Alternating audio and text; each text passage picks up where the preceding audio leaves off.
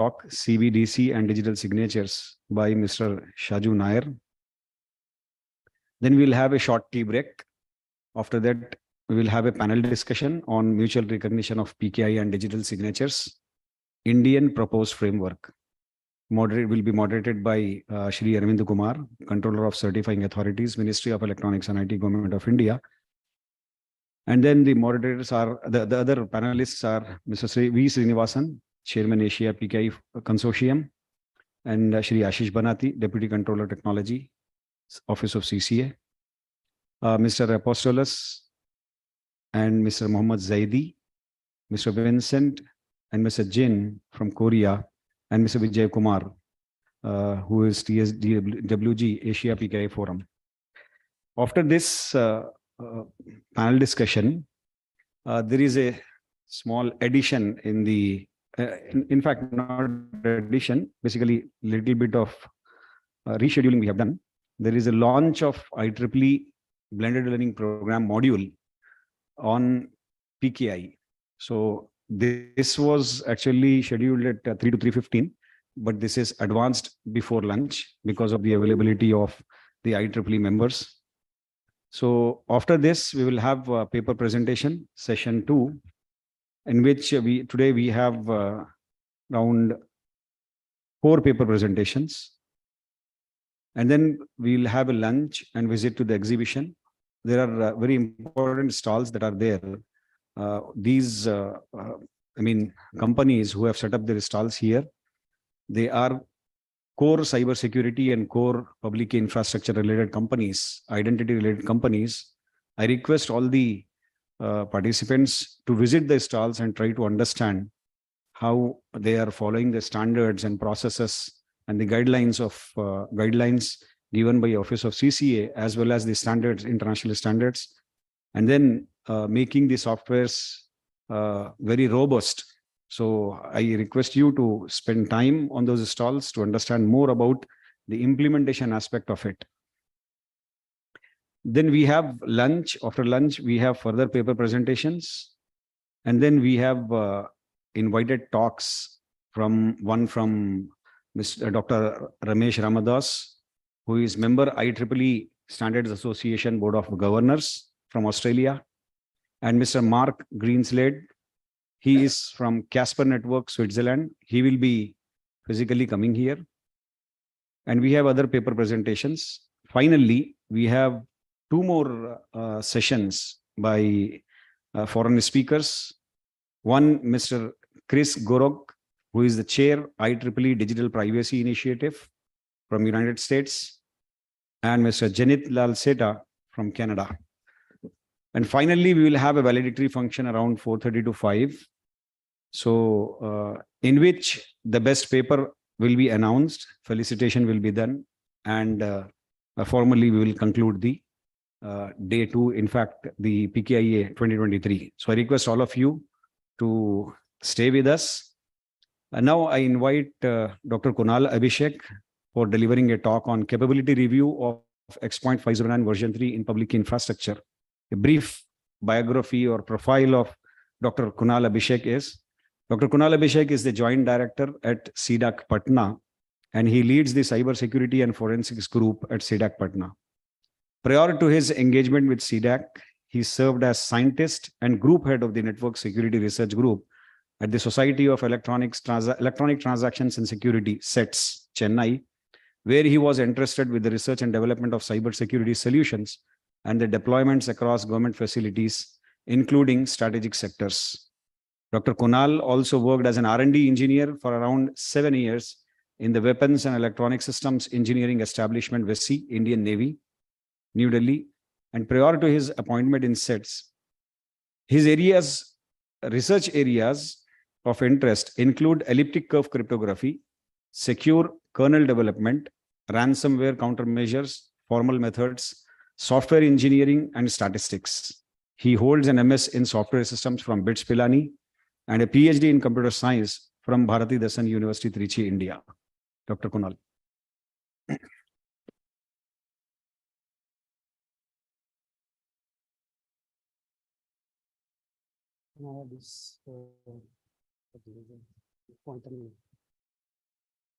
So you will control it. Okay.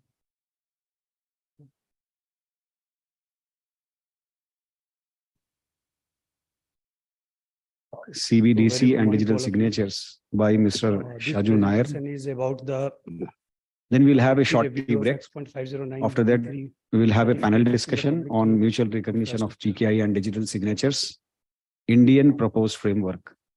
Will be moderated by Shri Arvind Kumar, Controller of Certifying Authorities, Ministry of Electronics and IT, Government of India. And then the moderators are, the other panelists are Mr. Sri V. Srinivasan, Chairman Asia PKI Consortium, and Shri Ashish Banati, Deputy Controller Technology, Office of CCA, Mr. Apostolus and Mr. Mohammad Zaidi, Mr. Vincent and Mr. Jin from Korea, and Mr. Vijay Kumar, who is TSWG Asia PKI Forum. After this panel discussion, there is a small addition in the, in fact, not addition, basically little bit of rescheduling we have done. There is a launch of IEEE blended learning program module on PKI. So this was actually scheduled at 3 to 3:15, but this is advanced before lunch because of the availability of the IEEE members. I will try to. So after this, we will have a paper presentation, session 2, in which today we have around 4 paper presentations. We will critically review, and then we'll have a lunch and visit to the exhibition. There are very important stalls that are there. These companies who have set up their stalls here. They are core cybersecurity and core public infrastructure related companies, identity related companies. I request all the participants to visit the stalls and try to understand how they are following the standards and processes and the guidelines given by Office of CCA, as well as the standards, international standards, and then making the softwares very robust. So I request you to spend time on those stalls to understand more about the implementation aspect of it. Then we have lunch. After lunch, we have further paper presentations. And then we have invited talks from Mr. Dr. Ramesh Ramadas, who is member IEEE Standards Association Board of Governors from Australia, and Mr. Mark Greenslade. He is from Casper Network, Switzerland. He will be physically coming here. And we have other paper presentations. Finally, we have 2 more sessions by foreign speakers. One, Mr. Chris Gorok, who is the chair IEEE Digital Privacy Initiative from United States, and Mr. Janit Lal Seta from Canada. And finally, we will have a valedictory function around 4:30 to 5. So, in which the best paper will be announced, felicitation will be done, and formally we will conclude the day 2, in fact, the PKIA 2023. So I request all of you to stay with us. And now I invite Dr. Kunal Abhishek for delivering a talk on capability review of X.509 version 3 in public infrastructure. Brief biography or profile of Dr. Kunal Abhishek is. Dr. Kunal Abhishek is the Joint Director at CDAC Patna, and he leads the cybersecurity and forensics group at CDAC Patna. Prior to his engagement with CDAC, he served as scientist and group head of the Network Security Research Group at the Society of Electronic Transactions and Security, SETS, Chennai, where he was interested with the research and development of cybersecurity solutions and the deployments across government facilities, including strategic sectors. Dr. Kunal also worked as an R&D engineer for around 7 years at the Weapons and Electronic Systems Engineering Establishment, WESI, Indian Navy, New Delhi. And prior to his appointment in SETS, his research areas of interest include elliptic curve cryptography, secure kernel development, ransomware countermeasures, formal methods, software engineering, and statistics. He holds an MS in software systems from BITS Pilani and a PhD in computer science from Bharati Dasan University, Trichy, India. PKI setup where a trusted CA is sitting and he will be governing this or managing these certificates. So these this certificate, this particular version certificate will give you 4 features such as that you can have a subject, subject may be a person or a device or something like that. It can be identified digitally, authenticated, access control and authorization can be there. CBDC and digital signatures So these are by the Mr. Shaju Nair. X.509. Then we'll have a short tea break. And After apart that, from that, we will some have a panel considered discussion on mutual certificates recognition of constants are PKI and also digital there signatures. inside the certificate fields. Indian proposed Certificate, framework. path is Moderate very will much be required moderated because by it will have a lot P. of, Arvind Kumar, Controller of Certifying Authorities, Ministry of sequence Electronics and IT, Government of India. signatures which needs to be verified. And then the moderators For are, verification the of other user panelists are Mr. V. Srinivasan, Chairman Asia PKI So, Consortium, schematic view of and Shri Ashish Banat, Deputy Controller Technology, Office of CCA, basically it is having Mr. three fields of Apostolus, PS certificate, which is the to and be Mr. signed Muhammad Zaidi, certificate we call Mr. it. In Vincent, short, we are writing Mr. TPS Jin certificate from Korea, and signature and algorithm. Mr. and Vijay signature Kumar, value. In the who is TPS TSD certificate means the certificate, Asia PKI Forum. part. After It will this have the version, serial number, panel discussion, signature algorithm identifier, there is a issuer, small validity, addition subject, in the, subject public key information. in fact, not These all addition, things which I basically little said bit now, of it was in the version rescheduling 2 is done. also. It's There is a pretty launch of IEEE what it has blended learning added is the program module version 3 extension on where it has given PKI. you the facility, So the outline of the system. this was Add actually more scheduled at things 3 to of your 3:15, choice. but this is Very advanced critical before or lunch because of the availability of at the this point of IEEE time, members. it's non-critical. So after this, we will have a paper presentation, session 2, Three extents. in which today we have Three was around now from this structure, 4 paper presentations. we will critically And then based we on have a side lunch differing and visit to the or exhibition. replacing with There are very side signature important or stalls that are there. size These, size will I mean, we have companies who when the have set size up their is growing stalls or here. reducing, what will the They effect are on the network communication core that we are cyber security going to and core which is the public case of infrastructure related companies, Uh, identity related companies. I request all the and the second is participants to visit the stalls and try to understand occupies how around they are following the standards and processes where and the size, guidelines of smaller size. guidelines Which is given by Office of CCA as well as the standards, international standards, and then making the softwares which is a very robust. cross and network. So I request you to spend time on those stalls to understand more about also the implementation aspect of it. 1500 bytes. So here you just see that. Then we have 6.5 lunch. After lunch, we have is further given paper that this range- presentations. range only 1500. Then we have 1500 bytes. invited So talks this is for that. from reason only. one So if you from grow the signature Mr. size. Dr. Ramesh Ramadas, and all, who is member IEEE Standards Association Board of Governors from Australia, and Mr. Mark Greenslade. He is from Casper Networks, Switzerland. He will be physically coming here. So the side. And we have other paper presentations. Finally, we have two more sessions by foreign speakers. One, Mr. Chris Gorok, who is the chair IEEE Digital Privacy Initiative Essentially, from United States, and Mr. Janit Lal Seda. The path depth. And finally, we will have a valedictory function around 4:30 to 5. So, in which the best paper will be announced, felicitation will be done, and formally we will conclude the day 2, in fact, the PKIA 2023. So I request all of you to stay with us. And now I invite Dr. Kunal Abhishek for delivering a talk on capability.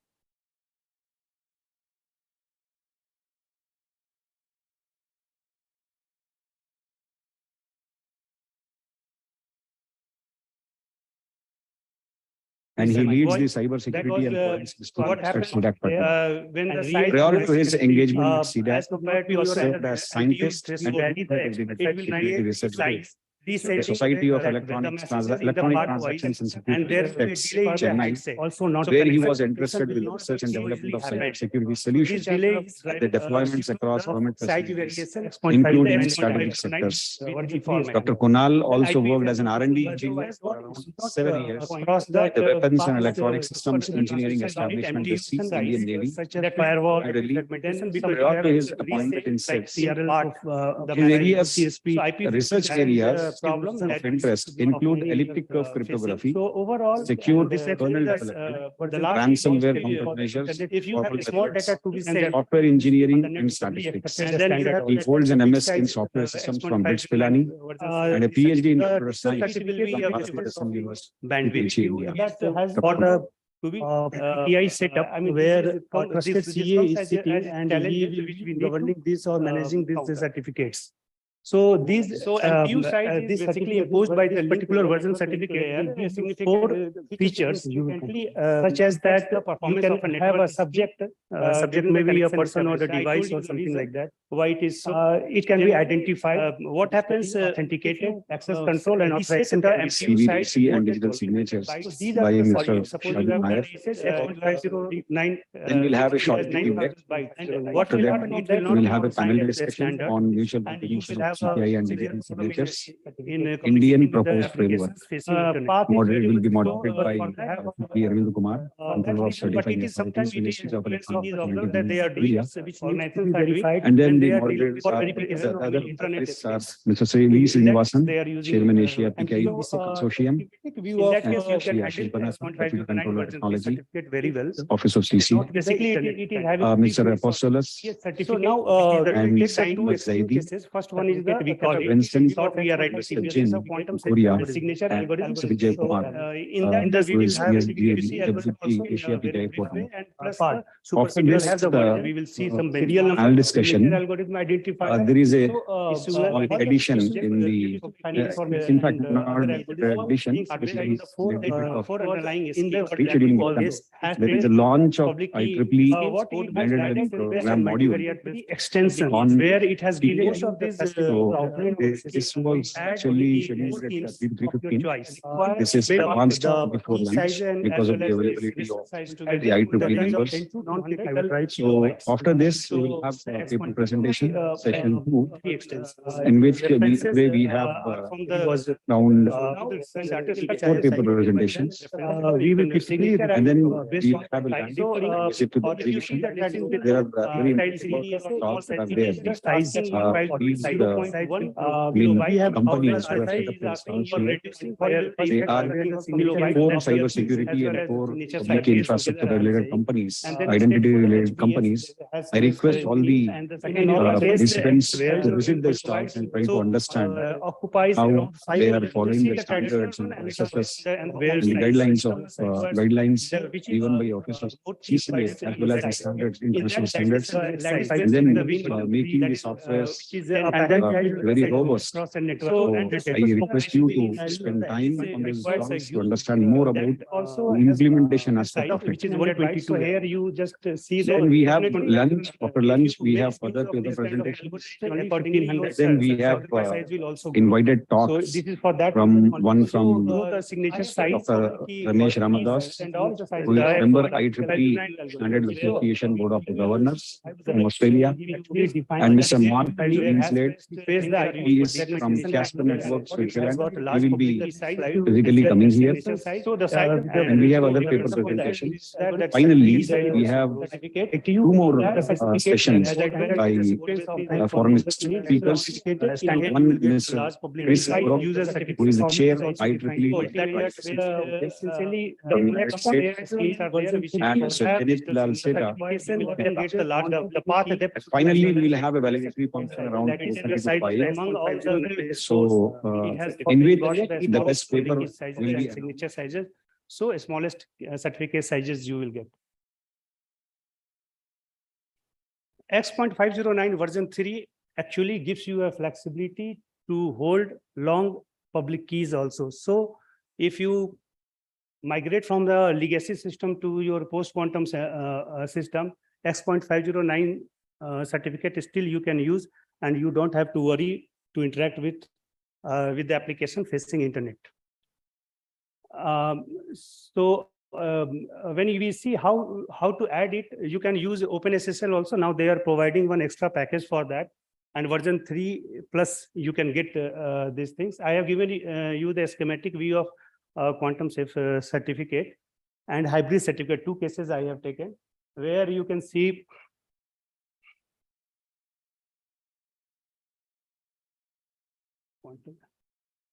So here you can see the certificate format is this, and the second part where the subject algorithm identifier is there, you need to introduce a new object ID for it. And the second change you have to do public key information also, you have to do the PQC public key. This is the certificate and then signature algorithm and signature value that will hold public PQC signature algorithm and its values. In the hybrid case, how X.5G gives you the facility that you can add a legacy traditional public key algorithm like RSA, and in the extension you have added this PQC public key and signature algorithm. So in this way, the hybrid certificate will be most bulky, but the benefit is that you are able to interoperate with your legacy system also. Migration will be very easy from legacy to post-quantum things, because as and when you require the traditional system, this certificate is going to work for you.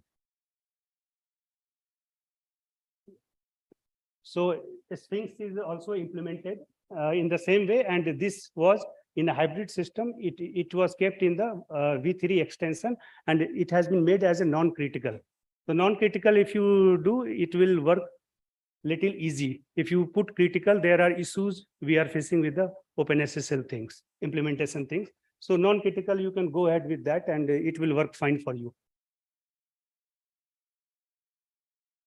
Now, as in the previous slide, we see there are three things which is required for the hybrid certificate in post-quantum case.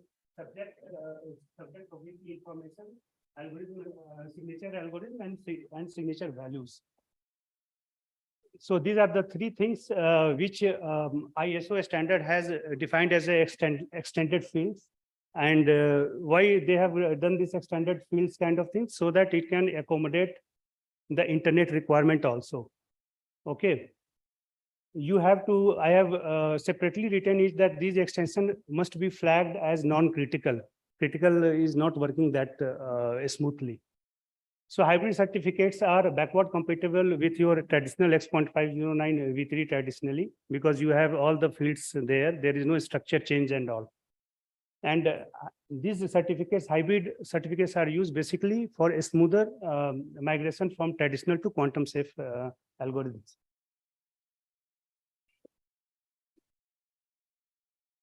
So I am giving you an example of the TLS record fragmentation. Actually, it is done very nicely, but I just wanted to bring out this thing in your notice that, first of all, the large certificate chains introduce record fragmentation, because if you have multiple, if you check your certification path and you have 4 or 5 CAs and other intermediate CAs lying there, you will have a long certificate change. In that case, the X.509 version 3, which is owned by a user, he will have to keep all the information about all the previous CAs and all. So it will become very bulky.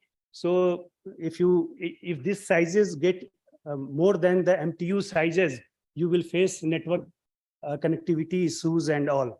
So for that, you have to split it into the records has to be splitted into fragments, and you have to resend it over the network. So it will be successfully done, but it will take time and delay will be introduced. TLS also uses TCP segmentation. It is not IP, this is a TCP. So the sequencing will be maintained, and long data pieces will be splitted into the smaller ones, and before it is sending for, on the network and all. Here the receiver, due to the basic nature of the TCP protocol, receiver is responsible for the reassembling of the packets. The MTU size is generally 1500 bytes in the modern network. As I already told, certificate chain often requires segmentation in the TLS, because you are using multiple CAs in between, starting from the root CA to your user certificate. So that requires some size tackling. So there is no as such any upper size limitation in X.509 version 3 format, but you will face problems in the network connectivity and all. Any algorithm is fine that deals with the larger file size. This is the conclusion. The problem arises when a short profile of X.509v3 is required for low constraint devices. So what happens, you have given only 10 kilobyte of size, and then you have to do this, I mean, do the PKI operations and all, then X.5093 will face serious problem. Here, even delay will not work. It will simply be not happening. So this is the lower side extreme case, which I have taken. So IoT devices do not only hold the individual certificate, but also million of devices are also there, and the trust establishment is required there. So if millions and billions of devices are there, they will not be using a single certification authority. So they may have a multiple, different certification authorities. So depth will be more. In the case when the depth will be more, your X.509 will eventually get big. When it is big, you will be landing in the severe problem. So long trust chain should not be there in such cases. There is a paper, I have referred it at the 6 number reference, which has proposed this GIOT profile, which is the Extended Internet of Things profile, as a lightweight profile of X.509v3. It is still not standardized, and IETF is working in this direction. Maybe in a year or so, we may be able to see it. The issue was with the secure enrollment of the devices. That is number one challenge, and then handling the X.509 transmission overheads and all. So these two things were there. There is a standard for CBOT by IETF that is under finalization now. If you need it, you can look at that standard also, which is with IETF. There are no big information I found on the internet on that. Somewhere in the paper I have seen, so I'm just referring you to look on that. So GIOT is a lightweight profile for X.509. The idea is very simple. Whichever field we see in the X.509, which is freezed one, just don't take it because it consumes some bytes. So whichever is the variable fields, you just use those fields. This is a simple idea. Lightweight profile of X.509 v3 certificate. We are not going to have all the fields and all, rather we will define it through the concise binary object representation. It is called CBOR encoding. So fields with known values like version and all, we just don't include it. So at least some few 3 bytes, 5 bytes, 10, 12 bytes, like that each field we can save, and the GIOT profile will become a very light one.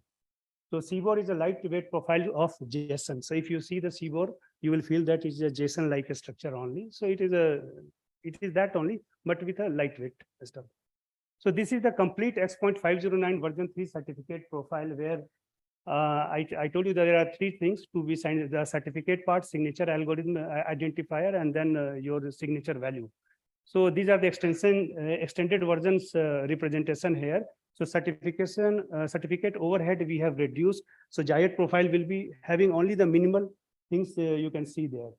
So I will come to this in a separate slide. The CBOR profile will be this much only. Certificate, you can see only serial number is required, which is variable. So you cannot remove it. Issuer name, you cannot remove it. Validity, you cannot remove it.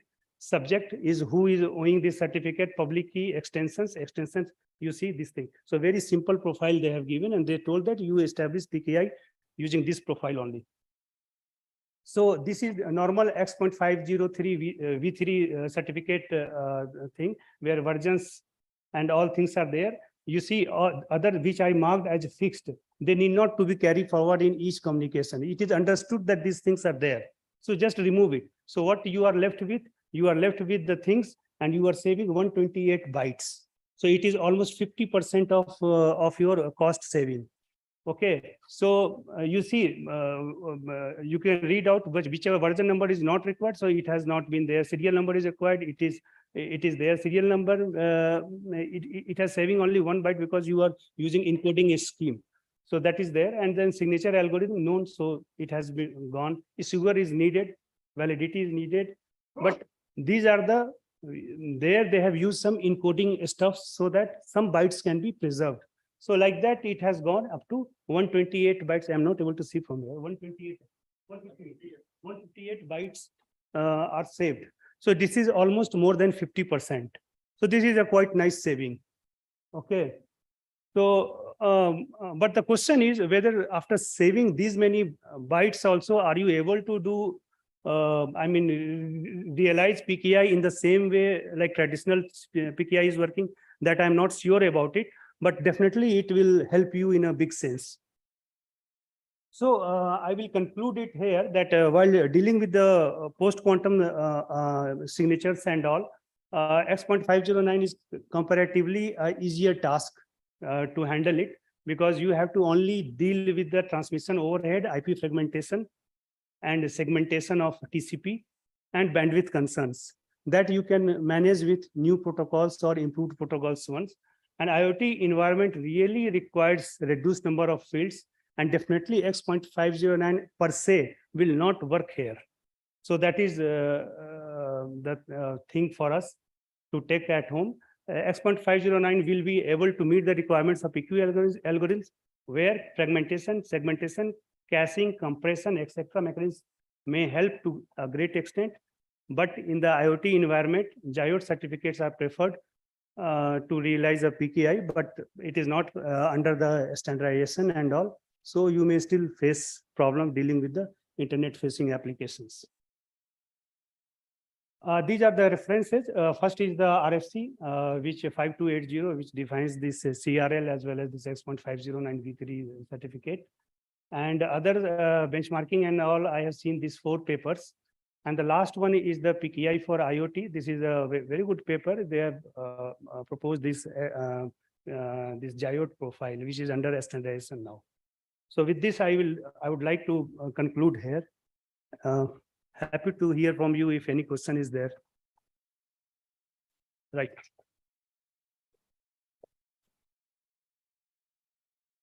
I just wanted to know, like, what is the significance of X.509 version 3 and how important it is in our certificate? Say X.509 version 3 has come when the requirement of internet applications were felt. So earlier what happened, version 1 and version 2, they have basic information about the certificates and all, extensions was not there. So later on, when they started getting interoperability issues, then they thought that no, we need to include more algorithms plus key usage, many more key usage things, and in different circumstances, policies should be added and all. So that time, these 2 versions, predecessors, were not sufficient enough to handle those things. So that time, version 3 was crafted with these things so that it can accommodate a large size information also. But the only thing, the catch, what I told you here is the MTU size. You have to take care of that. Oh.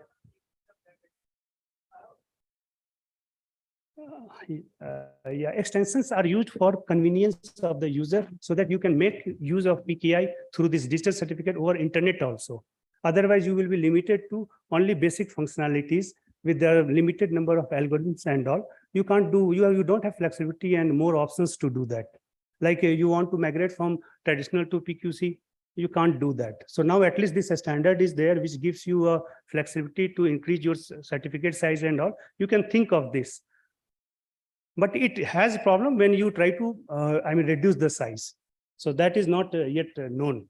So that is existing research problem, sir. Is there any provision to indicate security level? Because NIST has told 5 security levels they have defined for all algorithms, most of the algorithms. So does certificate contain any information about security level? Security level per se, they are not saying anything about that, but the algorithms which are there, you can see the strength from there, seeing the algorithm strength only, not with the structure. So this is just a data structure which bundles all the information. So from here, you can't get this security assurance level and all. It is, seen from the whatever this algorithm you are using, you are checking from that point only. Okay. Then another question is this, there is another competition of NIST for short signatures.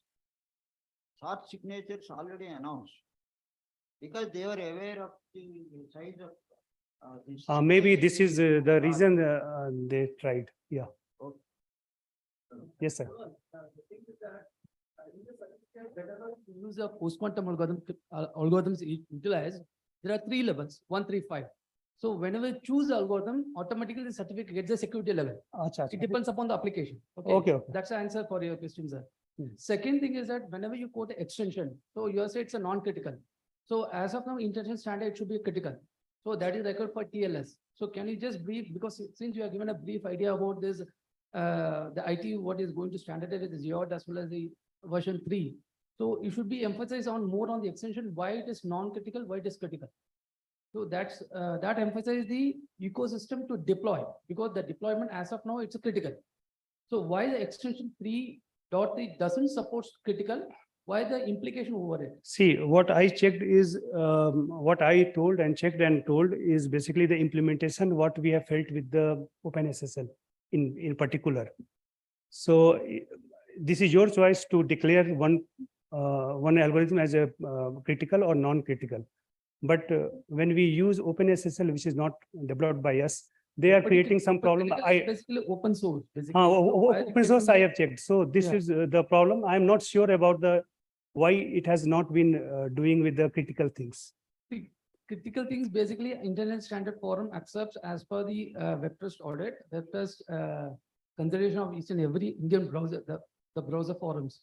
So it should be critical because of the Yes, it should be communication channel, critical. it has to be enabled with the critical concept. Yes. Otherwise the length, because even they increase the size of the length as of RSA 4096 as well as the 20-bit they extended.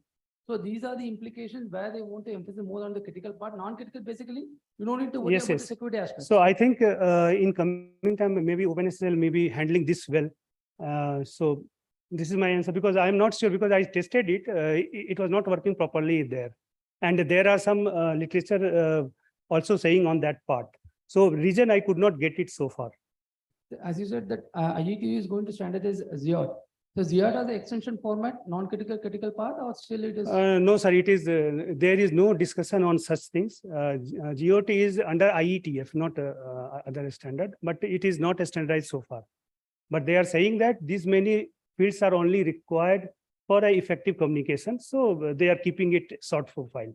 Whether it has been implemented for the post-quantum algorithm, have they tested for that certificate? No news about that, sir. No. No news. I have not seen it, and I have not used it also for my personal these things. So I cannot comment on that. Right. So once you are moving from traditional RSA to hybrid mode, so whether in hybrid mode it requires E2C creation of algo, or you can say that public-private key also in PKC mode as well as in RSA. Both can be possible here, sir. So it means we have to maintain multiple certificates in the hybrid mode, or it is single certificates? No, in the single certificate, you can add 2 algorithms.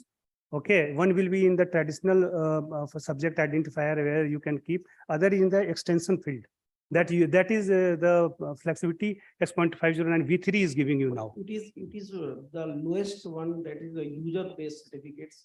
Once we are moving towards upward like CA or CCA. Yes. So again, it will maintain the same structure in the hybrid, or it will be No, homogeneous mode. I mean, it will not have any confliction between your mode, hybrid or this thing. That will not come. That's why it is still shown as a X.509 V3 standard only. So the standard related problem will not come. The compatibility, what you are talking about, and this thing will not come. But the problem is because the size has grown up. So how to handle this in the network communication? In each and every certificates, the algo is already defined so that the network will work Yes. accordingly. Yes, yes. But you can add in the extension field. That is the flexibility it is giving you.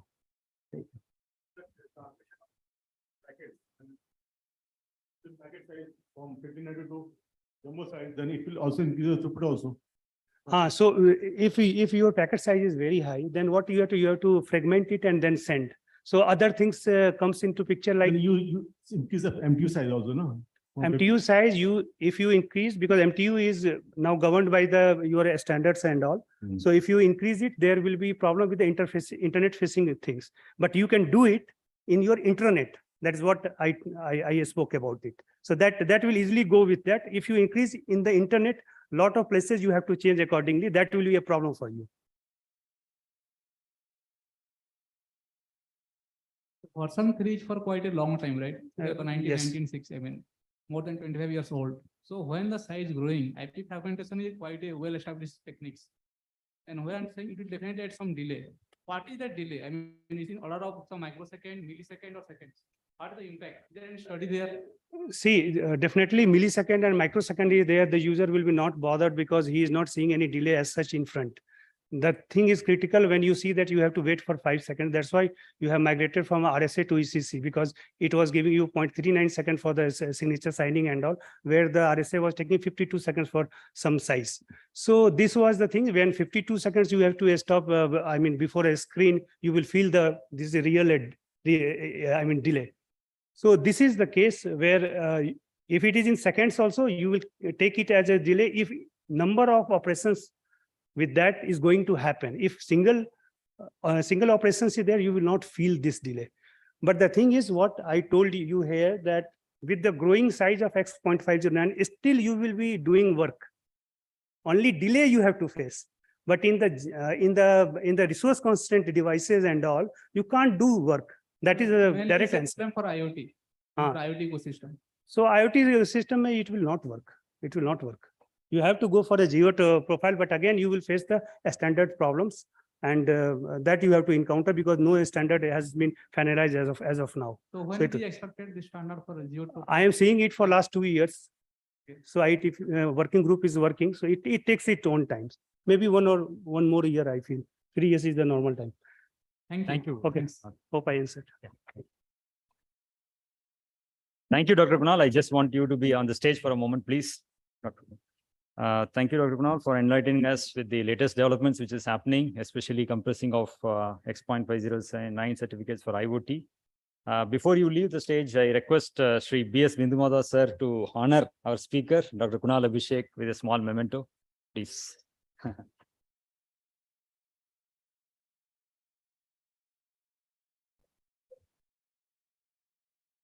Let's put a big round of applause, please. Thank you, Dr. Kunal. So next topic is about very interesting thing, digital currencies and CBDCs, especially about central bank digital currency. So for enlightening us about it, I request Dr. Saju Ayyappan Nair to the stage. He has more than 24 years of experience in banking industry. He is specialized in payments. He's working with some of the biggest banks and central banks in the world for implementation of payment systems, RTGS, real-time gross settlement systems and clearing systems. He's currently working with Temenos, a leader in financial products and services. He's working as a product manager. Welcome, welcome, Mr. Shaju.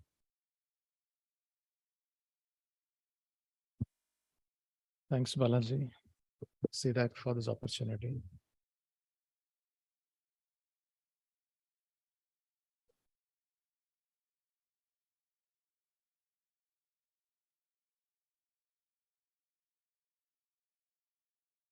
My topic is about central bank digital currencies.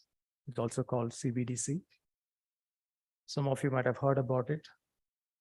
If you have not heard about it, it's okay. I'll explain from basics, so not a problem. So I heard about CBDC in 2021. And since then, I've been quite vocal about this topic because I think CBDC has a lot of potential to change the face of banking in the years to come. It'll bring a lot of innovation. It'll bring a lot of efficiency to the payment systems and monetary system as a whole. And it'll eliminate a lot of problems that we have today with respect to the payments and industry as a whole, with respect to money laundering, offshore financing, and let's say tax havens and etc. It's primarily a business talk, less of technology. Apologies for that.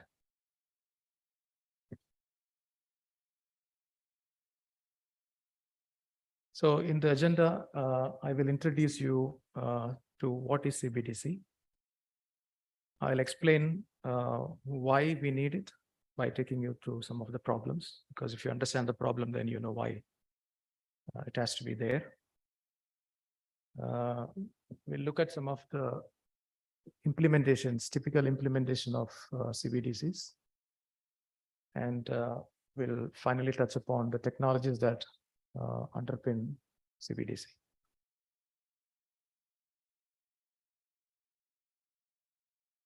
So in very simple terms, if I put it, CBDC is a digital equivalent of cash.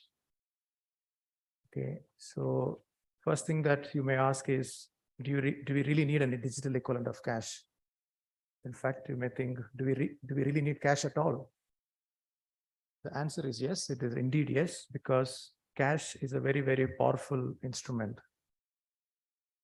It is a liability of the central bank, means it's in the ledger of the central bank. It is guaranteed by the central bank. It is central bank money. Why I'm saying this is because if your bank goes bust, you can't get any of the money that is in your accounts in the digital form in your account, right? You can't take it out. But had you taken the money out into cash and kept it with in your hand, you wouldn't be affected by the bust, right? You could simply use that money, continue to use that money and transact it, and nobody will say, "Oh, you took the money from the bank that went bust," right? Because that's central bank's money. So, but cash has a problem, right? Cash is very cumbersome to handle. Cash is very difficult to transact with. Cash doesn't earn any interest. It's difficult to carry. So what if you get a digital instrument, like a digital equivalent, that has the power of cash? It is central bank's money, yet you have all the modern facilities of the digital payments or digital money. So you would have it, right? So that's CBDC.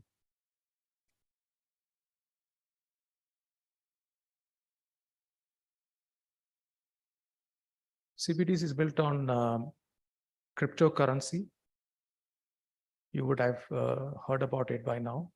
It is built on DLT blockchain technology. Mostly, it could also be built without DLT, but it's mostly preferred technology is DLT blockchain. Almost 110 countries are engaged currently in various CBDC projects.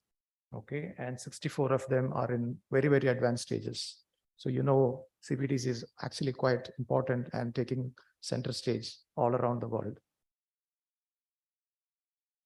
There is a statistics at the far end, which says the different stages at which these projects are at this point. Bottom of this slide, you can see the name of the projects that are driven by Bank of International Settlements, BIS. It's the central bank of central banks. They're driving this whole sort of CBDC initiatives all around the world. There are two types of CBDCs. One is retail and one is wholesale. Retail CBDC is the one that we get as a retail public, the digital equivalent of cash that we get.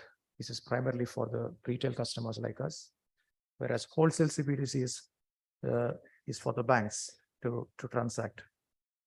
Banks already have some form of central bank money, which is the reserves that they can maintain with the central bank and take liquidity out of it. But wholesale CBDC is the actual cryptographic form of it, which comes with lots of benefits that we'll talk about in the session.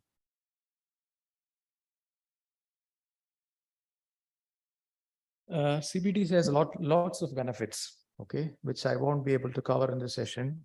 The main ones are like financial inclusion, offline payments, transparency of payments. You can get interest on the cash that you hold or CBDC that you hold. There are several benefits, but what I want to narrow down or to discuss today is just two very important points that I think are most important as far as CBDC is concerned. And this is actually how we can get access to sound and safe money through CBDC for general public like us.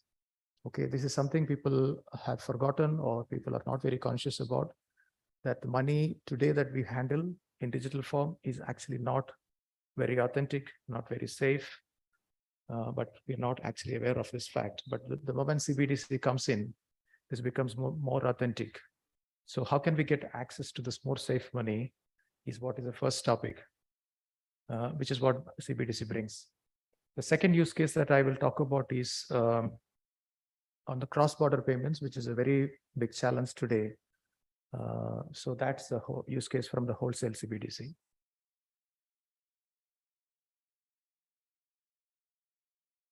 So to make you understand, to help you understand the use case about accessing for sound money, I want to tell you a story that actually takes thousands of years ago.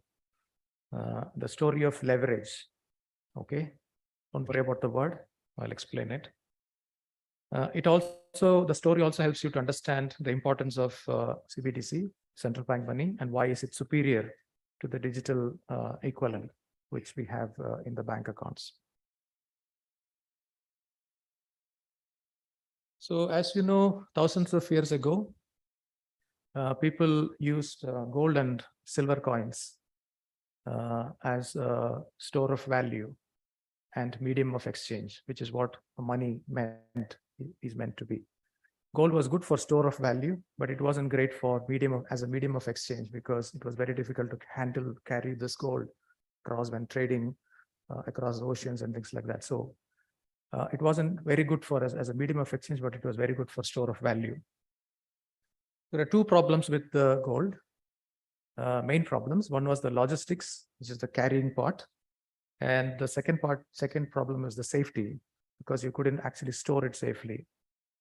So the people who had this gold, they looked around and they found, okay, there are goldsmiths here, which they have very strong vault, like a storage.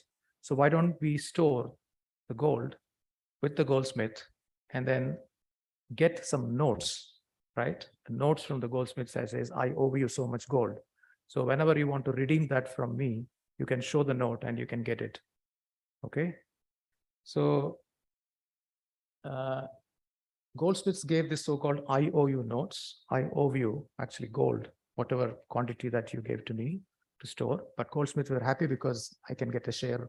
He got a share of the little fees or charges for storing it. So these IOU notes, people took it and they were quite happy with it, because it not only represented value, but also it was a very good medium of exchange. People could simply exchange these notes and use it as real money, right? So this phenomenon was very popular, got very popular, and the whole society started to actually bring their gold to the goldsmith and say, okay, store it and give me my IOUs. And these IOUs went around the society, went around the economy, and acting as actually real money. All were good until a certain point. Okay, when goldsmiths got this idea, okay, he had two observations.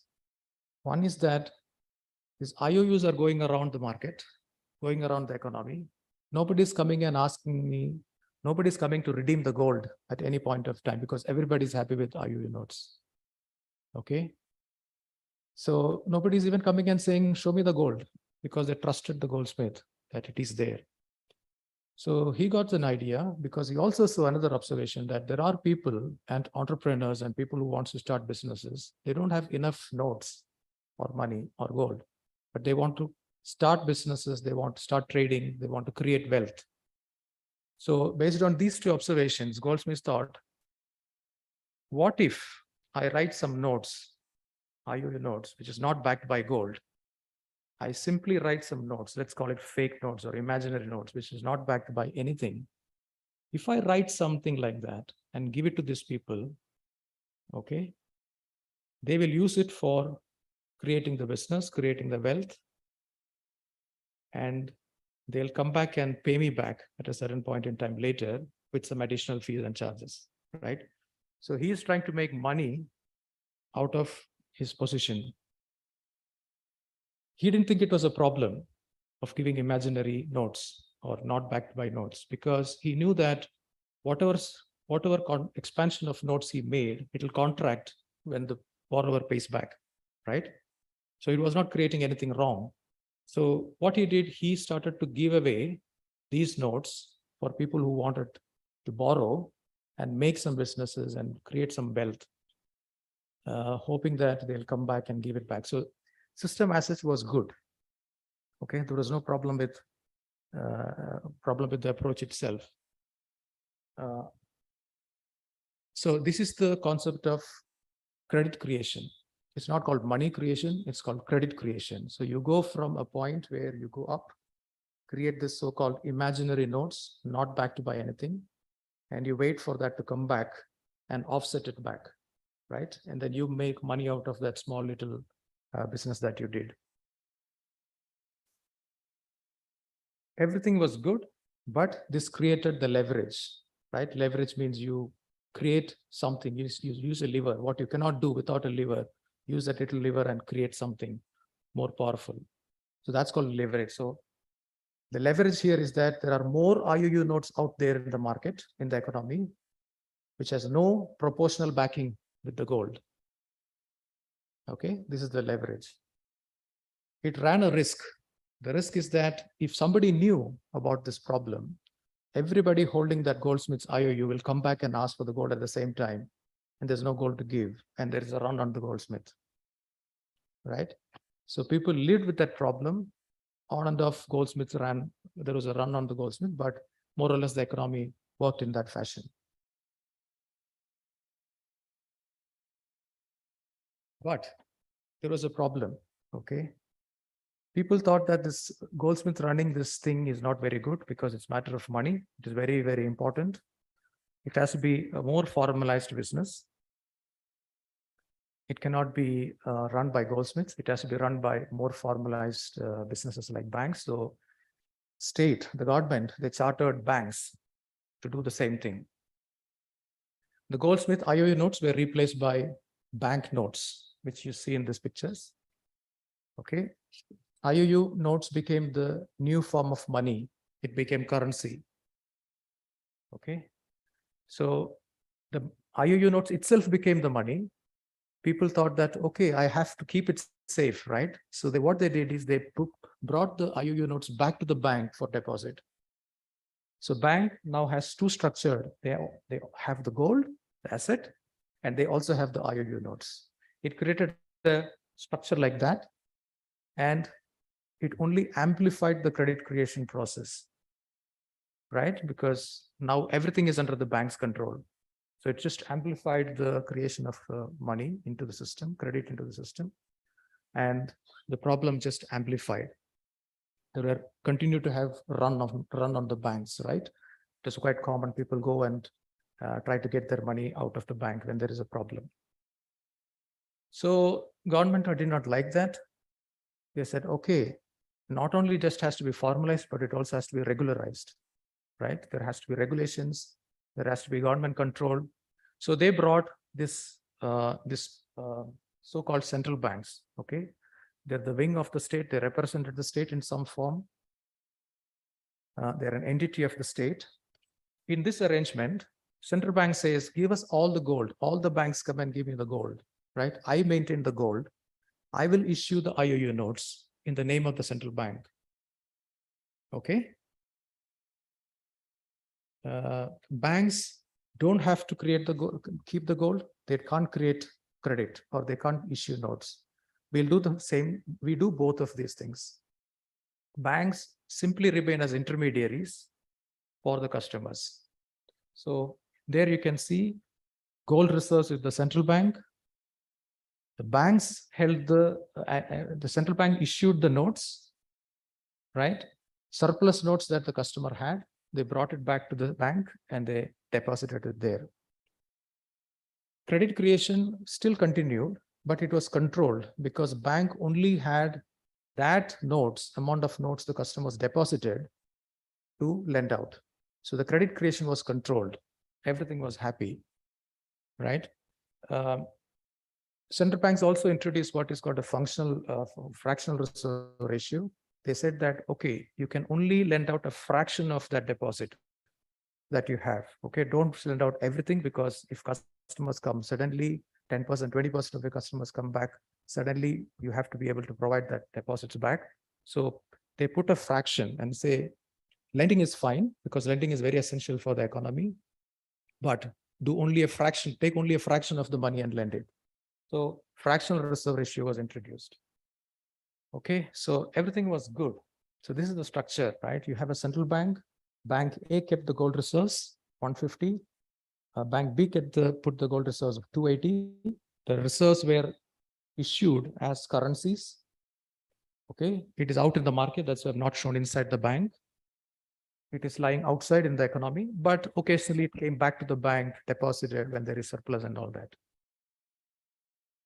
But there were more problems. Okay, the age of industrialization and liberalization and globalization, all that occurred, and governments found that this controlled way of credit is not going to help the economy to run.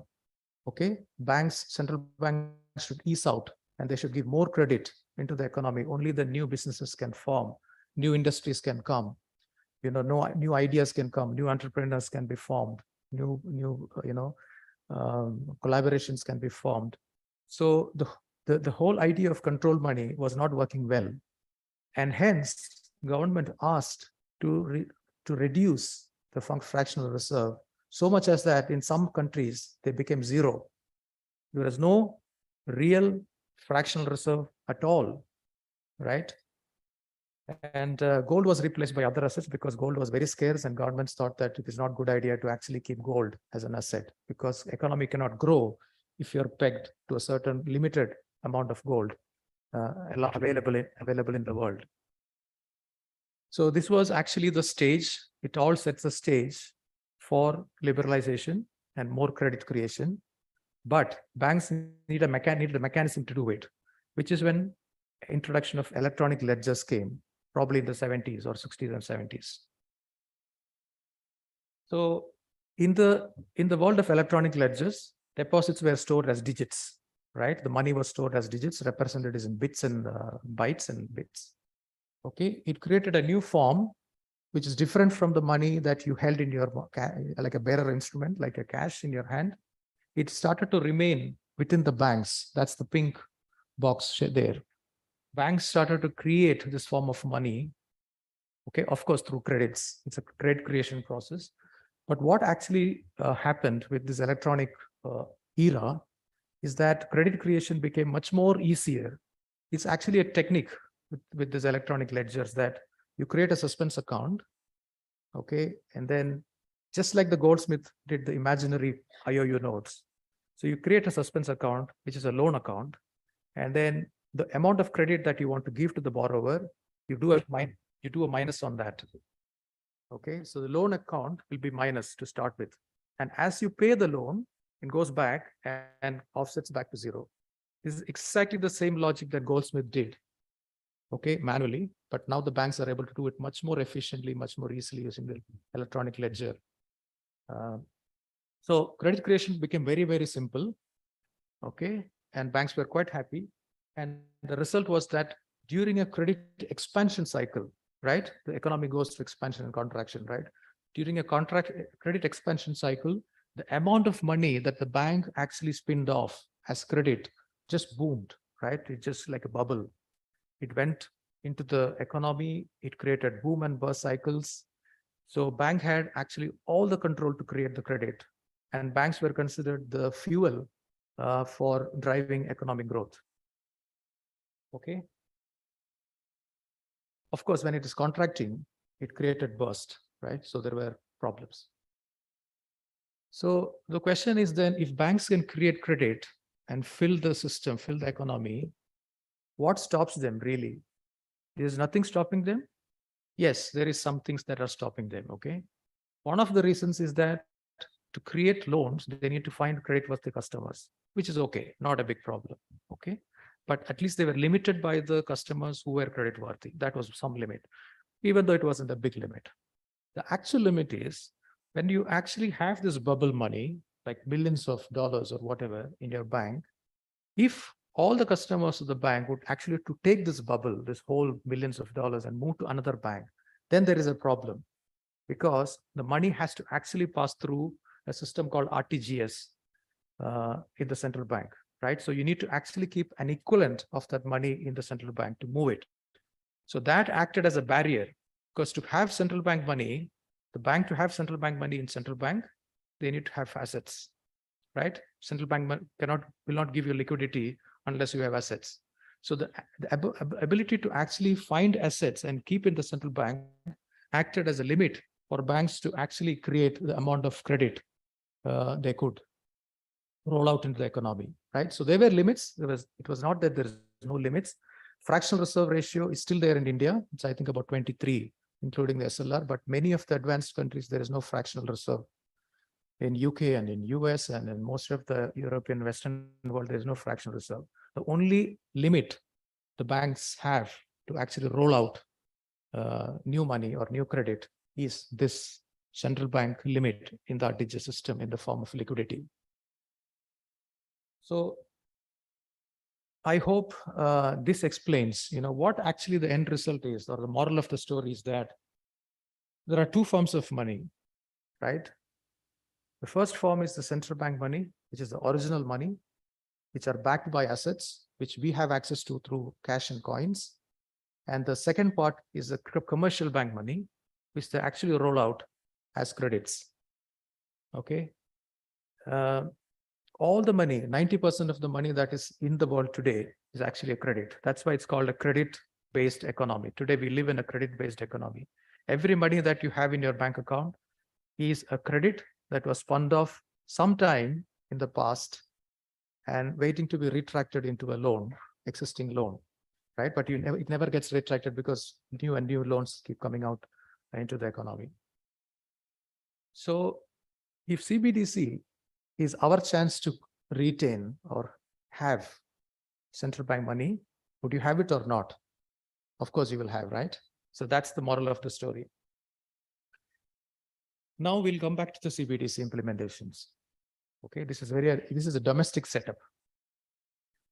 What the central bank needs to do, or the government needs to do, is to actually first select a DLT provider.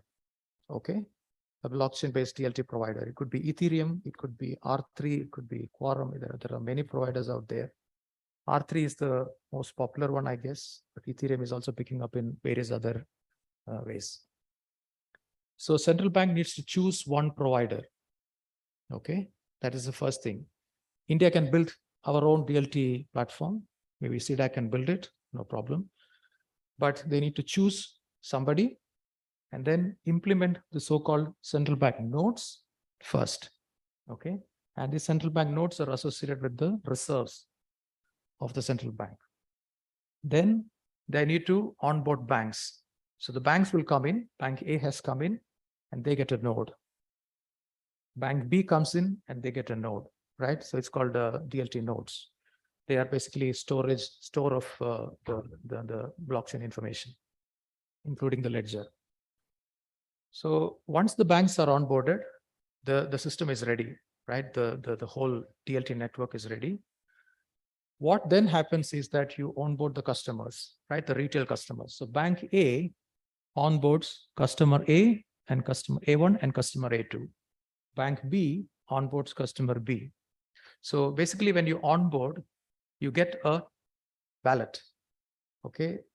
In this wallet, so those are the wallets, CBDC wallet, right? In your mobile banking. So you give your commercial bank money or your money in your account, and then you get CBDC equivalents. Okay. Bank will give that. Bank is liable to give it because they think they believe in the so-called singleness of money, everything is same. So they're liable to give you CBDCs or central bank money on your demand. So you can exchange your money in your account with CBDC within the wallet. And from that wallet, you can actually start transacting this CBDC. So whenever bank B is transacting with bank A, bank A is transacting with bank B, then what happens is the central bank takes the bank's reserve, and they convert that to CBDC and provide it to the banks. So it's a very simple flow. Bank requests the bank requests central bank to mint CBDC. That is the first process. So it is the terminology is a very close to how you mint coins, right? So bank requests central bank to mint CBDC first. Then central bank take the bank's reserves because it has to be backed by reserves and mints the CBDC. Then central bank issue the mint in CBDC form to the banks. So as you can see, there is a central bank CBDC account and there is a bank A CBDC account. So when the mint happens, central bank moves that mint to the bank A CBDC account as well as bank B CBDC account. Then as a customer, as I told you, you have the wallet, then you buy that CBDC, right? And then you transact with CBDC. You can transact with CBDCs. You could go to some crypto exchanges. In future, you could be able to go to private exchanges. You could do the transactions and all that. Then when you are done, or when you want to actually redeem some of the CBDC, then you can sell. Okay. So when bank has surplus CBDC, they can redeem back to the central bank, and central bank then burns it off. So it's minting and burning, right? So it's exactly same terminologies that we have seen in cash and gold coins. So now I want to actually go to a very important use case, which is on the wholesale space. And this is about cross-border payments. Cross-border payments means the time. Oh, sorry, 5 minutes? Okay, within 5 minutes. So this is the most important use case of CBDC, that today the cross-border payments, international payments, if I pay somebody from here to Canada, it is very expensive. It is very slow. There is no transparency at all. We don't know how much money actually gets there because so many hops in the path. It's very complex. And it is run by private network. It's called SWIFT. It's a consortium of banks. There's no innovation that happened in the space for a very long time. And most importantly, which is what actually bothers me, that international transfers doesn't go through central banks. Okay, it is all done through private ledgers of private banks, very big banks. So this is just an illustration. If you are a center, it's a basic case. If you're a center of the money, you have your bank, the beneficiary has this bank, and the center has to find a correspondent of that currency to send that money. So, and then the correspondent has to find a correspondent at the other end to actually get the money there. So there are 4 banks in the chain. In very complex cases, okay, there are up to 9 banks in the chain, because it's very difficult. It's like you go Google Maps, you say go from here to there, Google finds this route, right? From small roads to big road, the main road, the highways. So it's actually connecting a lot of these small things and getting the path ready. So it's a very complex affair. Everybody in this chain takes a little bit of a charge, right? And then reconciliation of the charges. It's a very complex affair. And something goes wrong, banks have very difficulty in finding, repairing it, getting back the money, tracking where it is. So what CBDC brings is the wholesale CBDC, where the banks, the Reserve Bank of India has their CBDC account, Reserve Bank of Australia has their CBDC account. What they do is actually they create a bridge, right? An FX settlement bridge between each other, and then they start to settle through the CBDC network. Okay, how it happens is like this. So that's the DLT network of India. This is the DLT network of Australia. So there is Axis Bank, there is SBI Bank, there is ANZ Bank, there is Westpac Bank, right? So these are the banks in respective countries. Central banks are in the middle, right? So this bridge that is in the middle that allows for bilateral foreign exchange transactions. Right now, you need to go to dollar or euro, but CBDC allows to settle with your own currencies, right? So that's the greatest advantage that it brings. Why I showed that in different colors is because DLT India might have done in Ethereum, Australia might have done in something else. So there has to be a communication, a bridge that needs to be built because they're not same, right? They need to talk in certain. So that's the bridge that that we need to build. Many players are out there to build these bridges, but this is the mechanism, this is the arrangement that will eventually be, and taking off all the private players from this very, very important business of international money transfers. Okay, 2 more slides. Innovations around CBDC. Actually, the innovations that are going to explode in the years to come. The most important one, I pick only one item, tokenization. Tokenization of real world assets, okay? You could, in future, tokenize your assets.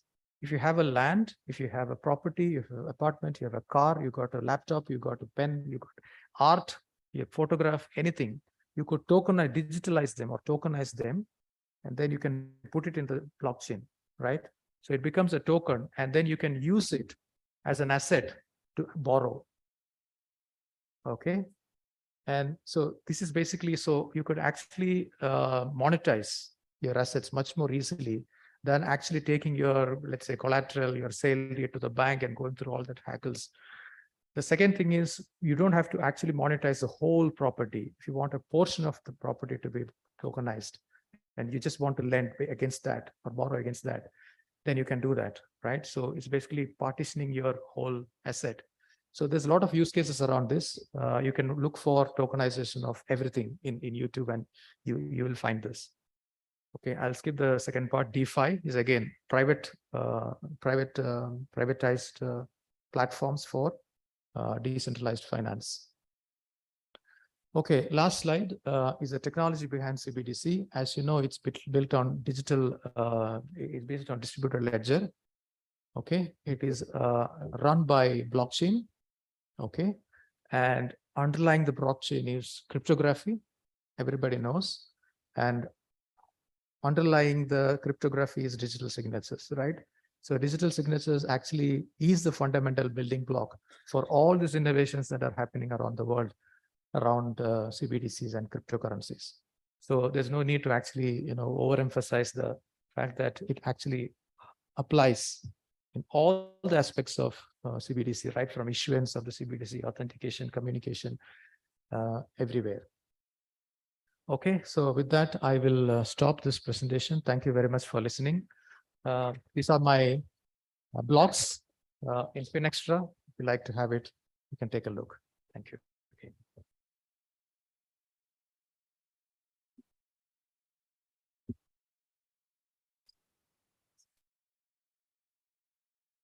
Thank you, Mr. Saju. I'm sure that there are going to be a lot of questions to you, but I think going to the shortage of time, we'll take it in the tea break.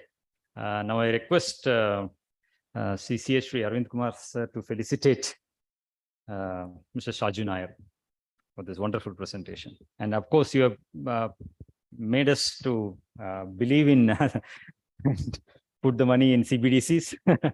Thank you so much.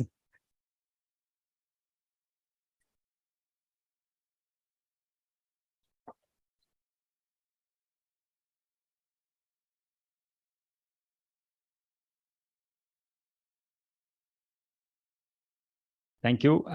We are now proceeding to a very, actually not 15 minutes. I think we are having a very big panel presentation now and very important panel discussion where a lot of experts from various countries have already joined and waiting. So I request all the members to quickly go and grab your coffee and tea and then just come back this thing. So let us start in another 5 to 10 minutes, maximum 10 minutes. Cheers, we have to keep.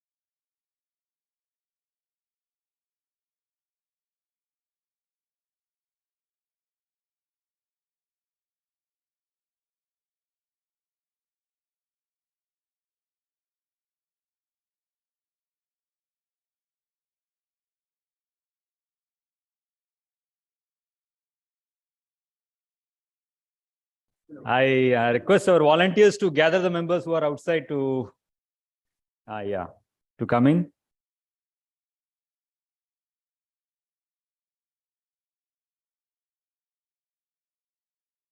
Yes.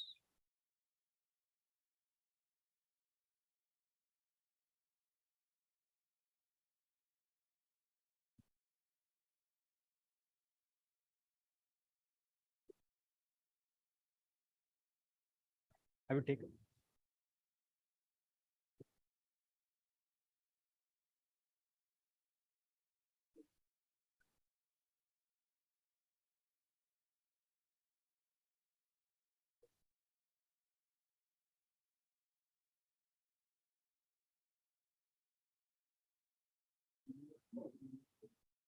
So,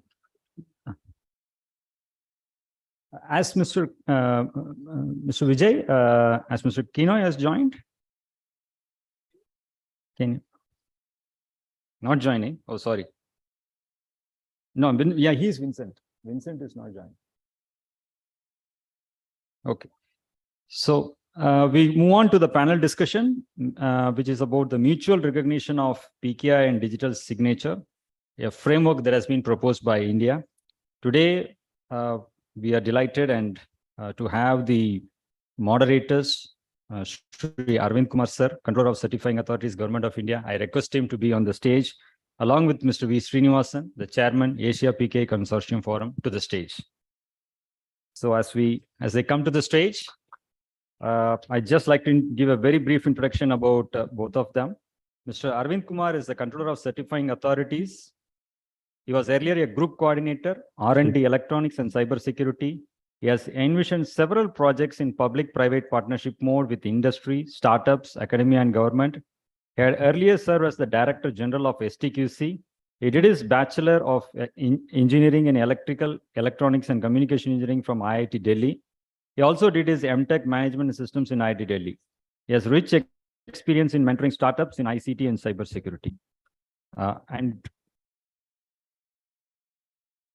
to Mr. V. Srinivasan, who is the chairman of the Asia PKI Consortium. He is the chair. He is also the executive chairman of eMudra. He has a bachelor's degree of science in mathematics from University of Madras.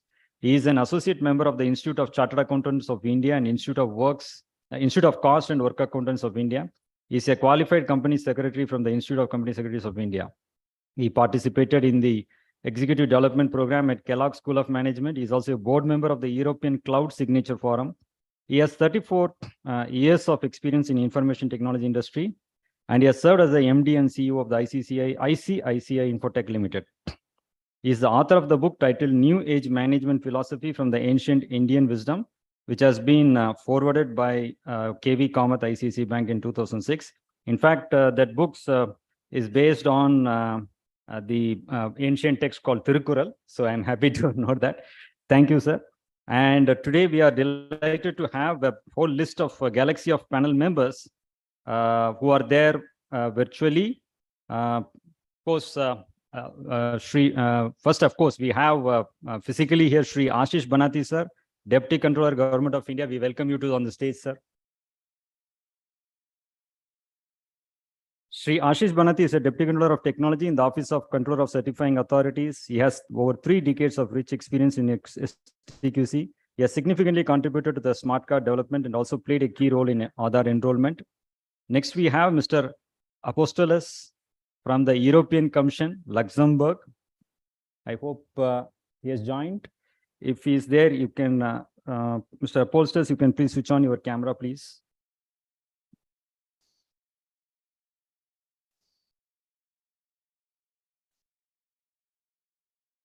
Mr. Tolis, Apostolos Tolis. Can you please? Good morning, everybody. Can you hear me? Mr. Tolis is the program manager for EID and e-signing services at European Commission. He is a digital transformation leader joining us from Luxembourg. He has graduated in electrical and electronics engineering from the Polytechnic Department at the University of Patras, Greece. We have Mr. Mohammed Zaidi, Head of the Postal Courier and E-Commerce Services, MCMC Malaysia. Mr. Zaidi is the head of the Postal, Courier and E-commerce Services from Malaysian Communication and Multimedia Commission that regulates the public key infrastructure and digital signatures in Malaysia.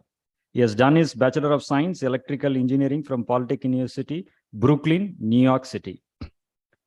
Next we have Mr. Jin Hwan Shin from South Korea. Mr. Jin Hwan Shin is a director from Deloitte, South Korea. He is joining here on the recommendation of the government agency KISA, Korea Internet Services Agency, Internet and Security Agency, sorry, which regulates the PKI and digital signatures in South Korea. He has worked in PKI consultations in several countries across the globe, including Uzbekistan, Ecuador, Morocco, Cameroon, Costa Rica, Philippines, Panama, Myanmar, etc. He has done the bachelor's degree in computer engineering from Chenalgo University. Next, we have Mr. Vijay Kumar Manjunatha, TSWG and Asia PKI Consortium Forum. He is also a contributor in the National Bureau of Indian Standards. So, and he works with eMudra. Hope, have you joined? Yeah, he's there. Yeah, thank you.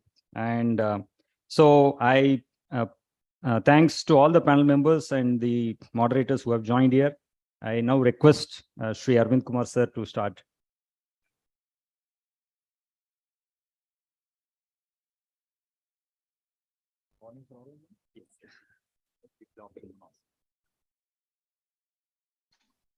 Okay, good morning, good afternoon, panelists representing various organizations from different parts of the world. And I welcome all the participants here in a very important discussions which we have planned today. In fact, digital signatures, as we found, is a fundamental to the digital economy. In the previous presentation, we saw how digital signatures are at the backbone of the growth of digital economy, which is increasing exponentially in India and other part of the world. Very important aspect of the trade, the foreign trade, the exchange of information, the exchange of documentation, the bilaterals. Digital signature plays a very key role. Under the Indian IT Act, which governs the India PKI framework, which is being regulated by the Office of Controller of Certifying Authorities in the Ministry of Electronics and IT. This is one of the area where we have been working, and we have been looking forward to the kind of exchange of digital signature cross-border. The cross-border is one of the regulations which permits the government of India, through government of India, that we can have the exchange of digital signature, electronic signatures with other part of the world. And there are models worked out how it can be transacted. Keeping that same ambition forward, Office of CCA, we organized a meeting in the G20 forum on PKI for DPI in the month of June, somewhere in Pune. And we found a huge response coming from the members and the non-members present in the G20 forum. In fact, we proposed a framework on which we can work upon and have an agreement finalized amongst the various countries who are interested to have transaction on the exchange of digital signatures. I think there no other day could be more, I should say, auspicious or better than today. In fact, today is the date given by Mr. Srinivasan because he was not available yesterday. That's why this session is held today. Today is the G20 session being held in Delhi, with all heads of the states have joined hands in finalizing the recommendations. And the subject of mutual recognition also emerged through the G20 platform. I think we are holding simultaneously the discussions or deliberations are being held in Delhi on the overall policies and programs. And I think we found it prudent that today is the day when we can also interact with other members interested in the mutual recognitions.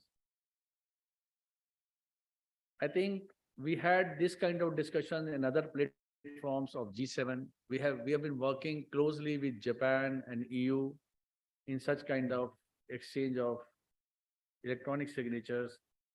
Modalities are being finalized. ACI PKI Forum is being chaired by Mr. Srinivasan, as brought out in his introduction. So we wanted to rope in the more members from the Asian region as well, who can be party to such kind of agreements. So therefore, we taking this opportunity, having his presence over here, we shared the framework documentation with the other member countries in the Asia PK Forum. And today we are interacting to get their first-hand comments, observations on that. India wants to take lead in this. We want to have further interactions, further deliberation with them, and fine-tune to reach to a consensus where the word trade becomes easier through use of digital signatures. I think that is a perspective under which this particular session is being held. My colleague, Mr. Ashish Banati ji, will be giving an overview of how India Office of Controller of Certifying Authorities proposes the kind of program, kind of arrangement. And we look forward to the remarks of Chairman Mr. Srinivasan ji.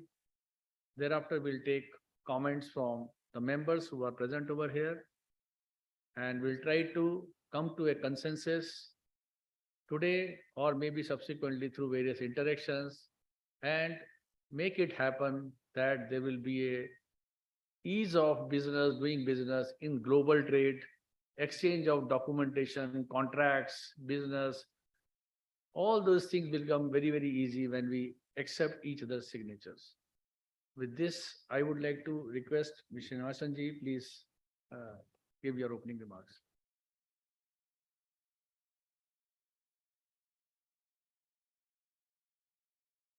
Thank you, CCSR.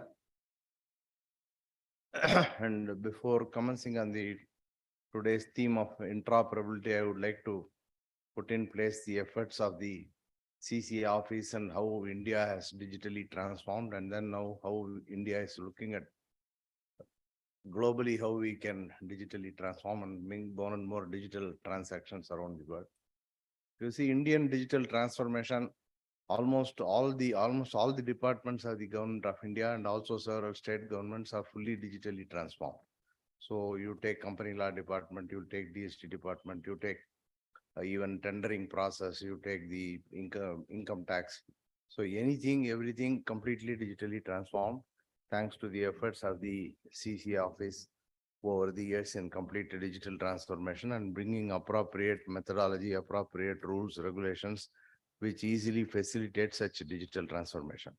So today, if we see in India, the digital transformation in government is way ahead of the digital transformation even in the private sector. The private sector, generally people think private sector will be ahead of the government sector, but here it is the other way around, because we are day to day seeing the government sector is ahead of the private sector. The private sector is catching up and they are doing many things to completely digitally transform. Still, we see in banks also a lot of paperwork is happening, in many organizations paperwork is happening. But now everybody is gradually going ahead and then playing the catching up game, and they want to digitally transform. But for that, the important point is the right rules, regulations, and simplification, what has been put in place by the CC office over the years. So this is a very important point. So with this digital transformation across the country now, under G20, the CC office also wants to see how we can digitally transform in the global landscape, global exchange of documents, global trade documents regularization, and many other things. So that lot of otherwise, if you see in the global exchange of documents, a lot of times we see this document need to be apostillized. This document has to be consularized. And this apostolization and constellation process invariably takes anywhere between 15 days to 1 month also, and it involves somebody to visit that consular office in that place, physical presence of the person. So many angles are involved. And if it gets digitalized, and how it can get digitalized, respective country may follow their own rules, their own regulations in accepting the identity of a certain person. But today there is no uniform cross-border rule to see how a citizen of a particular country, whatever he signs using their digital signature, can be recognized in some other country. So this is what now CCA office wants to put in place, so that any country, any trade document signed in any, for example, in Europe, or for example, in Malaysia, or could be Africa, could be recognized in India, and whatever signed in India could be recognized, so that the cross-border movement of paper and cross-border trade gets highly facilitated. So that is the objective of this interoperability guideline. And for that, some guidelines they have made and circulated the guideline to various countries. A lot of discussions are taking place under the auspices of this G20.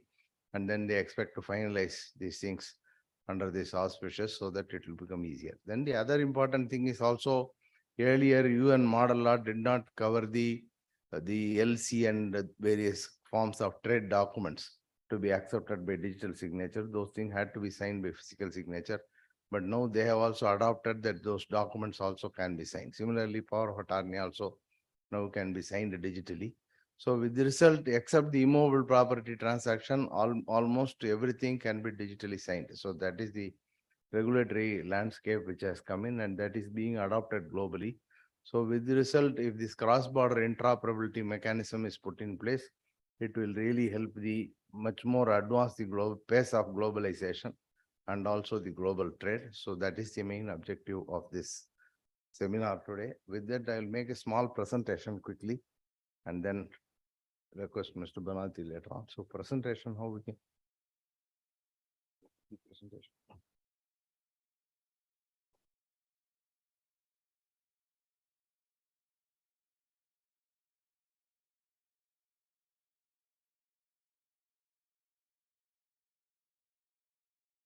Yeah. So the public key infrastructure plays a very critical role in every country's digital ecosystem by providing technical non-repudiation as well as legal backing to the transaction happening digitally. The word non-repudiation is very important. Though several methods of digital transactions are there, the PKI mechanism is the only mechanism where non-repudiation is there. Other mechanisms somebody can dispute because they are all not fully foolproof and authentic. So that's where the PKI is a very important thing. The mutual recognition aims to establish the acceptance of digitally signed document beyond the country. So signed in a different country, accepted in India, signed in India, accepted in other countries. It enables citizens to make use of their digitally signed documents outside their home country. With more globalization, the people move across the world and has many a times require to produce original documents for education, banking, employment, and various other purposes. Today, the digital documents require tedious process of having them as certified paper documents from the home country. That is what I said, the consularization and then the apostolization and all these things, in order to prove the genuineness of the document. On the business enablement, the lack of mutual recognition brings a lot of vagueness in the inter-country contract and its admissibility, especially when they are digitally signed. The lack of mutual recognition also slows down the import-export trade due to the need of the physical document exchange or alternative confirmations before accepting electronic information. Another thing is it delays a lot because the physical document has to move by courier, and also the cost of doing everything also increases. So with the way of mutual recognition of digitally signed documents, it will open up hassle-free exchange and recognition of personal and professional documents between the countries. For example, the national IDs, the bank statement, education certificate, driving licenses, etc., provided they are signed by the issuer of the document with a digital certificate issued in that respective national PKI regulation. Mutual recognition also enables businesses to do ease of transaction with recognition of digitally signed contracts and documents. It opens up opportunities for certifying authority operators to enable more use cases between such countries. It also simplifies and speeds up the document interchange in case of import-export process And most importantly, it paves way for countries' underlying digital infrastructure to be interoperable with one another and the other country, and the mutual recognition of PKI and digital signature. Example, payment, identity, wallets, digital lockers, etc. So India has taken the lead to launch the proposed framework in the current year's G20 forum. This Control of Certifying Authority Office has taken that lead. This framework proposes a simplified mechanism to bring interoperability among national PKI systems of the countries and economies. The documents have been shared with several countries already, including these panelists for today's discussion. Panel has a representation from countries in Asia, and the African representative could not attend today because he was still in flight because of the flight delay. All others are attending. And then the Europe providing a wide spectrum to discuss on this important subject. And I look forward to a very fruitful discussion on this. Thank you very much.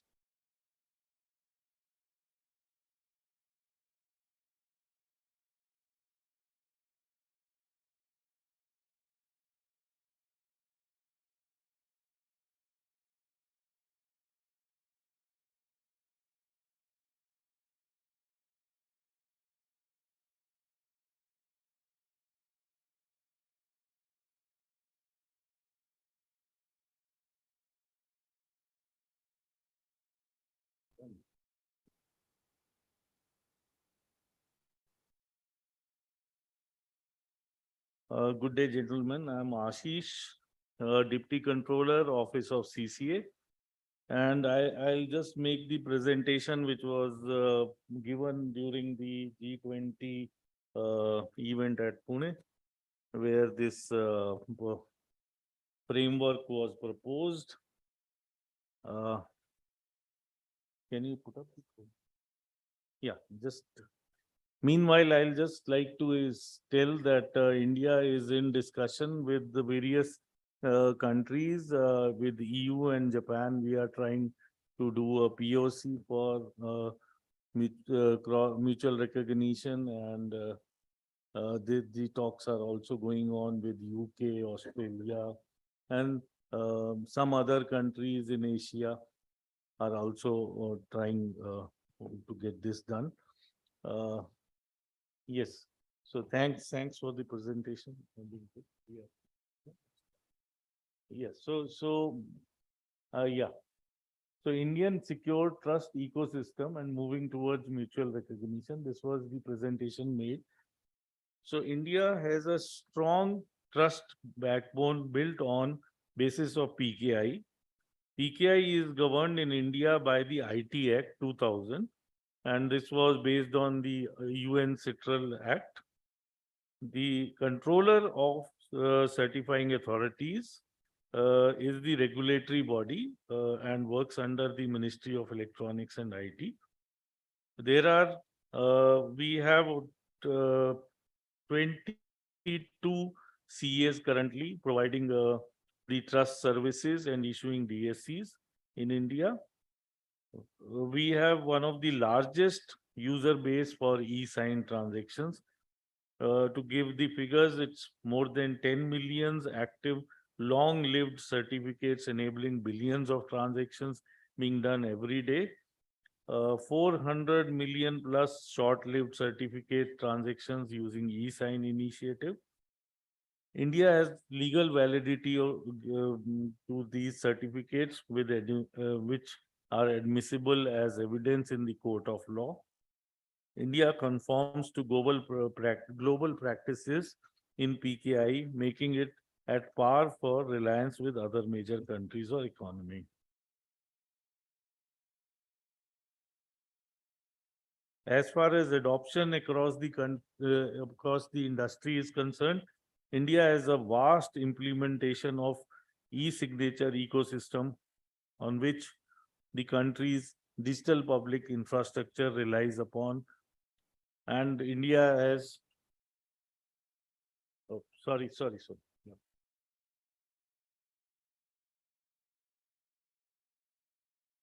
Yeah.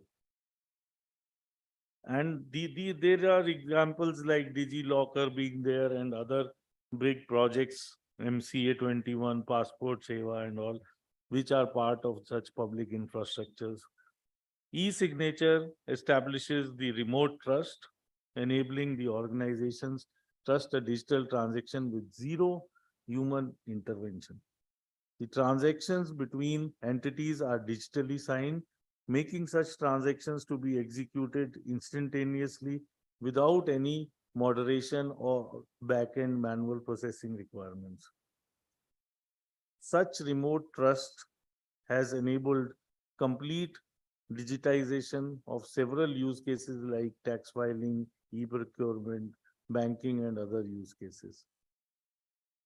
These new age use cases like UPI, Aadhaar authentication, and other digital public infrastructure initiatives are able to perform the transactions within a few seconds due to the remote trust established by a trusted digital signature at each stage of the transaction.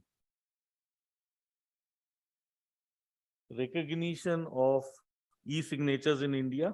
The uniform recognition and acceptance of e-signatures is made via the national PKI framework established by the regulator, that is CCA. This has been achieved by the way of setting up of uniform regulations, standards, policies, and procedures. So for this, you can look at the cca.gov.in website, and all these are available there. The system is standardized and operated in an effective and trustable model, which has become a large use case for intra-country recognition and adoption of PKI digital certificates. The transparent ecosystem, there is proactive adoption of PKI-based digital certificates by the businesses and applications across the country with least intervention by the government regulator. The legal admissibility of these signatures make it more reliable for public and private applications to voluntarily adopt the PKI framework, use it for e-authentication and e-signature. There are two regulations in India, one where the foreign CAs operate under the regulatory authority like CCA, and the other where they are not operating under a regulatory authority, they are just CAs directly operate. So there are two regulations how to make those, recognize those. Recognition of CAs operating under a regulatory authority. In that case, foreign CAs operating under the PKI regulatory authority comparable to that in India. Recognition of foreign CA is based on the principle of reliability and reciprocity. For recognition, it is required foreign CA should have been established under the laws of that country. Recognition requires an equivalent level of reliability. Foreign country regulatory authority accords similar recognition to controller and to CAs licensed under the Act. The controller of certifying authorities, CCA India, to enter a MOU or say memorandum of agreement with each recognized regulatory authority in that case. So in the current case, both the regulatory authorities mutually recognize each other. Or there is a cross certification at the level of regulatory authority. The recognition of, there is not is missing. CA is not operating under the regulatory authority. Okay, yeah, it's there. So CA is not operating under the regulatory authority. Any foreign CA may apply to controller for recognition. It may require to submit following details.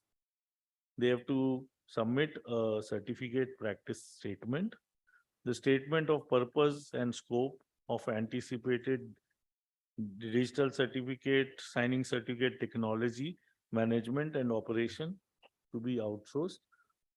certified copies of business registration license of foreign CA that intends to be recognized, audit report of infrastructure, maintenance of local office, fees in USD 25,000, performance bond USD 10 million, and issuance of recognition within 4 weeks. So this is for a CA which is operating directly and not under a regulatory authority. So next is moving towards the mutual recognition. Now India is keen to progress on mutual recognition with other countries. As part of the objective, India has proposed creation of mutual recognition framework with G20 members as well as other countries. Now it is open, not it could be any country. The presentation was made in G7 side event also. Similar this kind of presentation. The India proposed to create such a framework with reciprocal in nature, which will give way for mutual recognition of signed documents. This gives way for usage of personal documents, driving license, education certificates, financial documents, etc., outside the home country when they are electronically signed and by the issuer organization. So this is one of the business cases, and mutual recognition of business contracts. This will give way for more ease of doing business when parties are involved across different nations and solves the major concern of legal admissibility of such contracts when parties are from different jurisdictions. Third, mutual recognition of import-export documents when signed under the PKI framework. This will help an easier establishment of trade between the countries with complete process which is being done online. The proposed mutual recognition framework. The PKI recognition framework is essential for establishing secure and interoperable communication in today's globalized world.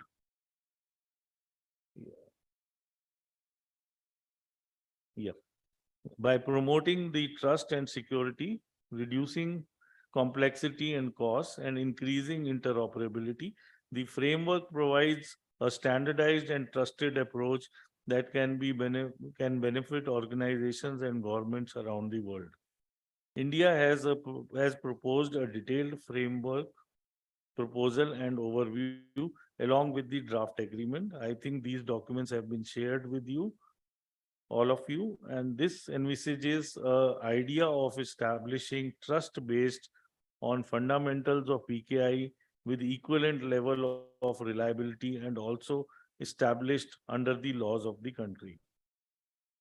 The countries shall publish their root trust anchor or a trusted CA trust list.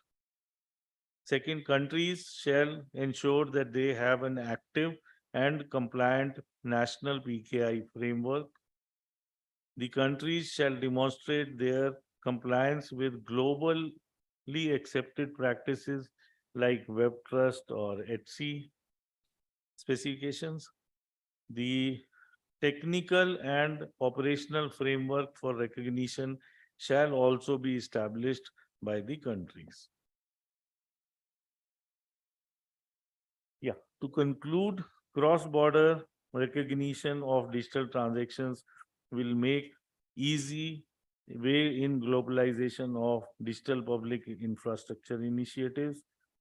With proven model of secure remote trust, public key infrastructure plays a crucial foundational layer to move towards global mutual recognition. We'll be happy to work with countries to progress towards the proposed mutual recognition framework.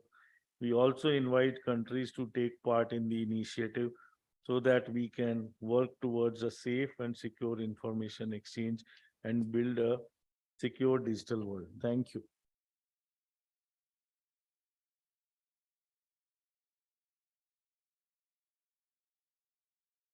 Thank you, sir, for highlighting the various points related to in the context of India. Now I request Mr. Apostolos Tollis from the European Commission, Luxembourg, to share his views on this topic. Good morning, everybody. Can you listen me?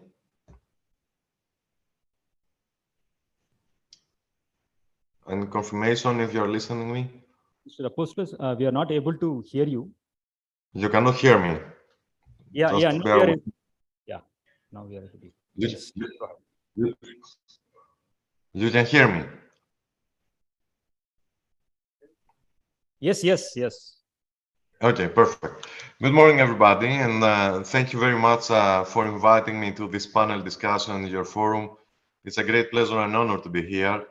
And actually, we are delighted as a European Commission to be represented in your forum in order to express our views, and also inform you about the latest developments in our international collaboration with third countries. First of all, I would like to say that I fully agree with what has been said so far.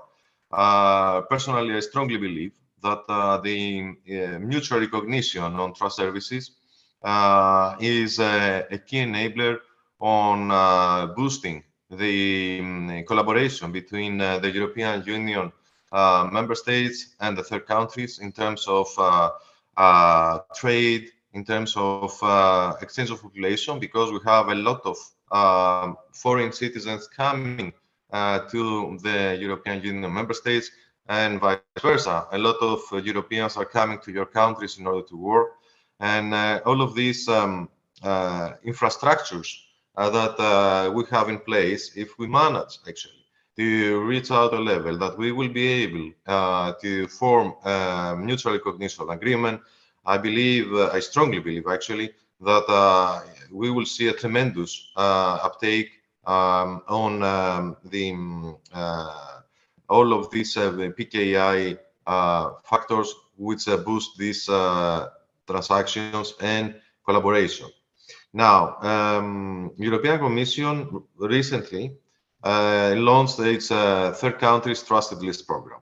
So what the countries that we collaborate and we have high-level political discussions as we speak are having a very well-structured framework in terms of processes, in terms of technical documentation, in order to be able to align their trust services ecosystem with the ecosystem that we operate in Europe, so as to ultimately, and this is the goal, according and considering that the IEEE, the second revision of the IEEE regulation is about to be published later this year, to have a very a nice process of establishing a mutual recognition on the trust services. This practically means that an electronic signature that is based on certificates that are issued by trust service providers in foreign countries will be recognized. The electronic signatures that are based on the certificates are going to be recognized, and they will have the same legal value as the qualified electronic signatures that we have in Europe. And this is the ultimate goal.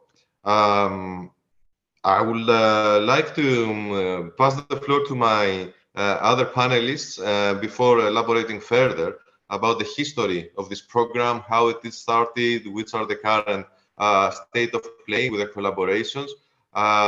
We had a very nice collaboration with Japan, and on the G7 ministerial forum, it was a presentation of the proof of concept that we have concluded with the Japanese counterparts.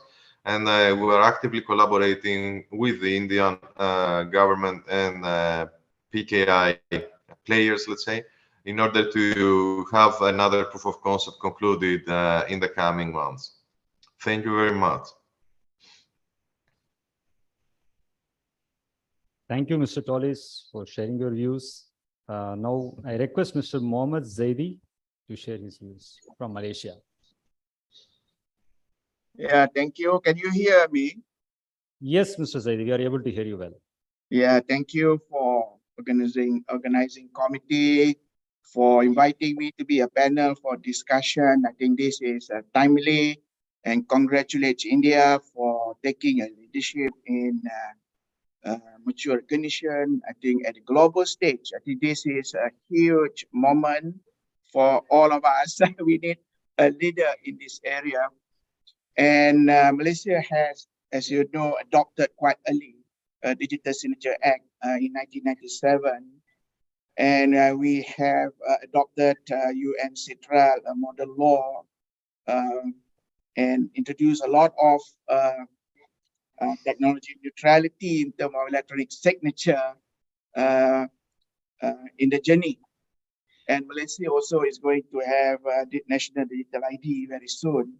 And we hope we can accelerate the adoptions of paperless and presentless situation in Malaysia and transform Malaysia into a digital nation. I think that's the aim. I think digital signature in Malaysia, I think, is quite mature domestically. A lot of use case has been successful.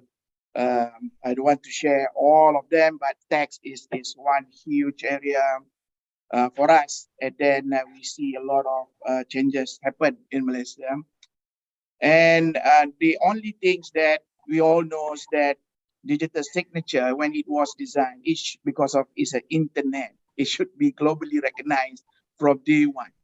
However, because of that journey, we all learned, and even we have a situation, I think some period that we thought, that many people thought that PKI should be dead already for many, many years ago. But somehow we see the trust services has been become a central discussion globally because of cyber threat and whatnot. And this is, I think, a moment for public key infrastructure to move from very domestic domain into what we call it a cross-border domain. I think that is a challenge. And I know what India has done in terms of a draft framework. I think I've read it, and I think it's quite general, principle-based. It can be easily being adopted by many countries. Of course, there are some detail that we can adjust along the way. So with the PKI framework, mature framework, we hope and we can work together, of course, to establish what we call it a global PKI territory one day, where India and many other countries who we know is quite advanced in PKI can show the way that this can be done by the governments under a digital transformation. I think that is my first intervention or my first comment. Thank you very much.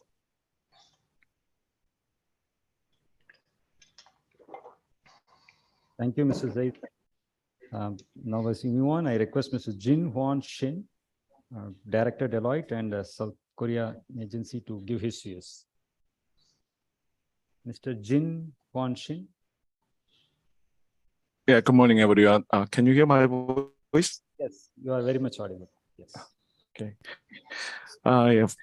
First of all, it's my pleasure to join this the valuable panel discussion. Also, in South Korea, we have the mature the national PKI scheme across throughout the country. The digital certificate is a uncommon word. Has become common word in South Korea. It means that you can see the TV or YouTube commercial for the trust service or digital certificate in South Korea easily. Also, you can issue and or manage your digital certificate in application, banking app, or the simple payment app, or the mobile messengers, or telecom communication apps on your mobile devices. That's the reason why really agreed on the India's proposed the mutual recognition framework. In my memory that in 2001 and 2010, there was a case, the testing case for the mutual recognition with the 4 countries, including South Korea, under the name of the Asia PKI Forum, which was the old name of Asia PKI Consortium. The test was successfully because at the time they really focused on the matching the technical requirement for the digital certificate and the making digital signature. Also, they really focused on the small the test area, which is the e-commercial portal site. But we also had got the lesson from the case conducted in 2001 and 2002. That was it is really important to consider the regulatory things and the law and regulation requirement among the countries. But these days, I really happy to see there is the globalized or the globally accepted the audit scheme, which are the Web Trust and SC. That means that it can guarantee it can guarantee the operations and the management of the certificate authority according to the global or international standard. Also, it includes the law and the regulation requirement in the framework. In South Korea also, we have a very complicated requirement for the law and regulation. But in the near future, if the India government also the other relying party in the Asia PKI Consortium members, we can collaborate for the better the result to make the complete the framework the mutual recognition. The last word. I would like to tell to everyone. I think this is a very good the movement for the mutual recognition over the world, and then also the EU they mentioned that if we have the common the regulation or common the framework for the mutual recognition, it is more easier for everyone to use digital certificate and make digital signature over the world. Thank you.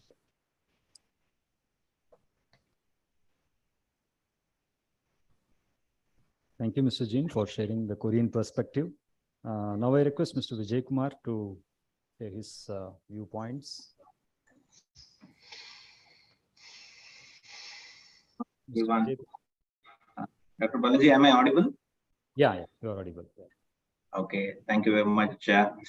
Thanks for this opportunity, and thanks to all the panelists for that opening remarks. I think we have a very strong panel because I think the regions what they are representing from are like strong regions in PK adoption. EU has been looked as an example for all the standards and PK implementation. Most standards, globally recognized standards, come from EU, and all the countries across the world keep looking at EU. So we are very glad that Mr. Tollis made this participation. And coming to Malaysia, I think it is one of the high voluminous implementation of digital signatures, a lot of success stories in digital signature adoption. So I think Mr. Zaidi, I think it's a strong representation from Malaysia, what we have here. And also South Korea has been looked as one of the largest and quickest digital adopter, and driven from a lot of PKI implementations. They also overhauled the PKI policies few years ago, and a lot of web trust-based certifying authorities are operating, and definitely the views from Shin is very helpful. I represent from Asia PKI Consortium, and also I'm CTO at eMudra. So I will run through a very quick opening presentation for my discussion, and then maybe we can jump into discussions as it may be. Possibly I can share my screen. So I'm sharing my screen. So, yeah. So So at Asia PKI Consortium, I chair the Technology and Standards Working Group. The working group works on technology and standards related aspects. But when we come to the major objective of Asia PKI Consortium is towards adoption, awareness, interoperability, and moving towards mutual recognition. That has been always the core objective of the consortium, and all the participating countries have been actively involved in this conversation. So mutual recognition of electronic signatures and electronic signed documents is a very important thing. So in the consortium, we have been working out as working group, like what are the factors if we have to really get into a mutual recognition goal. So that's where these 6 pillars have been identified, and that's where I think individually we are trying to benchmark each country's maturity to coming to a mutual recognition framework. The very first item, if you see in this particular benchmarking, is the country legislation. I will show in the next slide where there is some UN data on this aspect, but it's very important that each country has certain legislation for digital transaction. So most of the countries under UNCITRAL law have e-transaction law or the Information Technology Act, and there are guidelines for enablement of PKI ecosystem.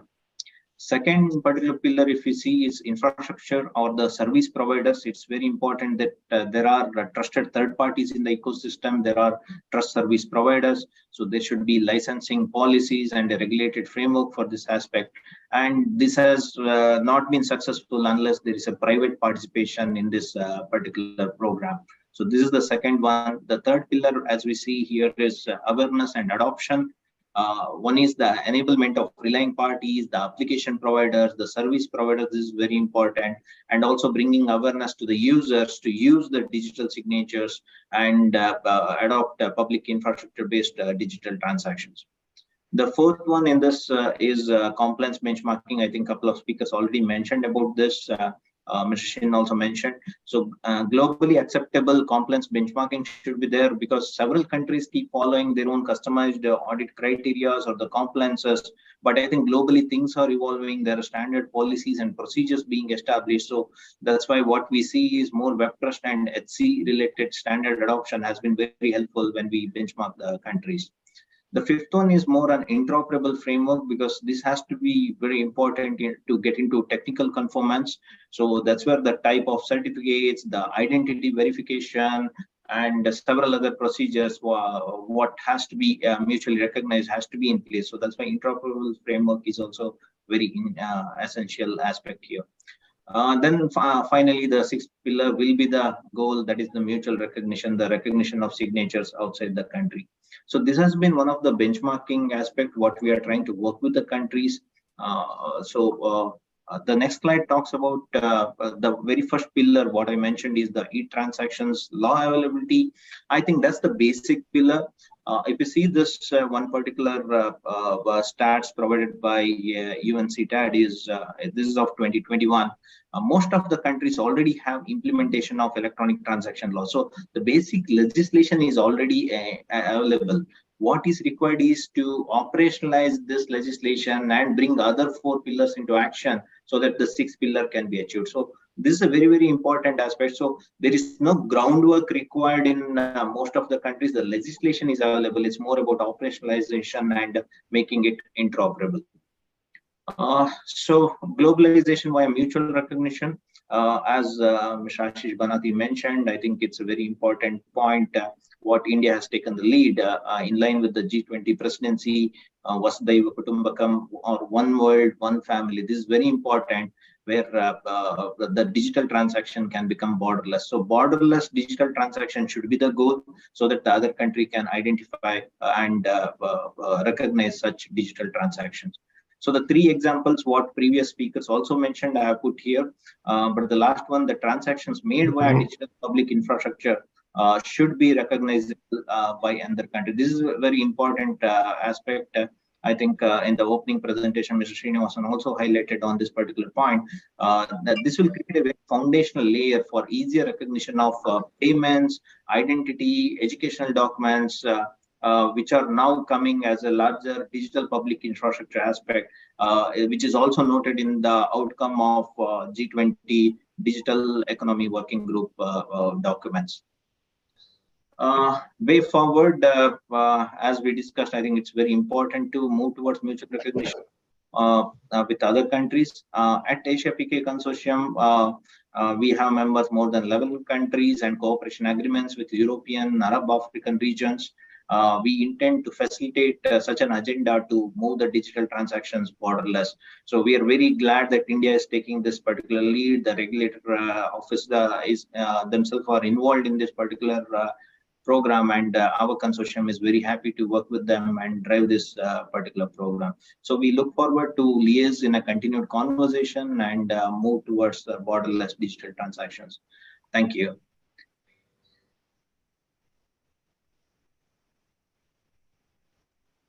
Thank you, Mr. Vijay. Now I over to the over to Srinivasan sir to request for questions or look forward for, or you share your views or.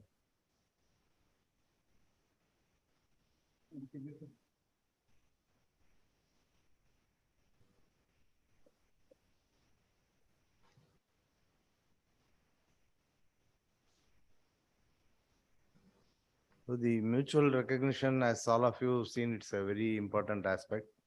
And most of the panelists here, they have accepted that the mutual recognition is very important, and they will also work with India towards going towards that mutual recognition. And other number of countries who are participant in the Asia PKI Consortium, and also some of them who are participant in the African PKI Consortium, we are also in touch with all of them. And out of them also several people have expressed their inclination to go towards the mutual recognition. So, but all of them, we have to work and then set up the standards which in consultation and association with the controller of certifying authority, we may work from the Asia PKI forum. So with that, this important aspect, once it is taken care of, it will completely facilitate the cross-border transactions and the cross-border recognition of documents. So with that, I now invite Mr. CCA to make the concluding remarks.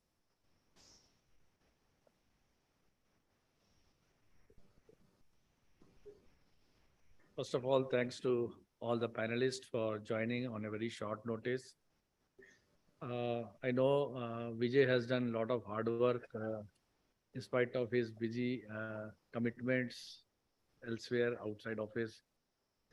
He arranged this total panel discussions and made himself available. Thank you, Vijay. With the discussion we had and the kind of interaction, it is very heartening to know that now it is well understood that there is a need for recognition of borderless transactions. So with the G20 theme of One Earth, One Family, and what is that? One Vasudhaiva Kutumbakam, that kind of philosophy. The word is one. Everybody has found the need for having a seamless transactions across the world. That's something very important. And yes, there are some requirements. There are requirements with respect to the legislative framework in each of the countries. There are requirements for having policy framework. There are requirements of having national PKI framework, processes, technology in place, processes in place.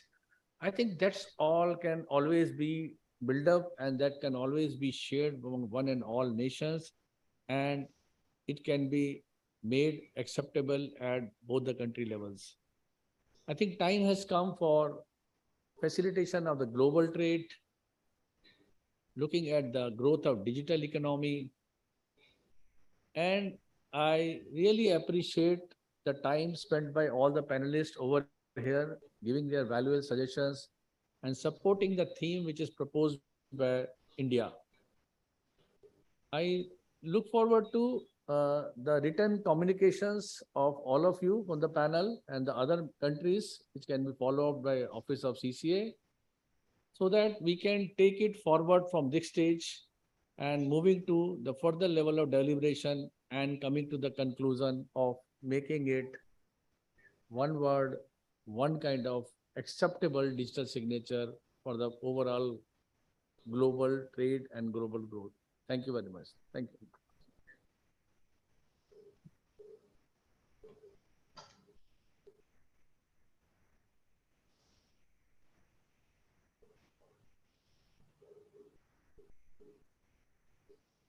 Thank you, sir. This is Vijay here. So we can go with a round of closing remarks by each of the panelists with an open floor. If there is time. Yes. Yes, Vijay. Okay. So to start with, Mr. Tollis, thank you very much for joining. I think already we have shared these documents as well, but now as already Mr.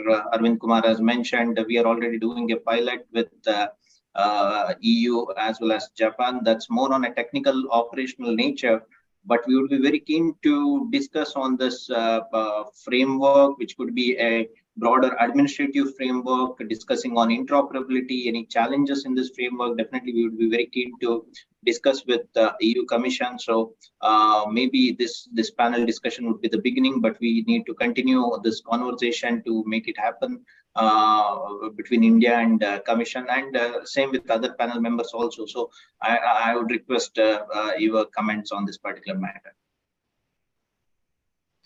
Thank you, Vijay. My 2 cents in this collaboration is, or in the overall discussion actually, that the technical part, in my humble opinion, is the easiest to be resolved.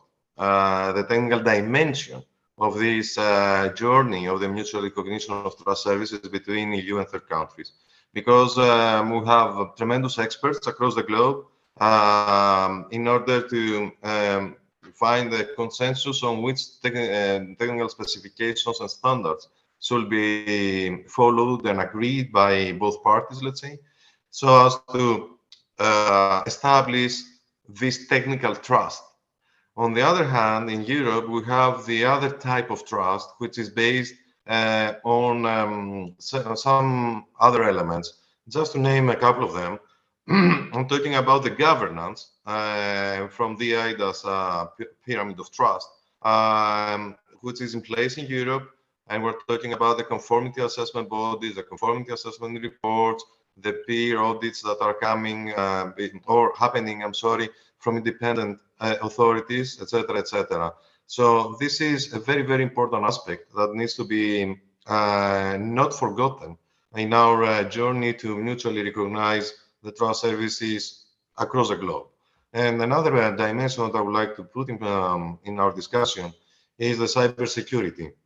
We have established, excuse me, we have established in the EU a cybersecurity monitoring tool with the assistance of ENISA, the cybersecurity agency of the Union, so as to all of us that are part of this ecosystem, not only the Commission or other European institutions, but the member states, the supervisory bodies of the member states, etc., to be immediately alerted for any cybersecurity threat that could impose a cybersecurity incident across our ecosystem.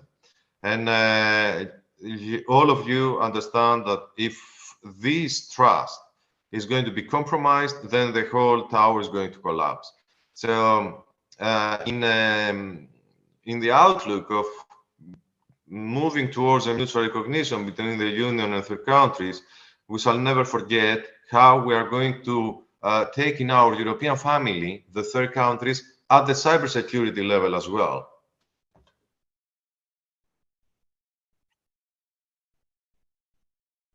Thank you very much, Mr. Tollis. I think that's very helpful comments. Can we have some comments from Mr. Zaidi, please? Yeah, my final words, I mean, maybe 1 minute only. I think I can agree with our friends from European Commission on the technical issue is not a big, I think, hindrance. I think we have a quite matured PKI technology and standards already internationally. I would imagine the challenge in terms of mutual recognition is the backlash if we don't manage it well, that the local certification authority might think that we're going to open up the certification authority for global CAs to come and compete with them. I think that is a message that we need to be recognized, that that could be an issue as well. So rather that we are talking about recognizing in others certificates that domestic law going to recognize rather than they compete. This is about collaborating so that we can establish a single territory of what you call it, the digital signature or PKI in the world. I think that is my final comment. Thank you. Thank you, Mr. Zaidi.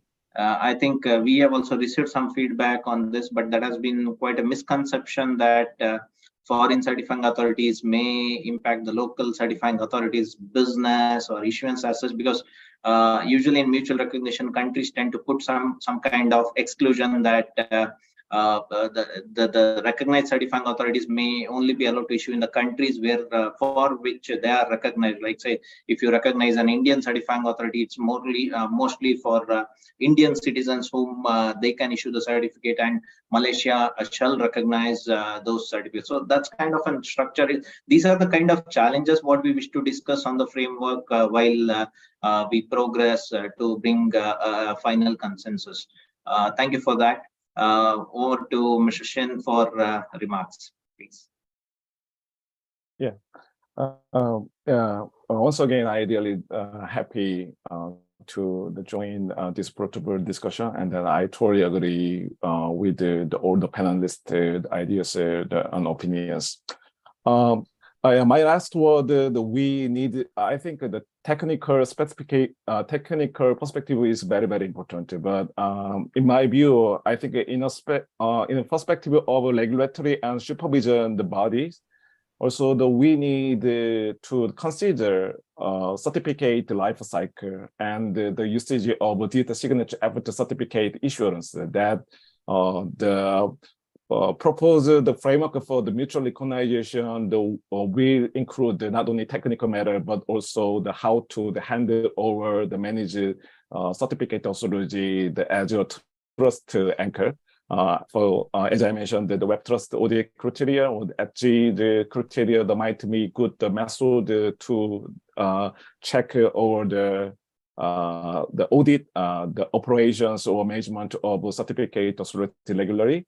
But the other things that we need to consider how to guarantee the financial damage caused by misissued certificate or the mistake by certificate authority. How can we save our entity and entities such as the mandatory the joining of insurance, the kind of specific guideline for the user protection against the financial damage. That is my last word. Thank you. Thank you very much, Mr. Shin. Thank you. So with these remarks, I think we have very positive opinion on this. I had a discussion with another co-panelist, Mr. Ashish Banati, as well, and with this Indian initiative, he would be very keen to have the conversation continued with each one of you, maybe with separate discussions. How do we take this conversation forward? May I request Mr. Ashish Banati, do you have remarks to make? Hello. Yes, please, we are able to hear you.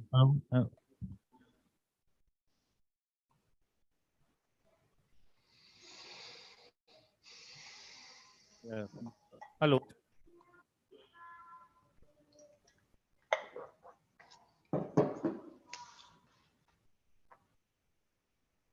I think it's good to have you all here, hear your remarks.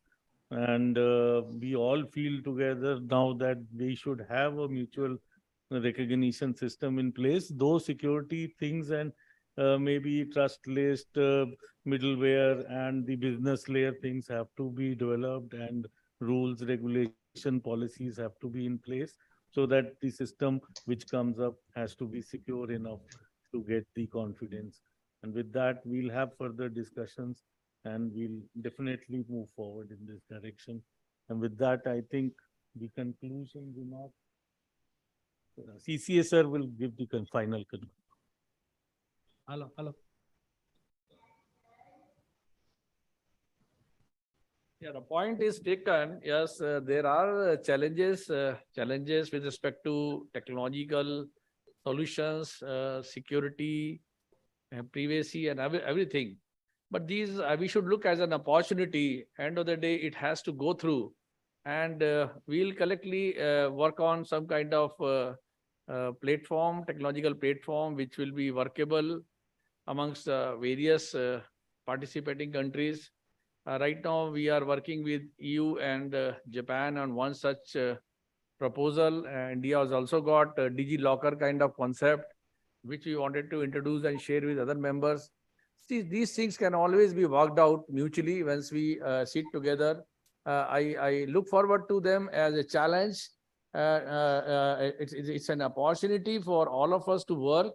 And I'm sure if we have a consensus at the policy level, because we all have a legal framework, we all have a system in our country. So it is very much doable.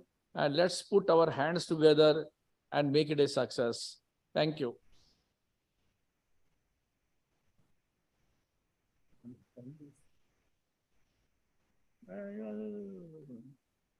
Any questions from the audience? Yeah, please, sir. You want to say something? Come. Another thing is this aspect we can further discuss in the Asia PKI Consortium.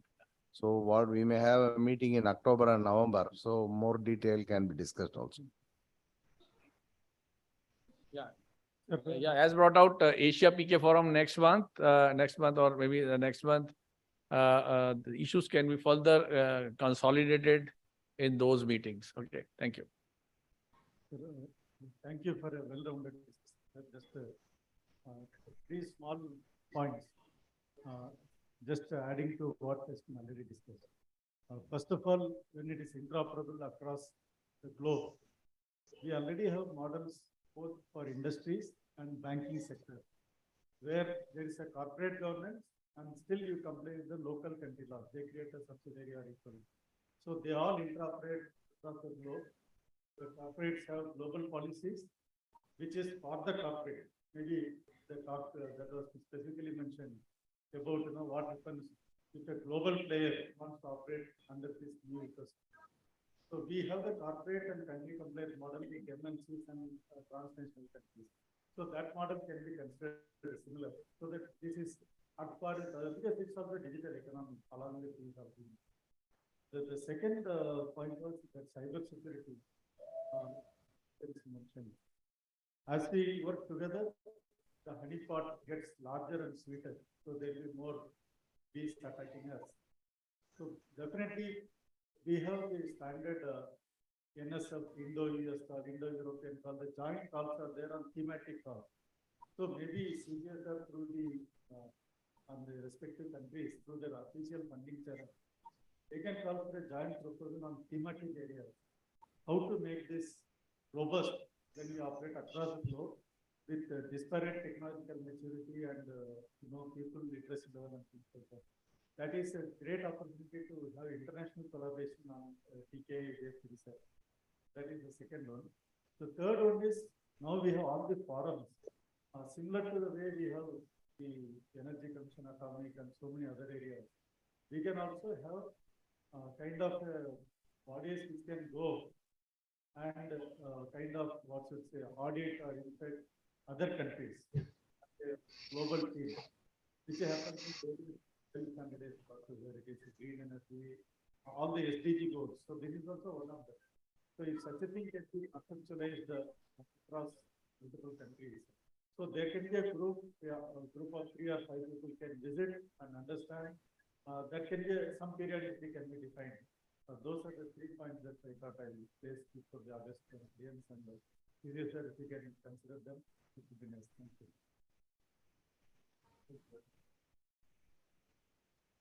Any questions?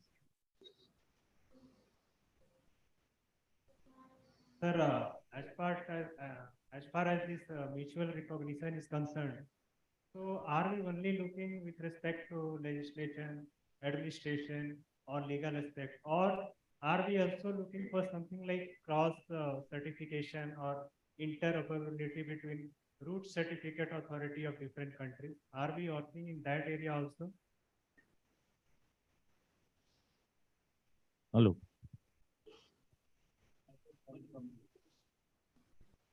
Yeah, definitely, it has to be mutual recognition, and then you work towards the technical interoperability, cross certification. First thing is to agree to recognize each other. Secondly, technically, how it works, we have to work out. The discussion just going on was to establish trust at various levels. How to establish the discussions which are being proposed, to have a trusted list, to have a middleware, to have application level security. All those things are to be seen and worked out after mutual discussion.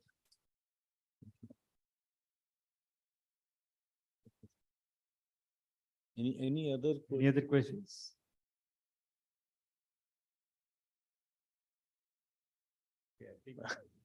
Okay. So actually, few years back, we had bought one TLS certificate from eMudra, which was from some other root certifying authority. Right. And recently, we had tested one TLS certificate, which was through our own CCA. Yes. So if in TLS certificate that can be achieved, then what is the challenge in mutual recognition of TS? These are It's two. user certificate. See, one is you said eMudra has a route which was through some other CA, that was Sectigo. And one you said eMudra has a certificate which is through Indian route. So these two routes are separate. There is no bridging between the two as of now. And But that's both it. TLS certificates are recognized by our browsers. So it means that Both are recognized by which browser? Microsoft and Adobe recognizes Indian certificates. my So question which is, browser did you? same thing can be same recognition can be done for other also, no? Means, for user certificate. Same way. Same way user certificates can be recognized means what? Means that one CA he is also recognized through a foreign CA as well as Indian root certifying authority. So TSC also can be done like that. Yeah. No, the rules governing the individual organization certificate and rules governing the SSL certificates are different. If you see individual organization certificate, generally governed by the rules of each country. So India has India CC authority, they have published several rules.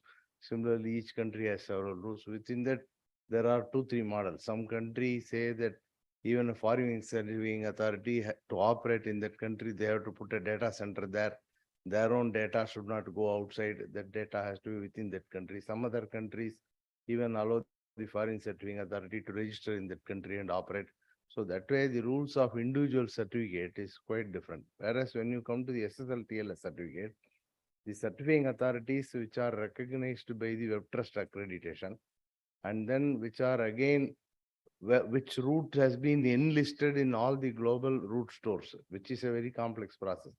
Because there is a Microsoft root store, Mozilla root store is there, then the Apple root store is there, then Google root store is there, then the Oracle root store is there. Each of these root store, they enroll people once in 2 years, 3 years, not immediately. So to get enrolled in each of the root store again is a very complex process, which takes several years. So that's why what is this SSL certificate and individual certificate methodologies are different and the rules are different. That I understand. My question was can we go on the same way like for TLS certificate? TLS certificate, if you see the current CCA route is recognized by the Microsoft, but may not be recognized by the Apple. So under CCA route, if you issue SSL certificate, in Apple, it may not show as a valid certificate. Whereas the Sectigo route or the DigiCert route or other routes, they are recognized in all the root store. The root store is an independent, browsers are controlling the root stores, not any government framework. Okay, I got it. My question was that the way TLS certificate operates, can we make the same way for operation of this user certificate?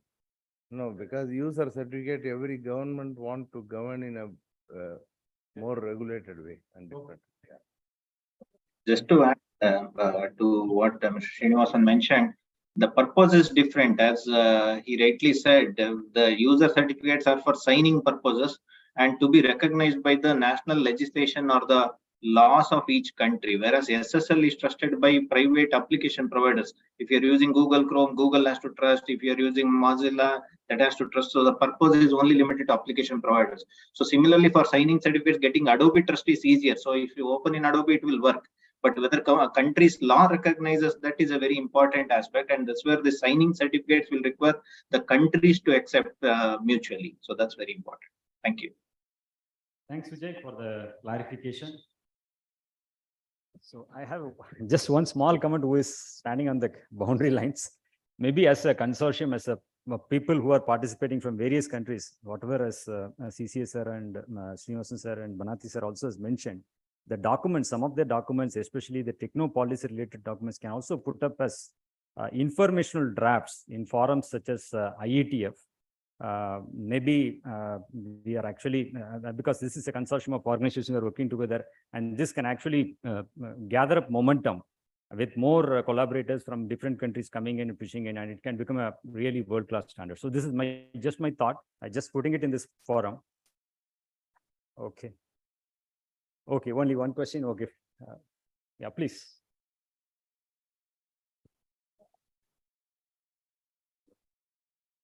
It's audible. You can go ahead.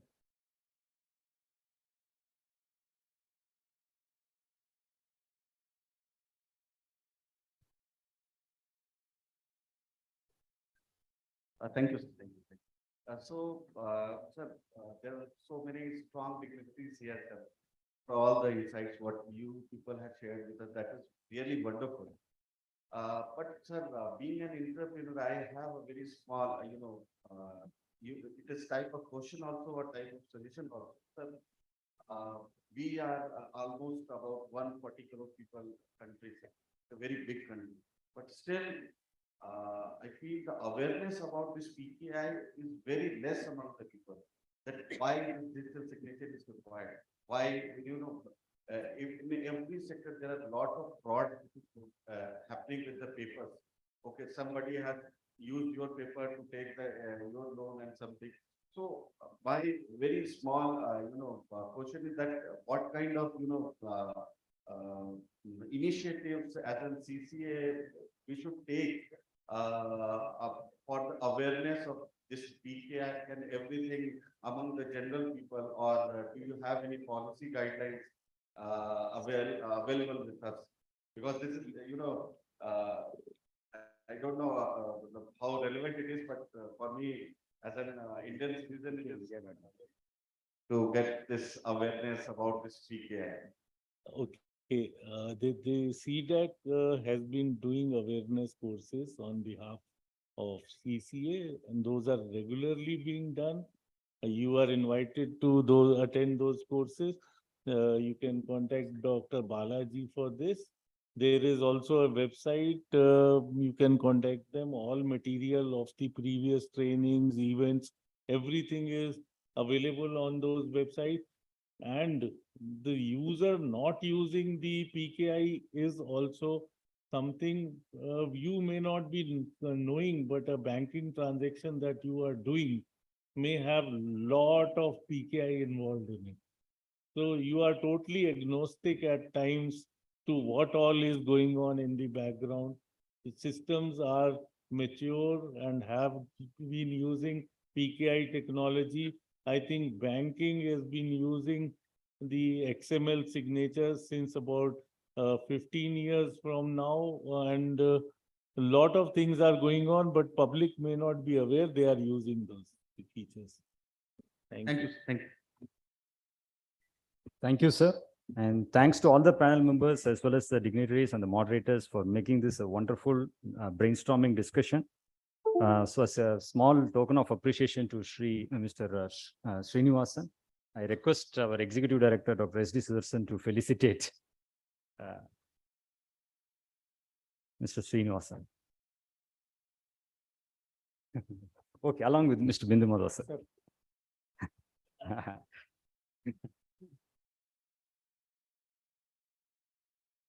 Yes, sir. Please. Yeah. Let's put our hands together.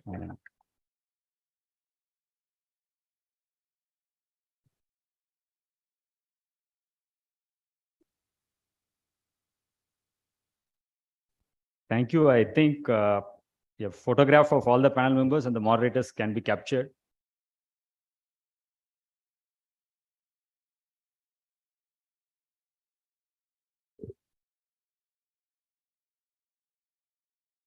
Yes. Thank you. Photograph. Yeah, I request the CCA members also to be coming to the dais for the photograph, please.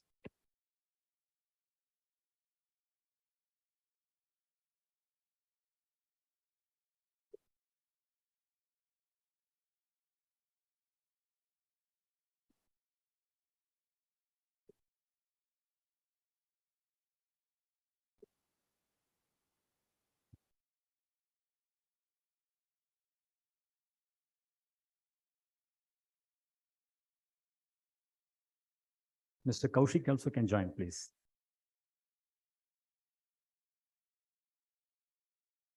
Yeah, thank you. Thank you, sir. Thank you for making the memorable.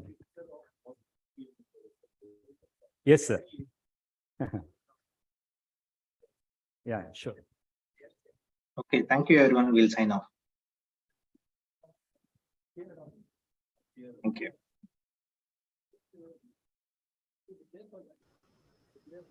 Thank you very much. Thank you very much.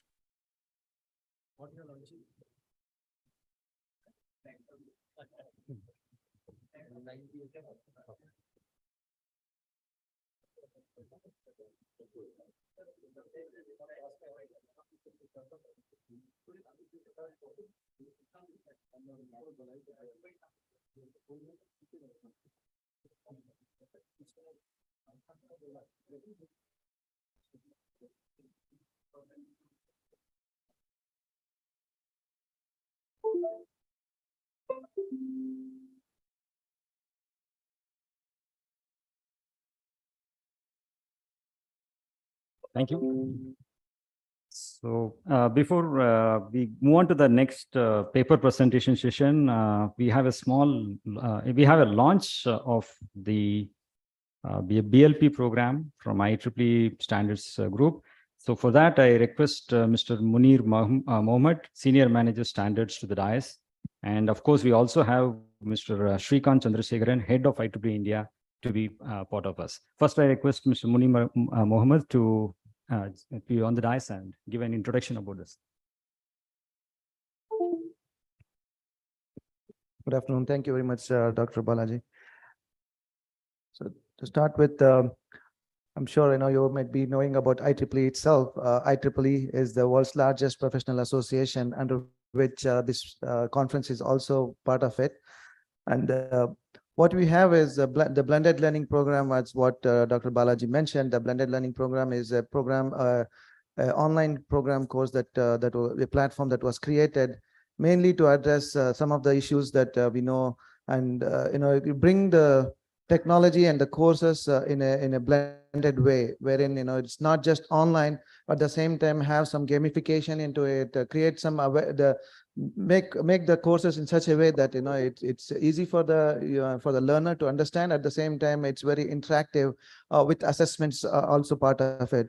Hence, the blended learning program is also been accepted and accredited by the education AICTE, and it's been part of the AICTE now, and as it's gone on to every college. And we've been having around 250 different courses on BLP. And this is an honor, and I think it's the right time that, we are here at this August gathering and the PKIA conference, wherein we are thrilled to announce the launch of the PKI course. The previous question that was asked, how do we create an awareness?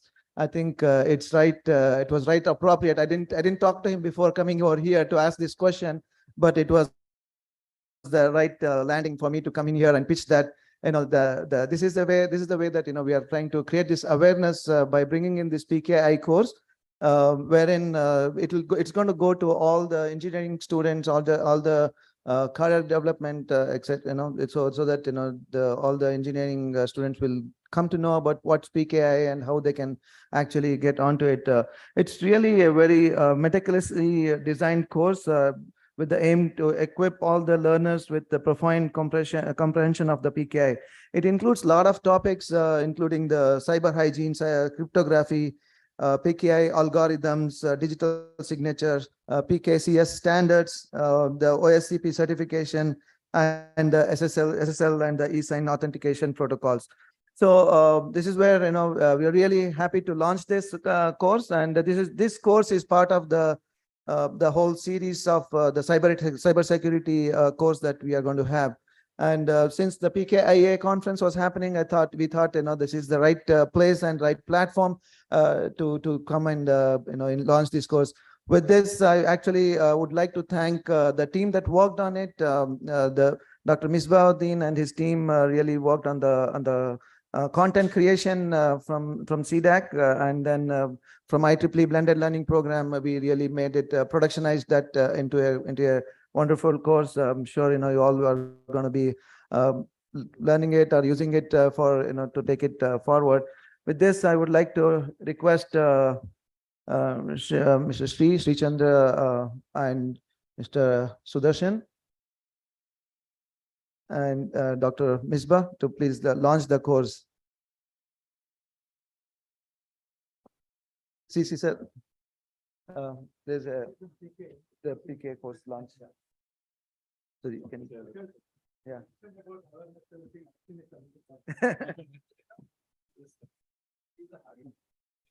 Lord Balaji, nothing. Even space mission goes to Balaji. What is the class?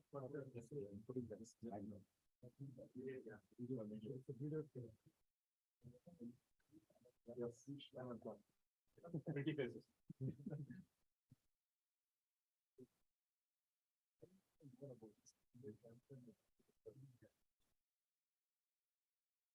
Volume.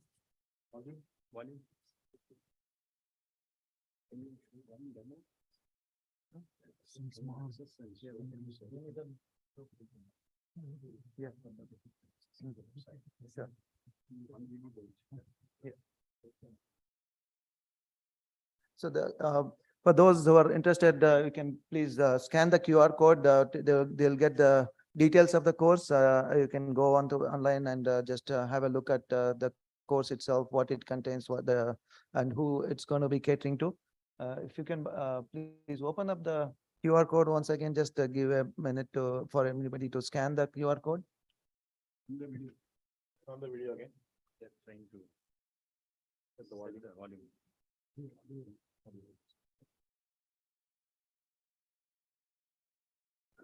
So, okay, don't worry.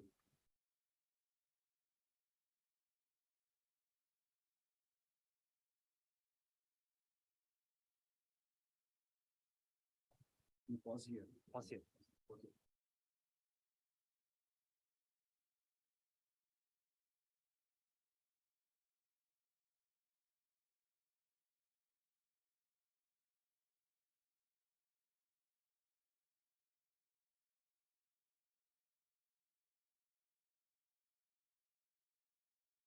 Something, Yeah. small content you want to. Mr. Sri. I just want to say a couple of words. I know that I'm between you and lunch. There's one more session? Oh my gosh. Okay. All right. First of all, I want to thank CDAC for the opportunity to collaborate with us. CDAC has been a great partner, not just in this course. We have been collaborating with CDAC for the past 5 years. We have been having an array of courses, including a full-blown course on Internet of Things. And I think one of the key things today is every time you open a newspaper, the news is always about cyber attacks. Despite everything as engineers we are doing, for some reason, the attacks are increasing, the hacks are increasing, and perhaps that is fueled by IoT consumer device, low-cost consumer device with lack of security, perhaps, right? And one of the more critical points I would like to highlight is the population that is getting into engaging with the digital devices is the younger population, older population. A lot of people who don't have perhaps a deep understanding of what it means to be cyber hygiene, they are now forced to interact with technology, right? In this context, I think courses such as cyber security, cyber hygiene is extremely critical. And one thing I wanted to mention is it's just not a course for students. I think we need to also, as industry professionals, do lateral skilling all the time. So I think, when we think about courses, we always think students, but we have to appreciate that industry professionals are also students at some point of time in their career, or at many point of times in their career. So having said that, I think this is a great platform where we are discussing PKI. It's very well aligned. And we would work with CDAC as we further this program and other programs within our portfolio of cybersecurity. We also just recently launched a cyber hygiene program for school children about a couple of weeks back. So you can see that it's an array of probably about 6 to 7 courses going from fundamental to very advanced concepts. And I want to thank Dr. Sudarshan, Dr. Misbah and his team who worked with our BLP team in finally bringing this to fruition. This has been something of my priority for about 3-4 years, and we are here finally. So with a round of applause, I would like to wrap it up. Thank you.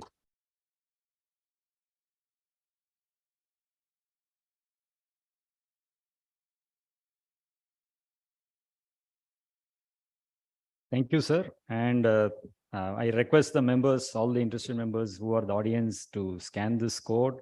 We'll also ensure it's kept accessible to all of you. And you can actually also pass it on to the younger generation or whoever wants to do a short course on this.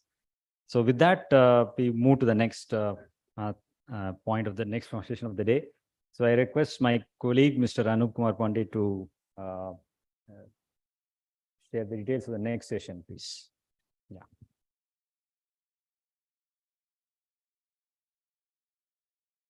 Panelist? No, they are paper presenters. Yeah, fine. So we'll start with the paper presentation session 2 for today. So our first presenter is Samriddhi U. She'll be talking about FPGA implementation of AES algorithm with optimized SBox using LFSR approach.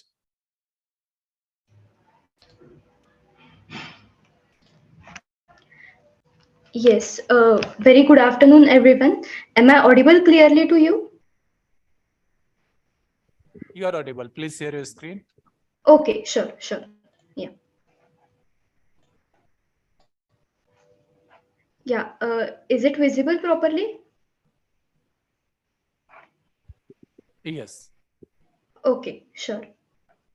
Yeah, so good afternoon, everyone. First of all, I would like to thank all the organizers of PKI 2023 for giving us this opportunity to present our research paper entitled FPGA Implementation of AES Algorithm with Lightweight LFSR-based Approach and Optimized Key Expansion.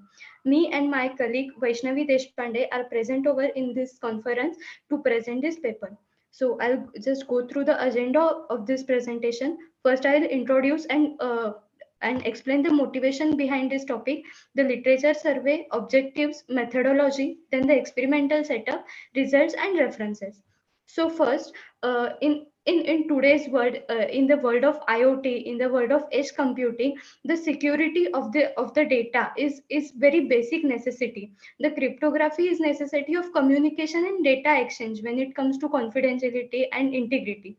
So we choose the advanced encryption standard, that is AES algorithm, which is a cryptographic symmetric algorithm widely adopted due to its robust security and resistance to various cryptographic attacks like brute force attacks, etc. So our work proposes an efficient implementation of these AES algorithms. There are three types of AES algorithms: AES 128, 192, and 256, which are based on the size of the key in used in that algorithms. So we propose efficient implementation of these three algorithms on Intel DE10 Lite FPGA development board. Why we use FPGA development board is to promote or to get the advantage of hardware cryptography. So in this work, we are proposing LFSR based approach to do the substitute byte stage in the AES algorithm, which I'll explain in further slides. Additionally, we are proposing a roundwise key expansion algorithm, which will be for storage efficiency throughout the AES algorithm. So as you can see in this table, these are the three AES algorithms: 128, 192, and 256. Their corresponding key sizes, their number of possible keys are given, which is a very large number and which is the robust thing about the AES algorithms. So throughout the literature survey, from starting with the comparison of the old data encryption standards with AES, then getting to know about various AES algorithms, the mathematics behind them like Galois fields and finite fields, etc. Getting polynomial arithmetic in our study, then going to the lightweight cryptography solutions which were there proposed by some authors about AES algorithms, and finally implementing it on the hardware. This was our journey throughout this research. So the objectives are three. First of all, efficient implementation of AES algorithms on FPGA board, then to get the advantages of hardware cryptography. The second one is trying the LFSR approach and validating it for the AES algorithm in the substitute byte stages. And third one is trying optimized roundwise key expansion algorithm for runtime key generation. In conventional AES algorithms, the keys are generated at first and they are stored in the device, and then they are used throughout various rounds, which you can see in this flow diagram. But we are proposing to get this key at runtime. At when the round starts, we are generating the key. So these are the three objectives we have. The proposed methodology is basically compromises of two main aims. First of all, LFSR based substitution bytes algorithm. So we all know that AES uses SBox for the substitute byte stages. So we are not using the and that SBox is basically stored in the device as an LUT. So we are not using that LUT.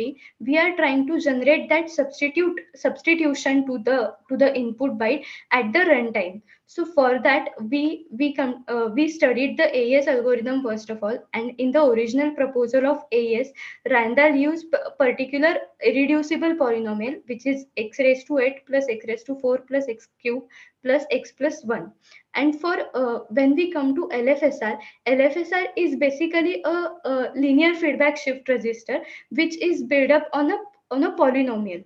So the primitive polynomial is used to generate this LFSR, as primitive polynomials give all the states which are present in this finite field of Galois field 2 raised to 8. So we chosen the primitive polynomial x raised to 8 plus x raised to 4 plus x cube plus x square plus 1. And while So basically our input is in this field x raised to 8 plus x raised to 4 plus x cube plus x plus 1, and we have to shift it to this one, so the primitive polynomial field. So for shifting we used isomorphism mapping, which you can see in this diagram, and by doing the isomorphism mapping we converted our input data into different field which is given by primitive polynomial, and then we ran two LFSRs basically, which will be checking in the runtime, and at the end we will get the multiplicative inverse basically. So in SBox there are two steps, multiplicative inverse and affine transformation. So for multiplicative inverse we are using these two LFSR, and we are getting the multiplicative inverse of our output input in finite field GF 2 raised to 8 using these LFSRs. So I would like to explain the theory behind multiplicative inverse and why the LFSRs are being used for finding the multiplicative inverse. So for 8-bit LFSR generated by a primitive polynomial, these are the equations which I have written. So S of t plus 1 is equals to t raised to 1 S of t, where t is the LFSR transformation matrix, and S of 0 we can see the initial seed to LFSR, because if LFSR is totally 0 at the start, it will never do any operations, or any XOR gates will be operating. So we have to give initial seed to LFSR, and currently it is 1 in our case. So in LFSR we know that every repeating every 2 raised to n minus 1 states, it gets the initial state back. Okay, so it repeats the cycle. So I can say 2 raised to n minus 1 is the total cycle that the LFSR can have. So while calculating the multiplicative inverse, we can see that we can say S t 2 raised to n minus 1 is equals to S of t. So when I power t to the 2 raised to n minus 1, S of t is equals to it again become S of t, that is the initial seed, and hence I can say that t raised to 2 raised to n minus 1 is the identity element, and we get the identity element in a finite field when one particular element is multiplied with its inverse basically. Okay, so I now suppose that when a LFSR has the input byte term in it, so that cycle might be, I'll call it as p. So we have to find the multiplicative inverse of p. So S of p is equals to t raised to p into S of 0. Now we have to find, so basically the multiplicative inverse of S of p is totally dependent on t raised to the multiplicative inverse of t raised to p. So finding inverse of t raised to p can lead me to 2 raised to multiply it with 2 raised to n minus 1 minus p, the power to the t. So I can say that S of t raised to S of 2 raised to n minus 1 minus p will be the multiplicative inverse of S of p. Thus, in this way, we can find the multiplicative inverse of any element by using the two LFSRs. So we have proposed this approach, and we have implemented in the FPGA module in System Verilog. The next methodology is optimized round-wise key expansion algorithm. So as I said, in the conventional algorithm, the keys were generated at the start of all rounds, and then it were used in particular rounds. So it consumes lot of memory to store all the keys.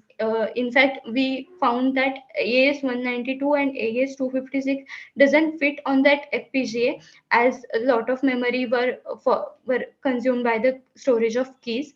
So the idea is to generate the key at the start of every round, just prior to the requirement, and then reduce the memory storage consequently.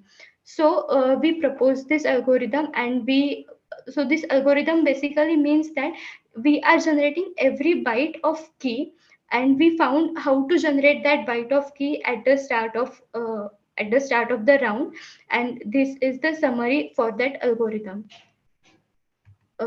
The next is experimental setup. So basically what we did is we took two FPGA boards, Intel DE10 Lite FPGA boards, and we connected them to the two host PCs. One host PC will be sending key and the plain text to the FPGA board, and that that FPGA board will do encryption, whether it will be using AES 128 or AES 192 or AES 256, then the encrypted data and the key will be transmitted to the second FPGA using UART protocol. In the second FPGA, to validate the decryption part also, we did decryption algorithm on that FPGA. It can be again AES 128 or 192 or 256, and then that FPGA will again send the data to another host PC, which will be the original data that we sent through one host PC, right? So in this way, we validated the encryption as well as the decryption part. In the results and comparison, we found that basically, as you can see in these two tables, one is for decryption and one is for encryption. AES 192 and AES 256 the code dump couldn't fit on the FPGA board with the conventional key expansion and SBox based AES algorithms. So when we implemented the proposed AES algorithm with LFSR and key expansion, you can see that for AES 128, the device utilization, I can say, reduced from 93.5% to 31%. Same case about encryption, it reduced from 91% to 29%. In AES 192, 34% was the device utilization with the proposed algorithm. For encryption also, it was 34. And for AES 256, the decryption took 40% and encryption took 39%. So the result was good. It reduced the complexity of routing. It reduces the device utilization, the number of registers required, because storing the LUT is much about the registers and all. So this was the result. The device utilization was much reduced in the proposed algorithm. So these are the references. The book by Stallings about cryptographic algorithms was much helpful for us throughout this journey. So I would like to thank all the chairpersons and all the organizers for inviting us. I would like to know if anyone have any questions, please. Any questions? No, thank you, Samriddhi. Okay, thank you so much. Should I stop sharing? Yeah, you can unshare and mute. Sure. Thank Sure. So Thank you. our next presenter is Ms. Pramila R. She'll be talking about an architecture for risk-based authentication system in a multi-server environment. Can you share, please? Hello, sir. I hope I'm audible. Yes, you are audible. Please share your presentation. Okay. Yeah, sure.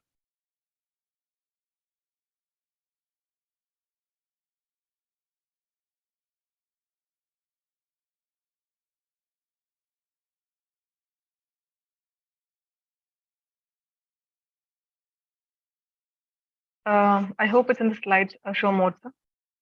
Yes, we can see it. Okay. Good afternoon, everyone.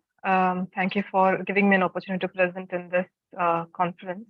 So myself, Pramila Aram, along with Dr. Samiksha Shukla, I would like to present the paper on an architecture for risk-based authentication in a multi-server environment. So this main work focuses on authentication system, which is basically meant for the users to detect anomalies. And the main idea behind this is where can use adaptive authentication, which is basically an advanced security solution to detect the user behaviors.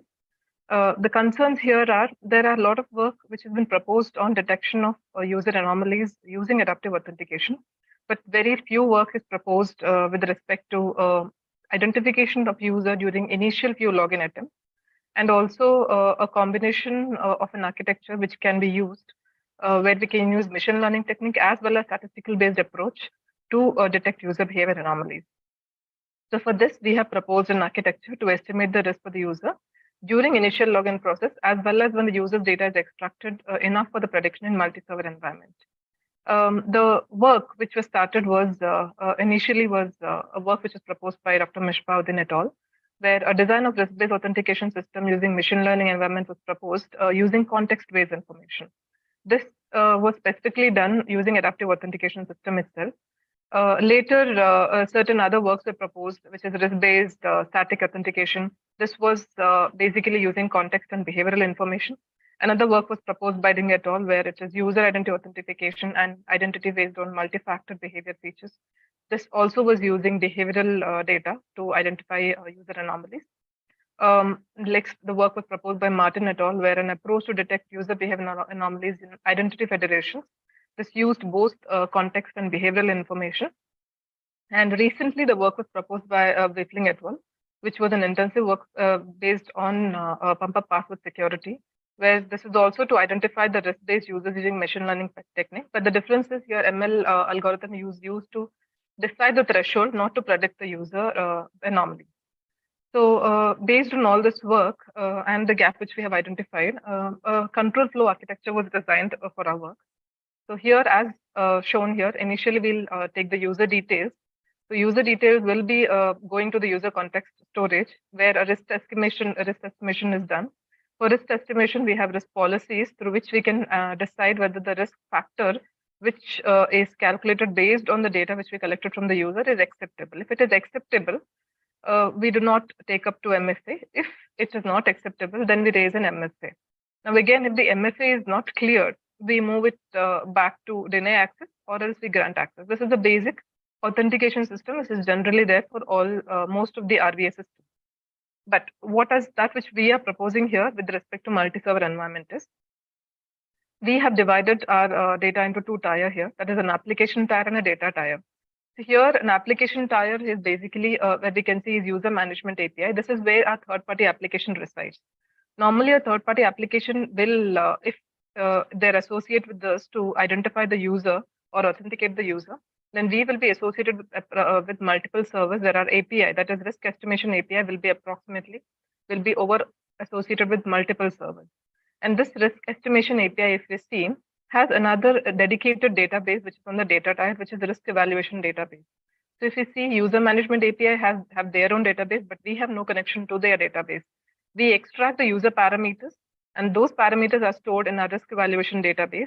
Now, this is the initial phase when the user data is not sufficiently there for an ML models to run. For a certain login attempts, we have this model running, which is risk evaluation API. When we have sufficient data which is collected from the user for our machine learning models to do the prediction, we move our control along with the risk API, we move our control to the machine learning training model, which is on the data tier again, which is visible. So we have another set of database, which is basically storing data for machine learning models to get trained. So if you see, this is RAS, risk authentication server, where exactly our model runs to authenticate the user. So this division of two tier is basically to ensure that our database for model training as well as for risk evaluation during initial few login attempts are maintained separately, such that the model training database is updated on the regular basis based on the risk evaluation data which we collect. Now, to get into implementation, whatever data we collected, we have divided into three groups. The main reason to divide into three groups is because all these features are related to a particular geographical device or login behavior. So if you say geographical behavior can be geographical or network information can have latitude, longitude, location, time zone, and IP. Whereas device information, what we collected is associated with the device only. It can be browser, operating system, canvas, screen, language, system type. Login behavior is basically what time they have logged in, duration of login, start week, and the round trip time.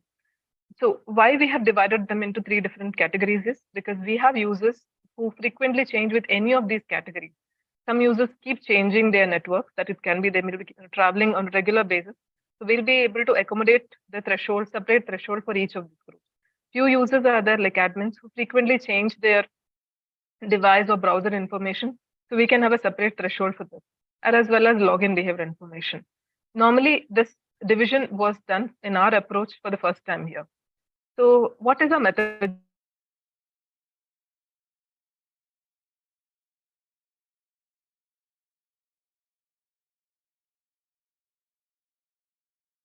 Where UPWI is the weight factor and UPSI is the probability occurrence of the value which we calculate.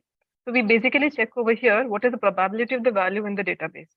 So if that value is beyond threshold, what we have, if the value is enough significantly there, then we keep the risk factor as 0.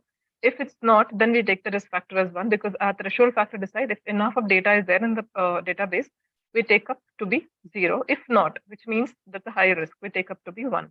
That's the reason we have taken E1 and E2 are the thresholds. Now, as mentioned here, conditional evaluation. What is the strategy behind our evaluation? As we have grouped these features into 3 different categories, our grouping will be having separate threshold for each of these categories. So we can see LOR of CG4, now CG5 and CG6. These are 3 different categories. Now, each of these will have different thresholds through which our user risk factor has to clear. If it is not clearing, then we will raise an MFA. And this is the threshold factor which we have chosen. That is, initially, if it is geographical and network information, then we have what is the threshold which we have taken as 0.1 to 1. Device and browser, we have taken 0.4 to 0.7. Login behavior, we have taken 0.5 to 1. And this is LLS and HLS is nothing but low level risk. Whereas high level risk, if the threshold goes beyond 0.1 or 0.7 or 1, then high level risk, which is nothing but the user will be raised 2 MFAs. So LLS is nothing but user will be raised with only 1 MFA. Now, the concept behind having 2 levels of authentication here, as you can see here, level 1 authentication and level 2 authentication is initially when the user is trying to access any application, we extract the user details, and initially we will have only certain set of parameters through which we are able to or identify the risk. If in case the user is not able to clear the MFA, then the user will be moved to level 2 MFA during his next trial of authentication. So that's why we have level 1 and level 2, which is basically also a new approach in our methodology which we have proposed. And use cases for threshold deciding factor, on what basis did we decide the threshold is, there are certain parameters, features, I would say, which are dependent on the other features, whereas the others are not. So if you see, as the latitude changes, longitude also changes. So if your time zone changes, then location, latitude, and IP also will change. So here IP was the only one feature which basically is independent. Because of IP, some other features will not change. Whereas if you see device and browser information, if you see same screen size, just because of screen size is there, other information will not change. Whereas if you see system type, when system type changes, canvas and WebGL will change. So based on this hierarchy, we have chosen weights for the independent features as the higher one. So results of the level 1 authentication, which is shown in this table, as we can see, user ID, time zone, IP address, and canvas. Whenever there is a change, we calculate the risk factor, and the risk factor is calculated here. As we can see, there are 3 categories. For each of the group, the risk factors are taken. And if it goes beyond threshold, then MFA will be raised. This is for level 2 authentication, which we had calculated, where it consists of all the features. I had mentioned earlier, level 1 authentication has only certain set of features, which we have chosen based on the entropy, or certain features which are more important. And the other features goes for level 2 authentication with the combination of level 1 features. Now, what methodology we had proposed? We came to know that there is a problem here. That is, when we are using probabilistic approach, there is a concern as the data set size grows. When a new feature comes in, it is difficult for that particular feature to reach to a particular threshold value because of the data set size. Initially, when a new data set, a new feature comes, that particular feature to reach the threshold, when the data set size is small, may not be a problem. But as the data set size grows, there is a probability for a feature to reach a threshold value is very less.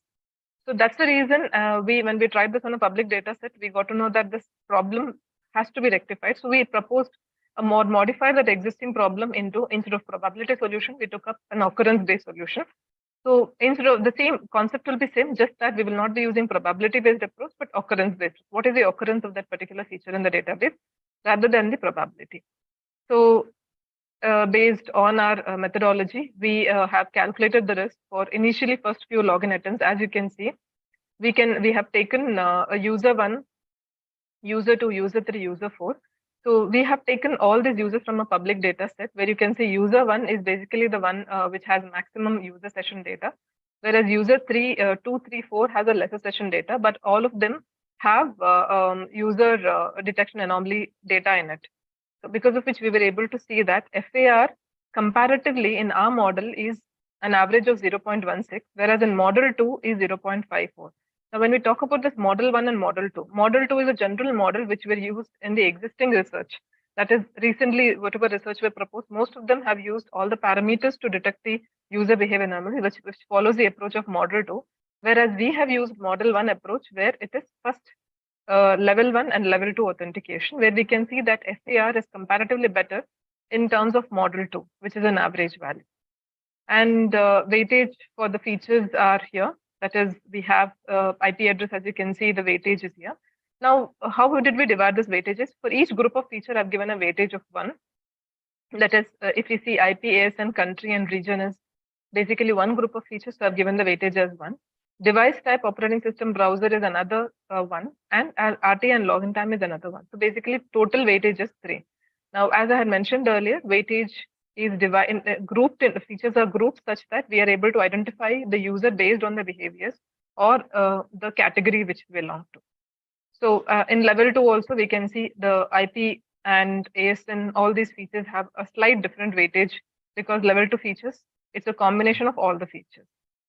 Along with this, we have, as mentioned earlier, it will be in our architecture that after certain level of data that we have accumulated, our model works with a machine learning model. So machine learning model, we have used SVM, naive Bayes, random forest, and XGBoost. So a combination of this data is what our prediction will take place. And based on the prediction, we can see that our naive Bayes, RF, and XGBoost and SVM, we are taking a combination of data because sometimes the prediction may go wrong with one particular algorithm. And with the imbalanced data and the balanced data set, we can see that the results are quite good in with the target encoding and SMOT technique. We had to balance the data, the imbalanced data, we had to get into a level where we can use it for prediction. So we can see that SMOT target technique is comparatively better with prediction in the ML model. So with this, the conclusion states that the architecture which we proposed was mainly that when we collect the data from the user and try to use our risk estimation methodology for detecting the user anomaly, during the initial login attempts, is it possible for us to identify the user anomalies? And we have proposed that methodology. Yes, we will be able to identify the user behavior anomalies during the initial model login attempt, as well as when we have data which is collected from the user, we will be able to use machine learning techniques as well. In spite of having in the multi-server environment, we will be able to accommodate this methodology. So that's all from my end, and thank you for the opportunity for presenting here. Any questions? I'll be ready to take it right now. Okay. Thank you, Ms. Pramila. Thank you for your presentation. So now it's lunchtime. So this marks the end of session 1 for today. It's lunchtime. The lunch is served at ballroom. It's one level below. And after the lunch, we have 4 invited talks, 3 paper presentation. And with the best paper award, we have the valediction ceremony at the end. So please join us back as soon as early. We will try to start by 2 o'clock. 5-10 minutes if you are late, doesn't matter, but please try to be on time. Thank you.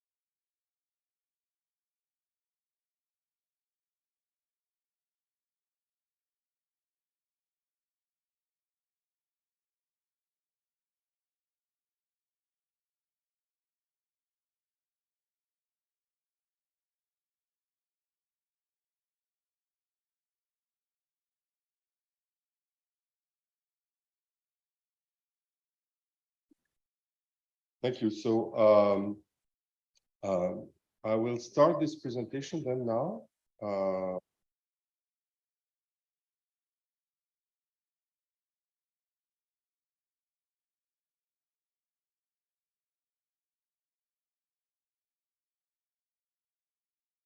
Or augments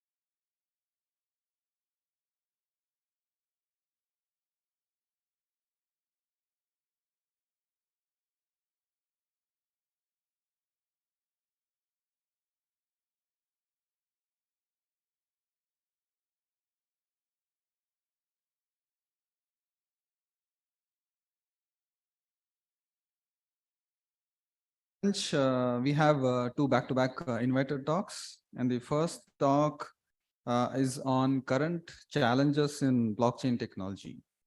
The talk is going to be delivered by Dr. Ramesh Ramdas. He's a IEEE SA Board of Governors member, and he's an entrepreneur, author, researcher, and international speaker. He's a co-chair of IEEE Blockchain Initiative, and he leads the IEEE Blockchain Standards Committee. He also serves on the expert panel of European Union Blockchain Observatory and Forum. He received his doctorate in electrical engineering from the University of Colorado in USA in 2003.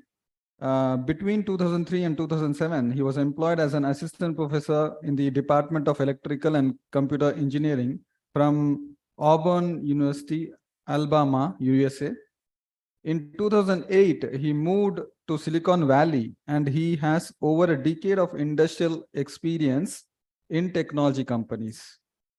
He has conducted R&D projects for DARPA, NASA, US Army, US Air Force, Sandia National Labs, and Motorola Labs. He's also a co-author of 1 book, 3 book chapters, and 55 research papers. His Google Scholar citation is 960. He has delivered talks in over 90 international conferences in 40 countries. He has been a member of IEEE since 1999. He has elevated to the grade of IEEE senior member in 2013. Over to you, Dr. Ramesh Ramdas. Thank you. So, do you hear me? I think we are not able to hear you. Is my audio please. okay? Yes, audible now. Yes, please continue. Audio is fine.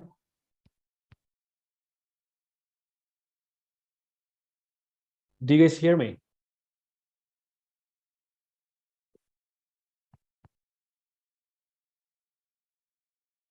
Okay, let me share the screen.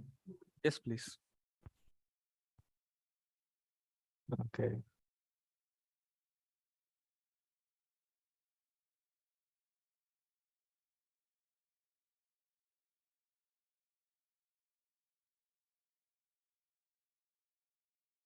Okay, do you hear me? Is my audio okay? Yes, audible. Please continue. Okay, so I'll start.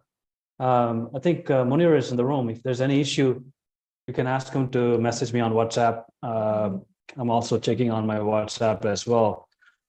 But otherwise I'll assume my audio is fine. I'll continue now. So thanks for the introduction. I serve as the chair of the IEEE Blockchain Technical Community. I'm also a member of the Board of Governors of the IEEE Standards Association. So I'll spend a couple of minutes. That's my LinkedIn. If you'd like to connect, please scan the code and connect with me. As you can see on the right side, I've been actively involved in the blockchain space, in the industry side, last 6 years. So I'm assuming a lot of the folks in the room are IEEE members. So I would like you to check out this website, blockchain.ieee.org, and please join the community. We have over 14,000 IEEE members. Well, members, they may be IEEE or non-IEEE. We have, Collaboratech, Facebook, LinkedIn, X, Twitter, all this stuff, right?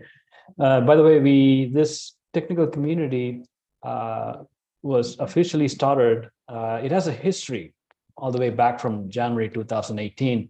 It was a blockchain initiative under the Future Directions, and in January 2023, the Technical Activities Board approved the formation. It's basically a graduation of the blockchain initiative into a technical community, and currently is sponsored by 10 participating OUs. You can see Industrial Electronics, Industrial Application Society is one of the sponsoring societies. So just wanted to point that out. You can see several societies are actively involved with this. Now, we have done something unique. We have launched like 60 blockchain local groups all over the world. Local group is a new concept in IEEE. You just need 2 IEEE members to start a local group. And to stay active, they're expected to organize 2 meetings per year. Now, this is just showing the steering committee. I'm the chair, and we have lots of volunteers involved. And these are some of the highlights of what we have done in the last, 5.5 years. As I said, we have 60 plus blockchain groups all over the world, about 13,000 members across our social media platforms. And we have been organizing events since 2018. And, we have some educational content standards and all that stuff, and you can check it out on our website. In fact, this year, we are organizing a dozen IEEE events throughout, all over the world. So the way it works is, remember I shared with you these local groups. So some of these local groups, they work together and create an event. As an example, all the groups in India, like, Bangalore, Chennai, Hyderabad, Delhi, Mumbai, I worked with all of them. We put together this event. In fact, I'm sitting at IIC right now. That's why I'm not there in person. So this event is happening, and we had over 300 registrations and all that stuff you can read. But you just wanted to share with you that we have a very active blockchain technical community within IEEE. So if you're interested, you're welcome to join us. Talk to us, and that's the message I wanted to convey the last couple, 2-3 minutes. Now let's get into the topic, blockchain. So before I get into the challenges, and I want to spend a few minutes, some of the folks, you may not be familiar with these terminologies that we use in the blockchain space. So I wanted to spend maybe 5 minutes, give you some background. So even if you're not familiar, you can at least, see what we were talking about. And then I'll get into some of the challenges. I'm sure you heard about some of the challenges like Bitcoin, energy consumption, and all that stuff. Of course, regulation, I'm sure you heard about regulation risk. So I'll talk about those today. That's the main topic. So let me get started here. So Bitcoin was launched back in 2009. It's a software. It runs on it's a peer-to-peer computer networking software that's basically, it was designed to serve as an electronic cash. And it's not something like completely came out of the blue. It was actually a combination of several key ideas that have been in existence for many years. You can see the list here, like public key cryptography and so on, which is of interest to this conference. And you can see a whole list of concepts that actually went into making this Bitcoin. It's like a recipe, that combines like the ideas from the fields of cryptography, consensus protocols, and networking. Now, Bitcoin, basically created a whole new field. We call it blockchain. Interestingly, in the Bitcoin white paper, which I actually shared here, the author is pseudonymous. There's a person, Satoshi Nakamoto. They use the term chain of blocks. Actually, the paper doesn't have this term blockchain. They talk about chain of blocks, and from that is basically the blockchain term came into existence. And blockchain, the way to understand the space, you can look at as like it has gone through 3 stages of evolution in the last 13 years. So the first one being blockchain 1.0. Bitcoin, and Bitcoin inspired the launch of many currencies to the point like some people took the Bitcoin code, it's all open source, and they made a few changes, like literally 15-20 minutes of change, and they launched a whole new cryptocurrency with multi-billion-dollar market cap. And there were many cryptocurrencies that came into existence. All of them are we call them like the cryptocurrencies, and that's blockchain 1.0. So the way the Bitcoin works is you have like an user A, I can have an account, and there could be an user in your room has an account, and I can send, it's a manual push. I have to basically send, manually Bitcoin to your address, right?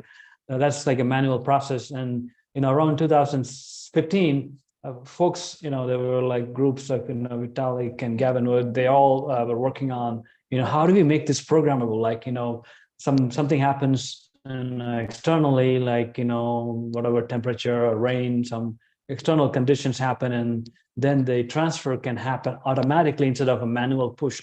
That was the programmable chain that we have the term here. So where you can basically create a code with some if-then conditions, and Bitcoin or another cryptocurrency will get transferred from this account to another account when something happens, right? So that's basically what this is. What we call as blockchain 2.0, and multiple blockchains came into existence, like Ethereum, public blockchain, Corda was a private blockchain, enterprises, and so on. And blockchain 3.0 was like multiple architectures were created to address the limitations of the blockchain 2.0. Now, let me see if I'm still there. Okay, seems like the internet is a little bit slow here. So I wanted to cover some of the terms, the DLT is a term that, it refers to distributed ledger technology, and it's basically blockchain and DAGs or data structures or subtypes of DLT. And DLT is, it's basically ledger that's running on a distributed computer network. Now, if you want to get a perspective of how these all are connected. So DLT is a generic term. It refers to a broad category of distributed databases shared among multiple participants. And, it's the ledger entries are updated through a consensus mechanism. See, I can create a Google Sheet and I could share it with everybody, right, in the room, and they can all edit. But I can also, create some kind of consensus mechanism, like for me to make any change. Let's say I share the Google Sheet with, 10 people, and I have to make, I make it like out of the 10 people, at least 6 people must approve any change made to the Google Sheet. Then now we are adding a consensus mechanism to it, right? That's what it is. We are, it's all the ledger entries must be, go through some kind of a consensus process. And as you can see, blockchain and DAG are sub types. They're all database architectures, DLT, blockchain, DAG. I mean, DLT is a generic term. So DLT is a database architecture. That's pretty much, the summary of this. Now, there are different types. We don't have to spend too much time here. So this blockchain is a linear type of data structure. And then we have DAG, which is like an acyclic graph architecture.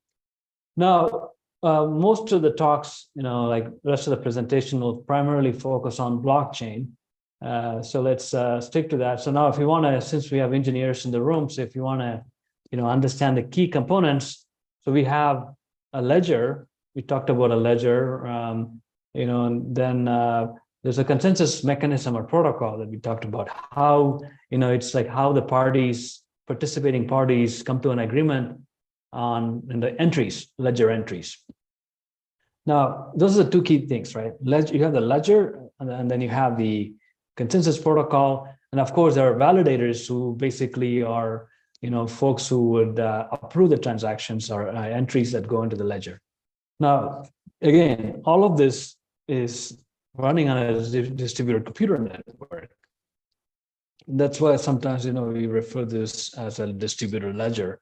Now, based on these two concepts, like the ledger and the consensus protocol, or you can call it validators, you can come up with different type of blockchain architectures. Like you could see a ledger. Ledger could be public or private. So going back to the Google Sheet example, I can create a Google Sheet and make it public. Everybody in the world can see what's on it, right? That's kind of a similar analogy here. And I can also make it private, so only people at the PKI conference can see that. Then that's a private ledger. And then now, as I said, the consensus protocols involve validators who approve the transactions that get entered in the ledger. It could be an open group, like anybody can actually be a validator, or it could be a closed group. Only a selected people can validate the transaction. It's a closed group. So basically, with these four concepts we have here, like, ledger could be public or private, validators could be an open group or closed group. You can come up with different architecture types. The public permissionless type are basically, they have a public ledger and anybody can basically join. That's like a Bitcoin as an example. And this public permission, the ledger is public, but only a small group can make change to the ledger. And this is a private, where it's a private ledger, it's a closed group validator. So a lot of the stuff we talk about, the governments and companies, they use the private type ledgers. And all the Bitcoin, Ethereum, all those things you hear about, they fall in the category of either public permissionless type or public permission type. Now, the consensus protocols, we have a whole list here. They fall into two categories, two main categories. It could be proof of work or proof of stake. So proof of work, as you can see here, it's a computational based. You have to solve some kind of puzzle. We will talk more about it soon. And proof of stake is like whoever has more tokens, like, stake in that network. In this case, token. Unfortunately, we don't have time to talk about tokens today. So those are the two concepts. Now, let me share with you this graph where, this shows, the x-axis, the number of validator nodes, and y-axis, it shows the transaction per second. So roughly it shows you like where Bitcoin, it's like there are a lot of nodes, but the transaction speed is really low. Ethereum, also have, several thousand nodes, and, it's like 20 transactions per second. Whereas these are public chains, right? And there are some private chains, like we talked about earlier. They're very fast because, they only have few participants and few validators, and they're used by companies or governments. Now, let me talk about some of the challenges. Okay. So if you could keep track of my time, you could message me in the chat. So I'll talk about some of the challenges. So one of the main challenges that you keep hearing is the energy consumption by Bitcoin. So Bitcoin, when it was launched, it was basically using proof of work. Miners, they have to basically solve a puzzle, and it requires running a lot of nodes, like the one it looks almost like a data center. You see the picture on the top right corner. It's like big, mining pools, they call it. They are solving this puzzle to add the next block in the Bitcoin network, but they get rewarded for adding that. So it could be, 200,000, 250,000 for just adding one block to the Bitcoin network. So in the early days, these nodes were run by one person. Nowadays, this has become a business model where you see there's lots of nodes, like 16,465 nodes as of today. But it turns out that, a lot of those nodes are owned by a few mining pools, like Foundry USA. Almost 30% of these nodes are owned by one company. And Ant Pool, 23% of these nodes are owned by the Ant Pool. And we have F2 Pool, which is like 14%. So it has become a business model, this adding block, they call it mining, Bitcoin mining. And now what has happened is it has become a centralized network controlled by, handful of networks. So basically, if you think about it, if you add the computing power, hashing power, they call it, Foundry USA, Ant Pool, and F2 Pool 3, you could easily exceed more than 51%. So if they were to collude, they could add the next block. So, it really went all the way, if you go back all the way and check the Bitcoin white paper, there was a big assumption. As you can see here, this is the first page of it. It's like, as long as the majority CPU power is controlled by nodes that are not cooperating to attack the network. That was the statement. But however, as you can see, a lot of those nodes are nowadays owned by and 3 companies can actually, exceed 51% of the computing power. So that's the risk. And as of now, the incentive provided by the Bitcoin mining is keeping them from doing anything like this in terms of colluding and adding blocks. So that's, we call this centralization risk. Again, this is Bitcoin, but the similar kind of problem exists for Ethereum. Ethereum actually moved from proof of work to proof of stake.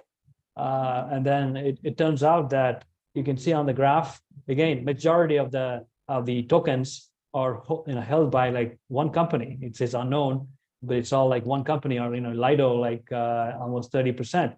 So you can see even staking, there's a problem. This is centralization risk. Not only that, a lot of those nodes, mining nodes, these are staking nodes here, are run on Amazon or one of those, cloud services, and cloud services are centralized, as you know.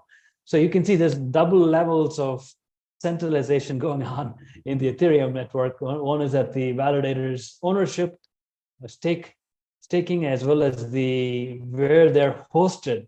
It's being hosted on a cloud service. So interestingly, a lot of people don't really talk about these issues. They still keep talking about like 51% attack, this and that, but there are issues like this, like, Amazon can decide tomorrow to shut down these nodes. It did happen. There's a German cloud service provider called Hefner. One day they decided we're not going to host these Ethereum nodes, and they shut all of them like down on one day.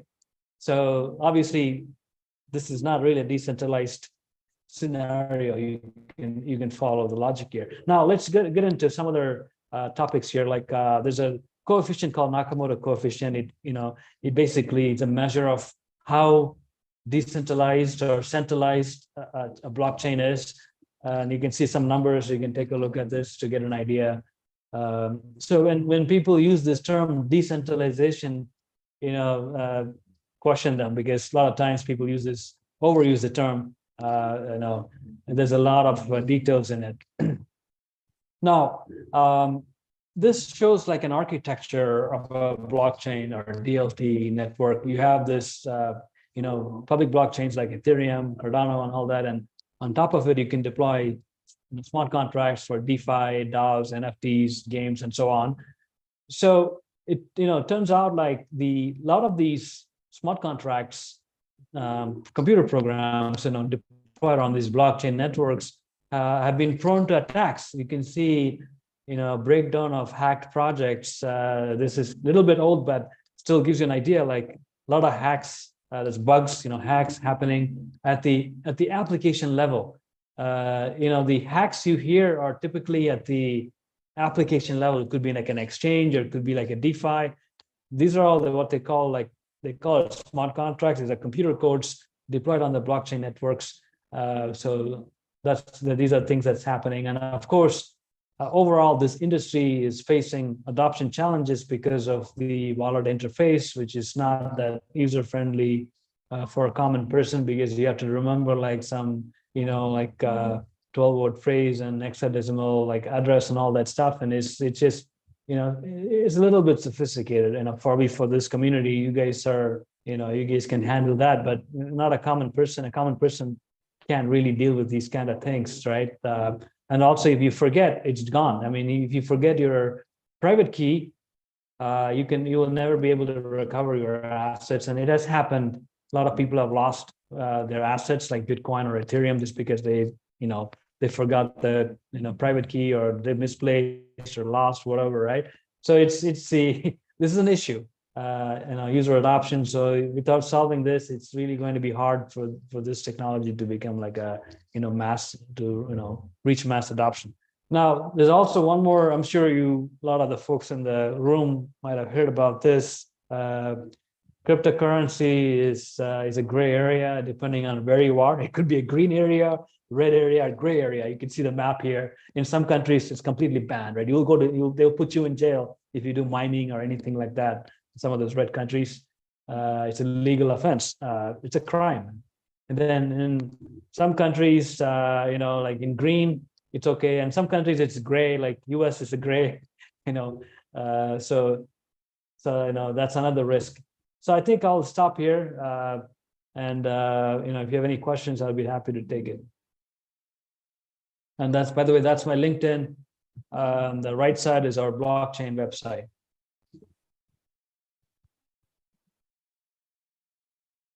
Any questions?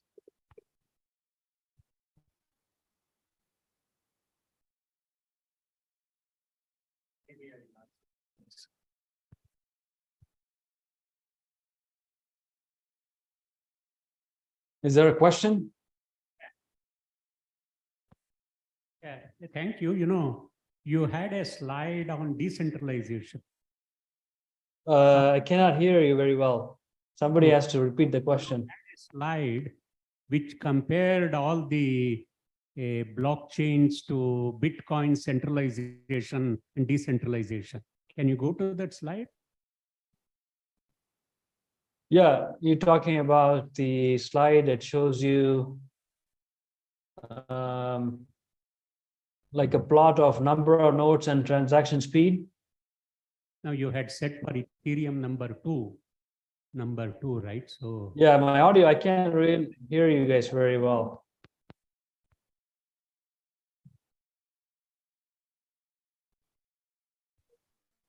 it's not good. Can you speak into the mic there and see if I hear it? No, one of the slides was comparing the cryptocurrencies. Is that the thing, sir? Yeah, maybe you can go up there. That mic is better. I can hear from that No, one. you had a slide which showed a comparison of all the blockchains to centralization on a Bitcoin. Can you go to that slide, please? Okay.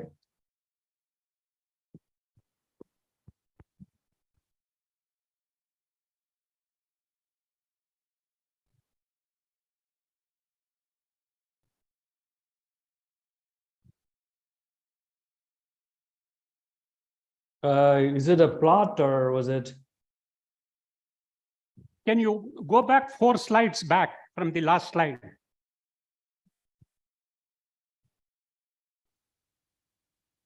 Before this that. one? Yeah. So this now is energy consumption.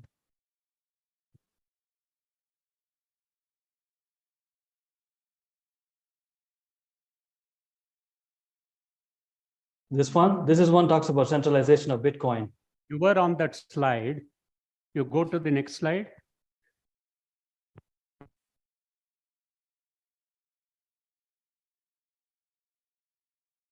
Next slide. Yeah, here, could you tell me what it would mean by this Nakamoto coefficient and Ethereum when you say it is 2, what would that mean if you compare it to Algorand perhaps? Okay, so what it means is number of parties. In the case of, let's look at Bitcoin here. How many, like Bitcoin, if you have 51% hashing power, means you can basically, add the next block. How many parties do you need to reach 51%? You can look here on this pie chart. To reach 51%, you need 3 parties here, right? Foundry USA plus Ant pool plus F2 pool. So, that's the way you look at it. Number of parties. I mean, you can go back and let's look at the definition here. Is a minimum number of entities whose proportions can sum up to get 51% control. So in this graph, it's 3. Okay, so this actual number, Bitcoin is not here. They talk about Ethereum, so you'd have to apply for, Ethereum case, you have to look at the number of pools and see. I think in the case of Ethereum, it's not 51%, it's more like 66, 67. So that's how it is. Number of parties, entities required to basically, the threshold to add the next block, whichever blockchain it is. Every blockchain has different consensus mechanisms. The threshold is different. If you want, I can send you, there's a reference paper. I can send you details on that, more details. Yeah, the interest is for sharing the, reference paper. Okay. Good. Yeah. Any other questions? Okay. I'm good. Thank you. Right. Anything else? Yeah. Thank you very much. Any other questions? Dr. Ramesh Ramdas. Thank you. Thank you very much. The next invited talk is on ZK-ACTUS, verifiable financial contracts. The speaker is Mr. Mark Greenslad. It's my honor to introduce Mr. Mark Greenslad, Head of Research and Development at Casper Network Association, Switzerland. Mark is a full stack, clean code, polyglot technologist with an extensive open source and agile experience. He has a wealth of experience delivering coherent solutions to complex systems for private and public sector entities across Europe and beyond. Mark brings a rare combination of analytical and creative skills to the table, making him a genuinely strategic thinker. He is urban, values-driven, authentic, sociable, and creates the space for teams to flourish. In addition to his role in Casper, Mark is the chair of IEEE Working Group on Decentralized Systems and a member of Central Bank Research Association. He is comfortable working at the bleeding edge of R&D. Mark presents a keynote speech on ZK-ACTUS, verifiable financial contracts. Please give a warm welcome to Mr. Mark.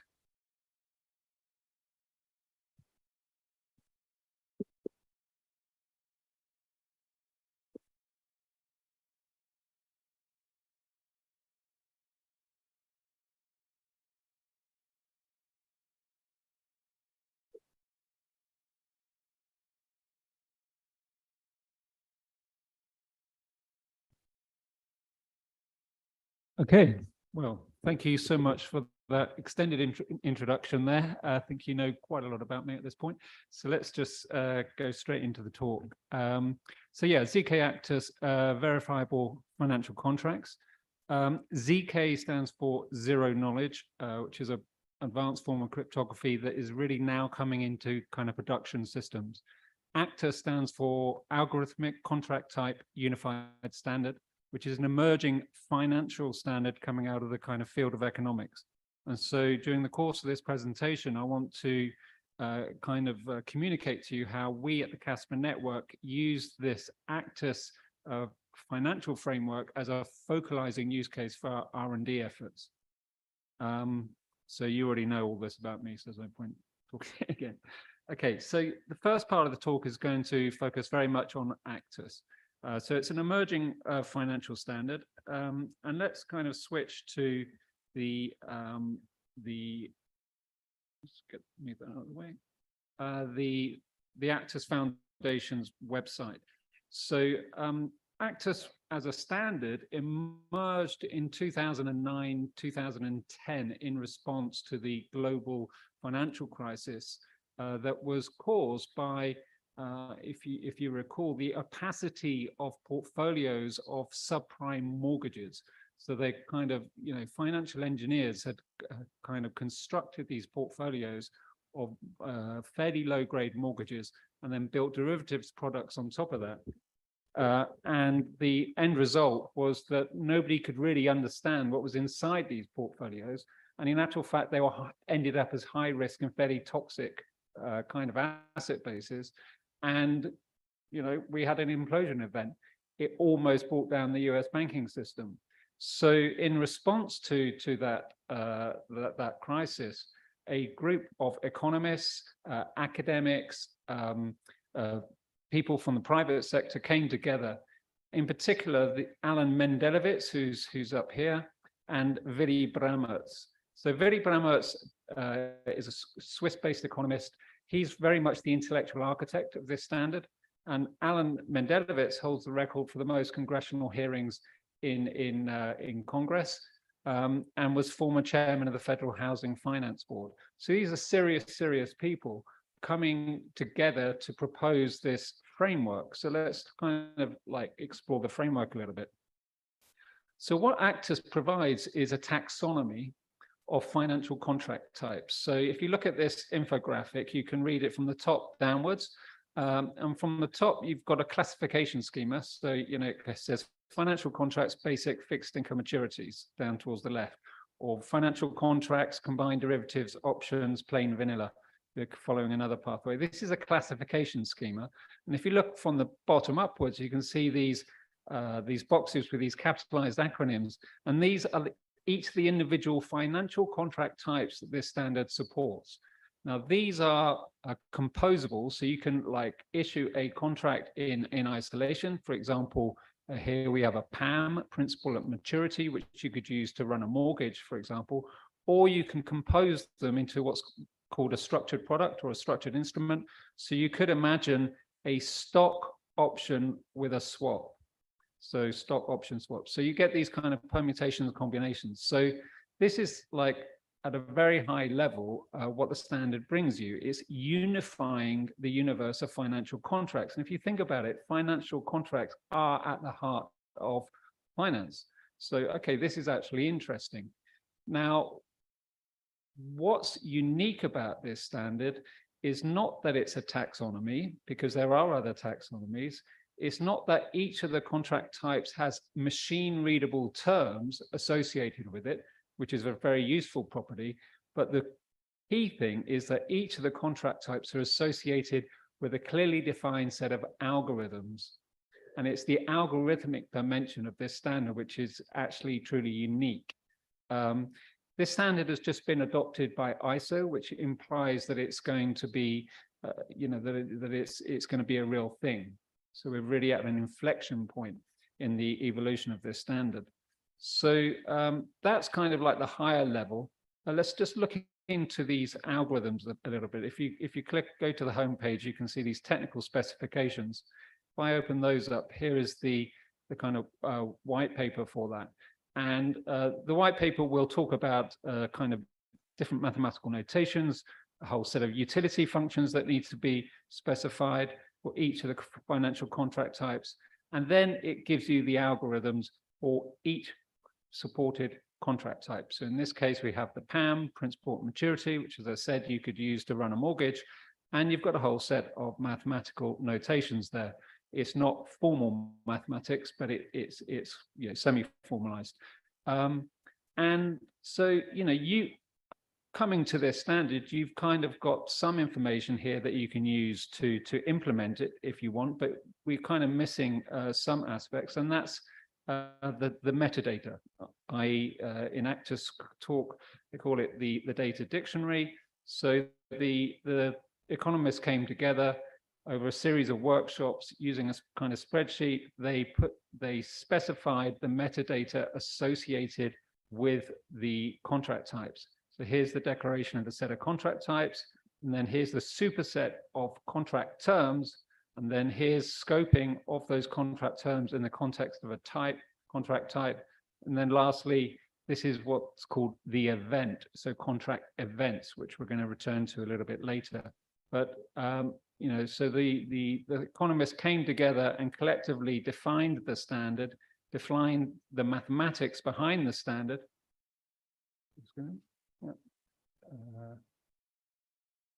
Oh, okay. Okay. Not really. So what do I need to do? Yeah. I think it's a display problem. It's a display problem, yeah. It's a display problem. We are not setting properly. Okay, if I go to settings.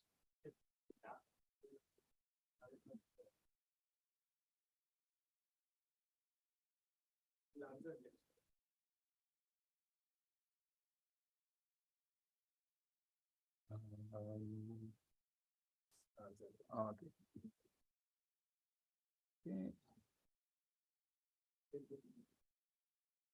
Not really. Okay, anyway, let's just keep going because otherwise we'll run out of time.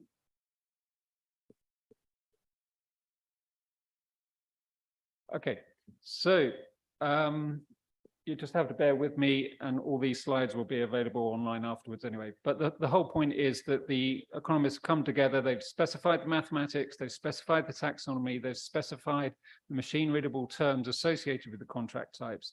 And they give you like a demonstration application that you can use, which one we'll go to now.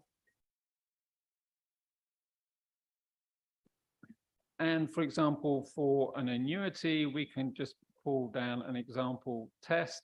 Here we have a fixed term loan, and we can just go and ask the ACTUS calculation engine to go and tell us what is the payment schedule for that loan. Okay, so this is the inputs into our system. We're saying, okay, how do we take this standard and then do something useful with it and amplify the standard across the blockchain space? If you think about what the blockchain space brings you until now, really it's like currencies, NFTs, etc., fairly simplistic financial instruments. We want to take this up a much higher level and do some real world finance. So let's pivot back into my slide deck and just make one note about the algorithms, that the inputs are these machine readable term sets. They are composable and heterogeneous, but the outputs are so-called event sequences. And these you may kind of they're equivalent to cash flows, and they're homogeneous. I can show you, this is an example term set. And so, yeah, just machine readable information specifying the terms of a financial contract. Here's the output of the algorithms, the event sequence, which you can use as input into a cash payments engine. Okay, so right here, right now, there's several implementations of this ACTUS framework. There's Java, Rust, Haskell, Python, TypeScript, and R, and they're all standalone binaries that are useful in and of themselves. But you know, how can we bring these the standard into the DLT space? Well, you take ACTUS, you add zero knowledge plus distributed ledger technology, and then you have this concept, verifiable financial contracts. There's three pillars to this solution: integrity, tokenization, and payments. So most of you have heard about tokenization in the context of blockchain systems. You've probably heard about payment systems, whether in like fiat environments or blockchain environments, but maybe we can drill down a little bit into the integrity dimension. So from the ACTUS standard, the artifacts that come out of using or utilizing that standard in an operational sense are the counterparties who come to an agreement over a financial contract, the term set associated with a financial contract, the algorithm used to derive the cash flows associated with the financial contract and those cash flows. So these are the ACTUS specific artifacts. Now we can take cryptographic proofs over those artifacts. So, you know, fairly simple cryptographic proofs, signatures, attestations, fingerprints, hashing functions. And now we can use ZK proofs to give us some insight into the correctness of the computational dimension of running the algorithms. And I'm going to drill down into that a little bit later on. So all those proofs we can put onto a blockchain via a smart contract mechanism. So we can signal that for any particular issued financial contract, here is the truth or the integrity of that contract. Now, terms are mutable over time. So these financial contracts are dynamic. So typically there will be environmental triggers, such as an interest rate change, that results in a new term set. And therefore you need to go and hit the algorithms again because the cash flows have changed. And therefore you need to post on-chain the new set of cryptographic proofs. Similarly, if a counterparty defaults, this would be a behavioral trigger. This also results in a change in the term set. Therefore, once again, you have to hit the algorithm, recalculate the cash flows, and resubmit these proofs on-chain. So these are dynamic financial contracts, and the proof sets in themselves are dynamic as a result. So this is like the first pillar of this kind of solution space. The second pillar, as I said earlier, is tokenization. So for each financial contract, we can mint a so-called VFC token, which is simply tracking the counterparty exposure over time to that financial contract. If in the case of a commercial bond, for example, typically you may have, let's say, 3 banks issuing a bond. Let's say it's $200 million bond, commercial bond, issued by 3 banks to a commercial entity, let's say IBM, for example. So, you may have Bank A is contributing 100 million, Bank B and Bank C 50 million, and then IBM is taking that on the other side. So, so on one side of the contract, you have 3 counterparties. On the other side of the contract, you have 1 counterparty. So we can kind of, as the part of the tokenization process, we post on-chain these kind of ratios of exposure by the counterparties.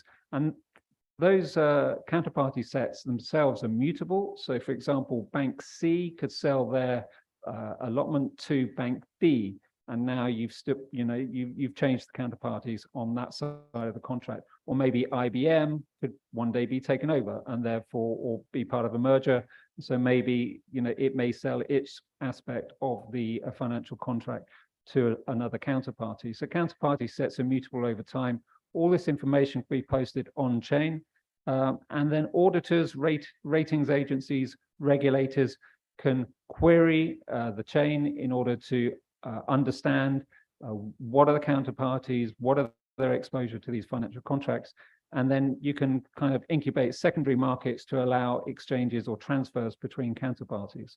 So that's kind of part of the tokenization modality of these financial contracts. And the third pillar here is the kind of putting together a payments engine to process the cash flows themselves. So typically for a cash flow or an event sequence, we know the timestamps, we know the direction, we know the amounts, denomination, we know the obligor, the set of obligors, and we can put that information into a payments engine, which will use verification mechanisms prior to opening, closing, servicing payment channels, etc., managing defaults, sending notifications, and we can use a DLT or blockchain smart contracts in order to record information and also to orchestrate like behavior amongst distributed actors.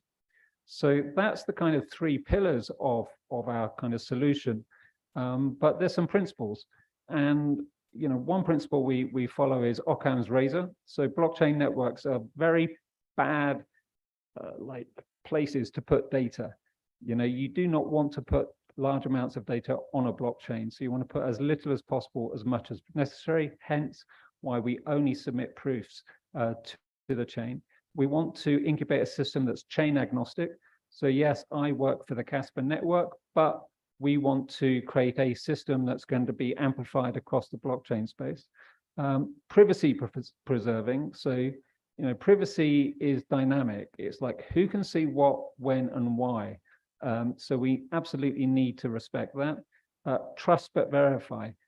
Proofs are the foundation of this system, cryptographic proofs, that is. Now, we have challenges for building such a system. First of all, regulatory certitude. So in the previous talk, Ramesh gave you a slide where he kind of, there was white areas, red areas, green, yellow, whatever, indicating that if you take a kind of global perspective, the regulation around DLT in particular is fairly, let's say, heterogeneous. So that's an issue. Counterparty risk. At the heart of ACTUS is our financial contracts and counterparties. Managing counterparty risk is an ongoing activity. Anything we do must be post-quantum secure. Jurisdictional anchoring. This is the notion that no financial contract is issued in a jurisdictional vacuum. So we really need a system of kind of like smart legal contracts to support what we're doing. And then managing technological flux over time is important, because we want to build like a multi-decadal system.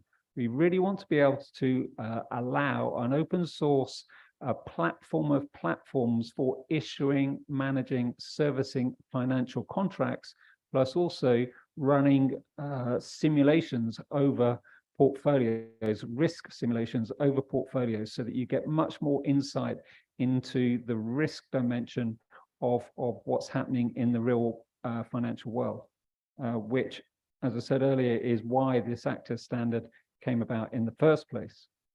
So part 3 of the talk, and this is going to be way more interesting for you guys as cryptographers and professionals in the space. You know, at the heart of why we are so interested in using zero knowledge proofs is computational integrity, right? We know that you know, this system is algorithmic based. We've got to ensure that and that we have a clear signal that the computation of those cash flows was correctly performed. And so we can use zero knowledge techniques for that. So just kind of, you know, reinforcing that these ACTUS algorithms, you know, run in a zero knowledge compute space will give us these zero knowledge proofs. So, you know, what are ZK proofs? Well, ultimately, you know, you take a kind of functional predicate, and which has public inputs X and private inputs Y, typically called the witness. And we simply want to know, you know, without having to reveal any other information, whether the function evaluated a true or false in a very simple way. The properties of ZK proofs that are super important for us are succinctness. So they should be compact. You know, the compute may be expensive, but and the proof may be expensive to compute, but the proof itself, the proof size must be small. The reason why we can get succinctness is because ZK proofs are probabilistic. You know, they are not fully deterministic, they are probabilistic, but at a very high level of probability. Secondly, soundness, that is, an honest prover and an honest verifier will come to agreement over the validity of a proof. As I said, they are expensive to compute. So typically, let's say if a computation takes, let's say, n CPU cycles, then once you put kind of zero knowledge into the mix, then you've got several orders of magnitude more CPU cycles. It could be 10n, could be 20n, whatever. But whilst they're expensive to compute, they are cheap to verify. So these proofs can be passed around and verified very, very quickly. So, you know, those properties are essential to the robustness and the ability for ZK proofs, proving systems right here, right now, to be used in production systems. The kind of elements of zero knowledge cryptography are arithmetic circuits, and then introducing constraint systems over those arithmetic circuits, mapping those constraints to polynomials, and then creating polynomial commitments over those polynomials. So those are kind of cryptographic elements of most zero knowledge proving systems. But from a development perspective, like your average engineer is going to be interacting not with these cryptographic foundational elements, but with higher level kind of software like artifacts. So virtual machines. So there are a wave of zero knowledge virtual machines coming on stream. You know, kind of VM design has really been a very fertile landscape in the last 18 months, 2 years. Embedded DSLs, so programming low-level circuits is error prone, and you know, you need very high skill levels to be able to do them successfully. So having domain-specific languages really help to allow your average engineer, let's say, still skilled, but not like super skilled, to actually be productive in this space. Roll-ups are a mechanism that are being used in the blockchain space to scale. So rather than pushing all transactions into the layer 1, we can create these so-called layer 2 systems called roll-ups, and transactions are pushed through the roll-ups, and then the computational proofs are posted onto the L1 for verification. So it's kind of like a new design modality. And then lastly, we have applications. And of course, ZK-ACTUS is itself an application. So I just want to give you a little kind of tour of what's, you know, some of the kind of interesting projects in the ZK space right now. So this is, first thing to say is, like, there's an awful lot of information out there now. Like 2 years ago, it was pretty difficult to skill up, but nowadays it's a lot easier to skill up. So you've got Medium as a channel. You know, there's lots and lots of information out there, detailed information about the low-level kind of cryptographic processes involved in generating these proofs for any particular computation. You've got like knowledge bases, like Awesome Zero Knowledge Proofs is a good one that I like myself. Podcasts, so zeroKnowledge.fm, like it's on episode 291. It's like a weekly thing. So this has been going for a couple of years. This is a great resource for those who want to get up to speed with not only zero knowledge, but also applications of zero knowledge, particularly in the kind of blockchain dimension. Then we have conferences. So, you know, dedicated conferences. The next like big one will be ZK Summit 10 in London in September. All these conferences are like streamed. So, you know, you don't need to be there to attend, right? Low-level circuit systems. There's several like frameworks out there. The kind of mother of all frameworks was called CIRCOM. That's now at CIRCOM 2. So this is like a DSL for writing low-level circuits. Like behind the scenes, basically your code is being mapped to highly complex kind of cryptographic circuitry. But you know, you can write in this kind of higher level language called CIRCOM. ArcWorks is a Rust-based ecosystem for so-called SNARK programming. You know, if you get involved in any kind of real way with what's happening in the ZK space, you will come up against ArcWorks at some point. Plonky 3, so this is like the third iteration of so-called Plonky proving systems. And this really is cutting edge. Like this is, if you look at the commits on this, this is like last week, you know, 2 days ago, our team, my R&D team in the Casper network, we will be leveraging this particular proving system over the course of the next year. Valida, so I spoke a little bit about virtual machines. There's several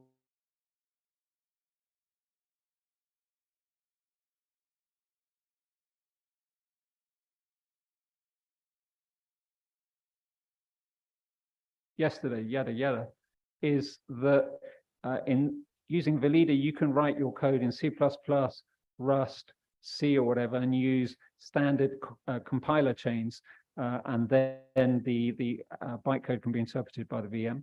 So that's actually interesting.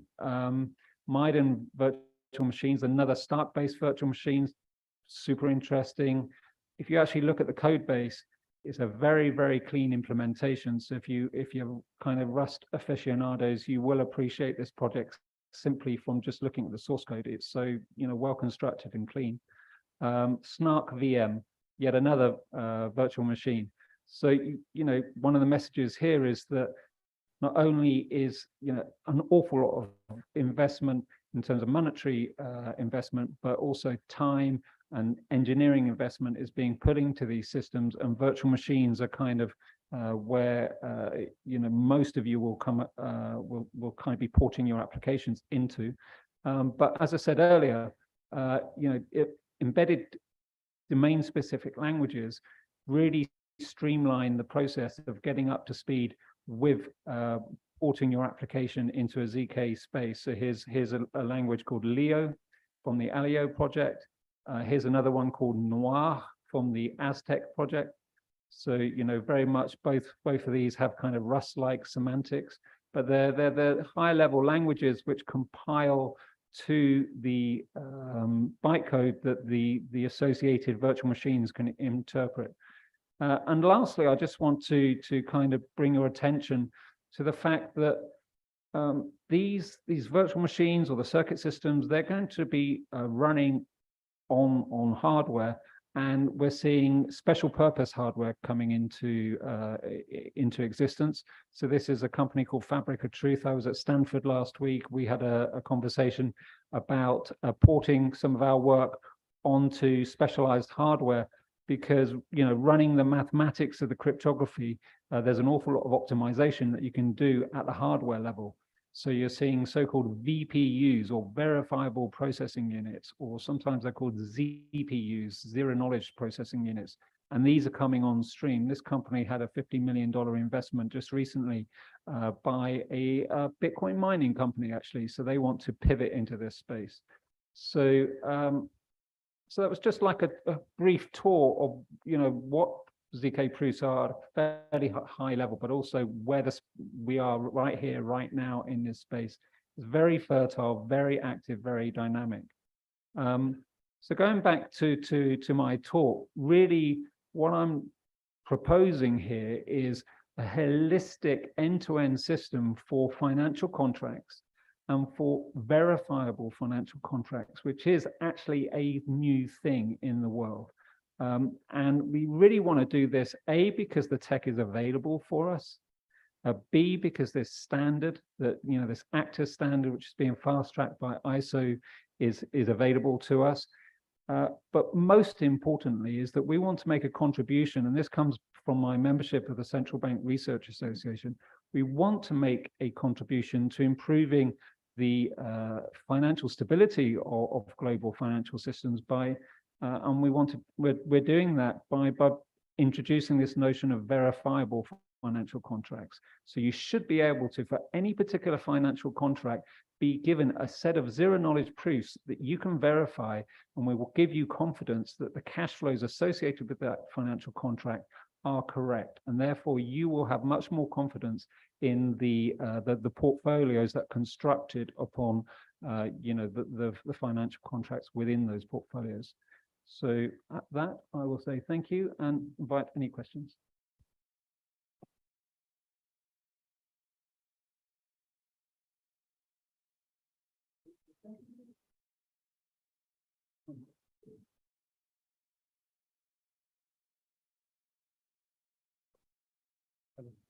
Hello. Hello. Hello.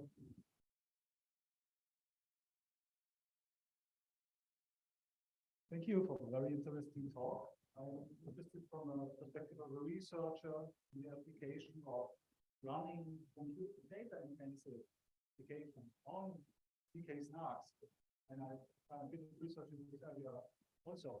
Given it's very convincing in the application for the financial industries and for business logic, what is your perspective on data and computer intensive applications?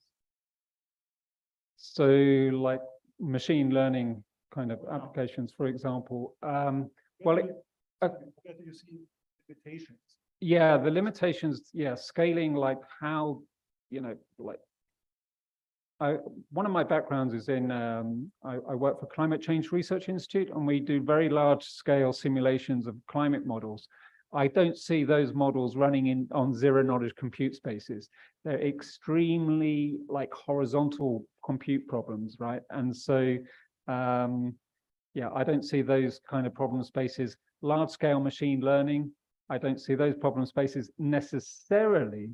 But there are ZK zero knowledge ML groups kind of emerging. So it's unclear to me exactly what will be the limits at this point in time. What I will say in the context of ACTUS, like hitting the algorithms is fairly quick. It is completely within the scope. But what is interesting is when you're trying to do portfolio-wide simulations of, for example, running Monte Carlo simulations.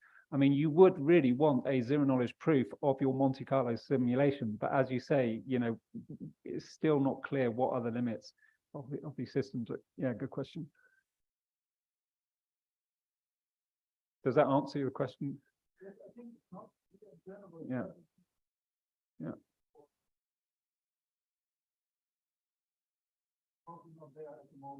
Yeah. Yeah, that's exactly. That's my, I would concur, but there's an awful lot of investment in this space and by serious actors. And so they, you know, and obviously they want to scale as much as possible where it makes sense. I like the example of Dan Bonet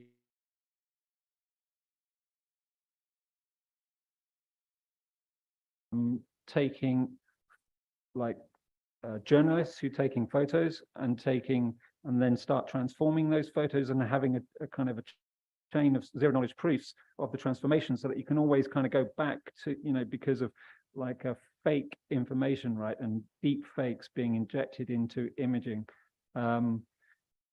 That's a use case I find pretty interesting, because integrity is super important, and we are seeing information being degraded in quality all over the place. So yeah, it's another kind of point. Any other questions? Good.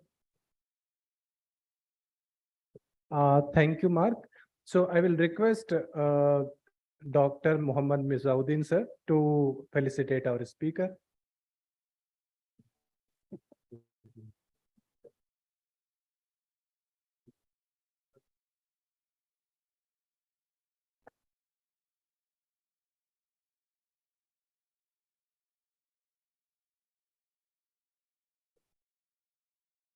Okay, so now we have paper presentation session, and for this session, Sri Samsuddin Khan sir will be the session chair. I request all the presenter to please stick to 10-minute presentation schedule. Don't overshoot. We are already delayed. Thank you.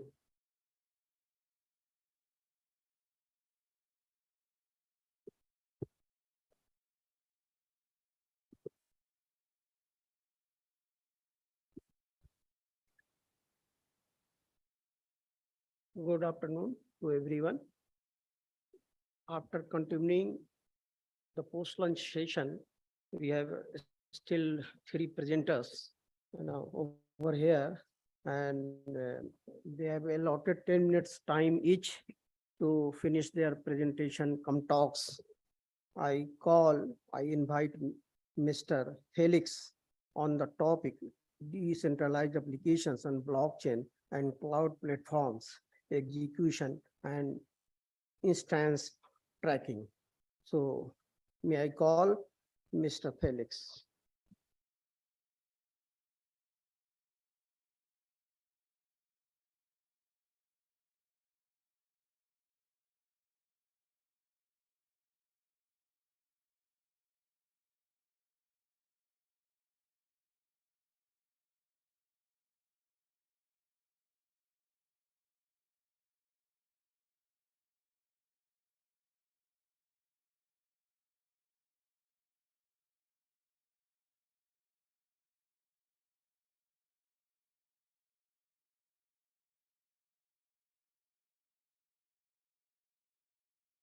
So good afternoon, everyone. Thank you to the organizers of the PKIA. And I would like to get right into the topic, which is on the scalable model-based decentralized applications. So we have various aspects to decentralized applications that we can run on cloud platforms and secure certain properties by the blockchain. So let's get started. I want to start with the state of the art. If you want to run a cloud application, a scalable cloud application, then we would typically use the classical virtual machine on EC2 on Amazon, for example.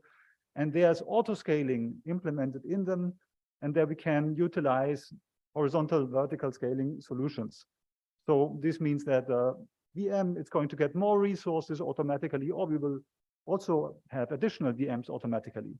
Then we can use Lambda functions, which are independent of the virtual machines. They specify what is actually computed, and then we can deploy on any number of virtual machines, but we are not concerned with the deployment, it's automatic. And then the serverless computing is right now the state of the art, where even more of the workflow between the Lambda functions gets abstracted away. And so what we get is horizontal and vertical scaling, distribution across servers and data center regions. And ideally, we have distribution, high performance, scalability, and availability. So this means basically a high standard when it comes to the scalable applications. But decentralization is the key challenge that is missing. So among technical challenges, such as the one I put first, the cup theorem, which means that you cannot have all the time all the properties. And this is the partition tolerance availability and the capacity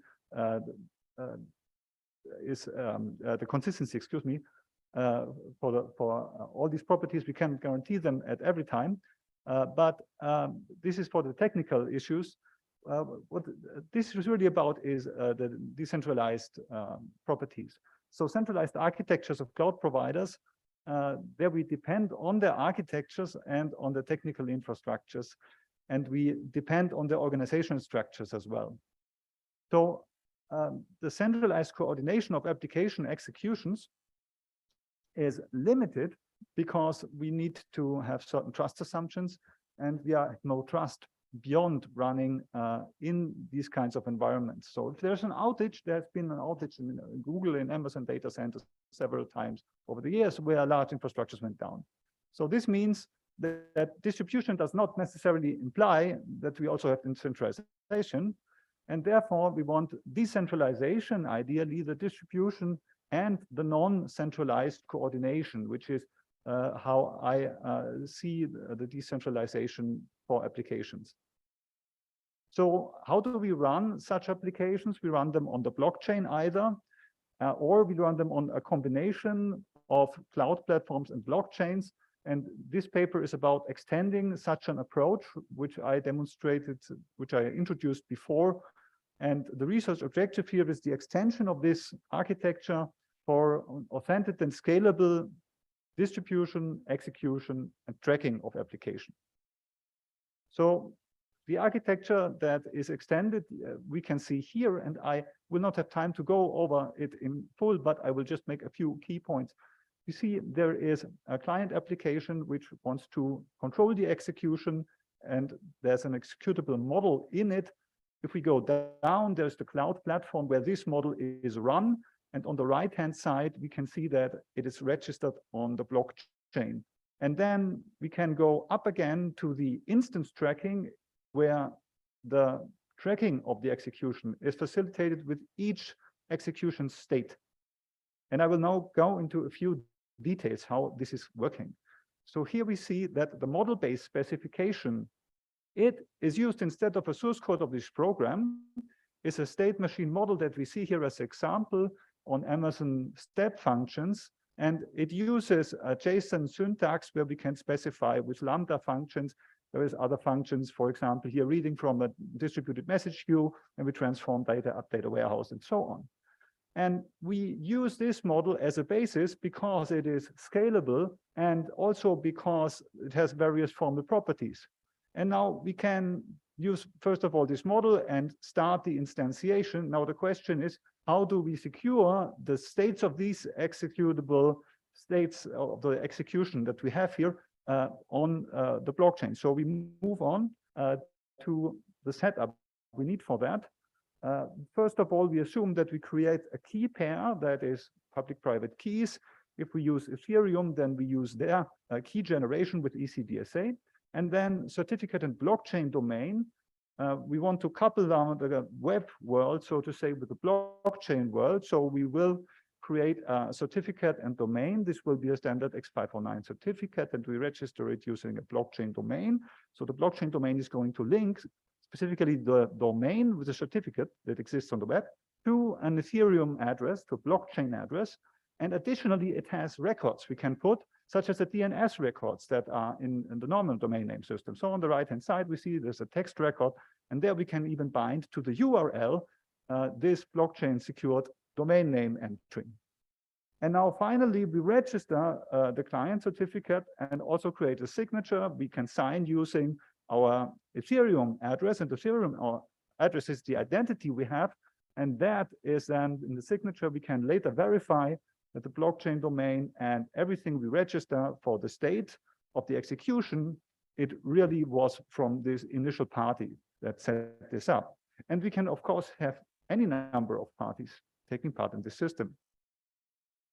So for the instance states, now we can trigger a state. That means that the cloud platform is going to advance the state, or the client is requesting this advancement of the state. and then the state is entered by the execution engine. We capture the state in terms of the model-based representation. That is one of the advantages of using the state machine model. We can now have one execution state. We can create the hash value from it, and we can secure this hash value on the blockchain. And this securing is done using a smart contract that is implemented, and then using the smart contract and the setup I have shown before, we can link it to the execution protocol that we can see here on the right-hand side. So this right-hand side has several lines. You can see the lines probably on top, and each line represents one state that is registered together with a hash value, which is the integrity security guarantee that this state had occurred. And so we can put this into the web on our web server and then retrieve it securely. So this is going to be registered in the smart contract and published on the web, but how is it going to get verified? So the details for this are, of course, in the paper, but again, this is a brief summary. We subscribe now to this protocol that we have just seen, where every state will be appearing. And now the validation, it has several components. First of all, we have a validation that the state that we get, now it existed before. We retrieve and validate the instance state ID. It's a content-based hash value, and we can verify it using the model-based application, applying it to a hash function, such as SHA-256, and then we get the same ID. The same we do with the model and instance. So we have the state, we have one instance run, which consists of several states, and we have the whole execution model, which defines the program. And then we have also model and instance state verified. Then we verify the blockchain and address that it was created with the initial address that the issuer used. So here it comes into play what I mentioned, that we want to verify the linkage between the web URL where we find the protocol and the states, and the blockchain registration in the smart contract, and the ENS domain entry. And these will be all matched. Again, this is detailed in the paper, the steps for that. And we can now have a bidirectional binding between the web resource and what is on the blockchain. And then we have the instance protocol server certificate known, so that this server certificate is really known for the instance states. It was used to, it was put there to put the instance states there. The certificate was used, is what it means. And the retrieval of this certificate from the smart contract is first performed. And then lastly, we verify the signature of it so that it was signed with a private key initially putting it there. So this verifies each instance state, the instance protocol, and a model with the issuing address and the timestamps. So in conclusion, we have seen an extended decentralized application architecture for executable models on cloud platforms with instance tracking.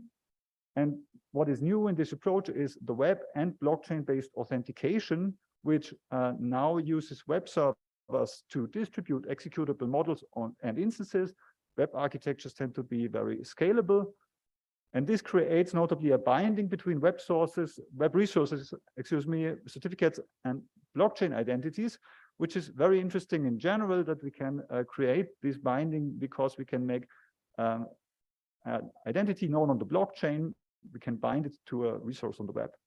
This means we can use the scalable execution on the cloud platform provided by the model-based specification. And this enhances the scalability for data and compute-intensive applications. And lastly, a distributed instance tracking on the blockchain, so anyone can follow this execution. And this is the key idea here for making it observable and also verifiable, that any other party can see which execution states were reached. And so they can verify that they occurred correctly. And this makes it a decentralized application. And now this architecture intends to be a scalable, model-based, decentralized application. Thank you for your attention.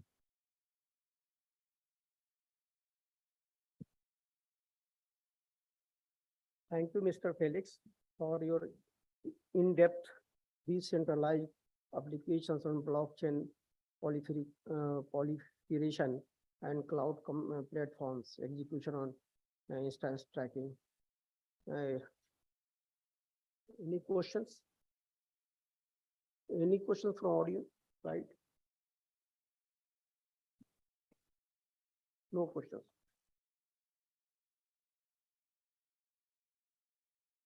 Okay, thank you. We call next presenter, Ms. Gayatri M. Santosh et al. On the topic enhancing PKI security in hyperledger fabric with an indigenous certificate authority.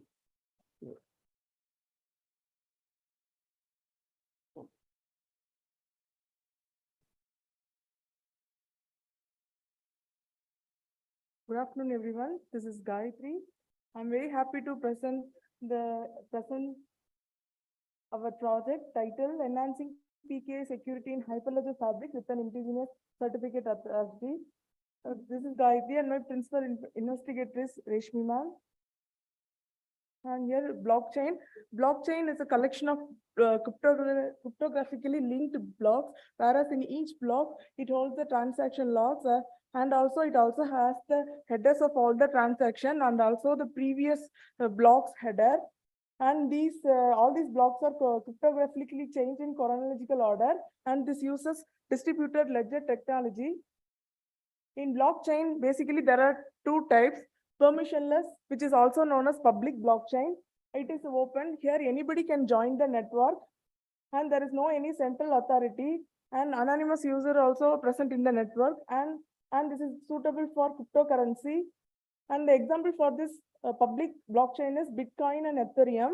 And another one is permissioned or private network. Here only authorized person will participate in the network. Here there is a central authority that is called certificate authority to provide your provide the identities. Through identities only you can represent yourself in the network. Here this is suitable for governmental surveys and governments to organization. And the example for this permissioned blockchain is Hyperledger Fabric and Sawtooth. These are the types of Hyperledger framework. First one is Hyperledger Fabric. This is suitable for e-governance application. And the next one is Hyperledger Aroha. This is suitable for mobile use cases. And the third one is Hyperledger Sawtooth. This is mostly useful for e-voting purposes. And the next one is Hyperledger Burrow. Here we are using in specification with the Ethereum virtual machine. And the final one is Hyperledger Indy. Here the user can use this Indy to prove their identities, into the network. And what is the role of PKI in Hyperledger Fabric? The role of PKI in Hyperledger Fabric is certificate issuance. Basically, the actors who are present in the network have to get a certificate from certificate authority. Through that identity only, they can represent themselves in the network. And also we need a certificate for secure channel level communication. And also for transaction signing, we need crypto material, that is your keys. So we are using PKI in Hyperledger Fabric, and that is a sample Hyperledger Fabric network architecture, which is provided by the IBM. This has orderer. This orderer will order the blocks. Here there is no need of any miner. In public blockchain, only miner can mine the block, but here that orderer will take care of ordering the block. And that ordering block will be committed by the peers, which is present in the organization. For every organization, there are three distinct actors. One is admin, who is having the privilege to add or remove actors in the network. Another one is peers. There are two types of peers: endorsing peers and committing peers. Committing peers will be responsible for committing your transaction. And the third one is user. This user will submit the proposal about the transaction. This is the basic IBM framework for Hyperledger Fabric. We have used this test network for verifying our thing.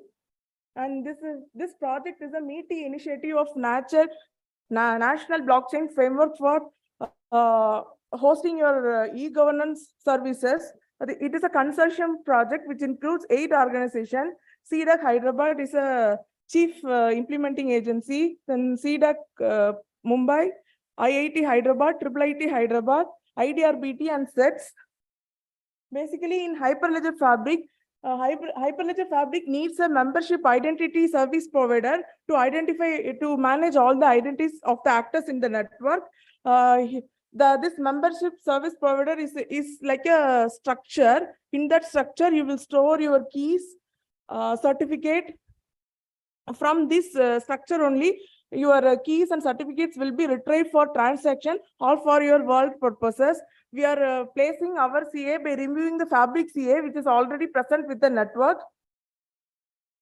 For Hyperledger, we need 2 CA for every organization. One is TLS CA. TLS CA is responsible for secure channel level communication. And the second one is enrollment CA. This enrollment CA is responsible for providing identities such as certificates, and also this will provide crypto materials to you. For every time, whenever the actors who wants to avail services from the network, they should do 2 steps. First is registration. In this registration step, your identity will be stored in the DB, and the next step is enrollment. After enrollment only, you will get all your credentials such as crypto materials and certificate, and all your here you can see there are 2 MSB for every organization. Local MSB for node. Here we have CA certs. In local MSB, we should have CA certificate, TLS certificate, and your private key, and the sign search is your public key. Hyperledger Fabric only accept your credential in this form only, and for every organization also there will be an MSB. From that MSB, you can represent your organization in the network.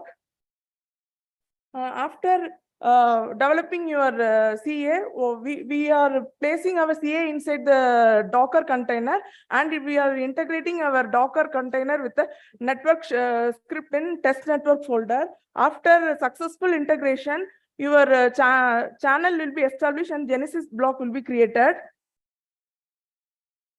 And sometimes we have to provide service for dynamic user also. Dynamic user is nothing but the user who want to avail service in the network.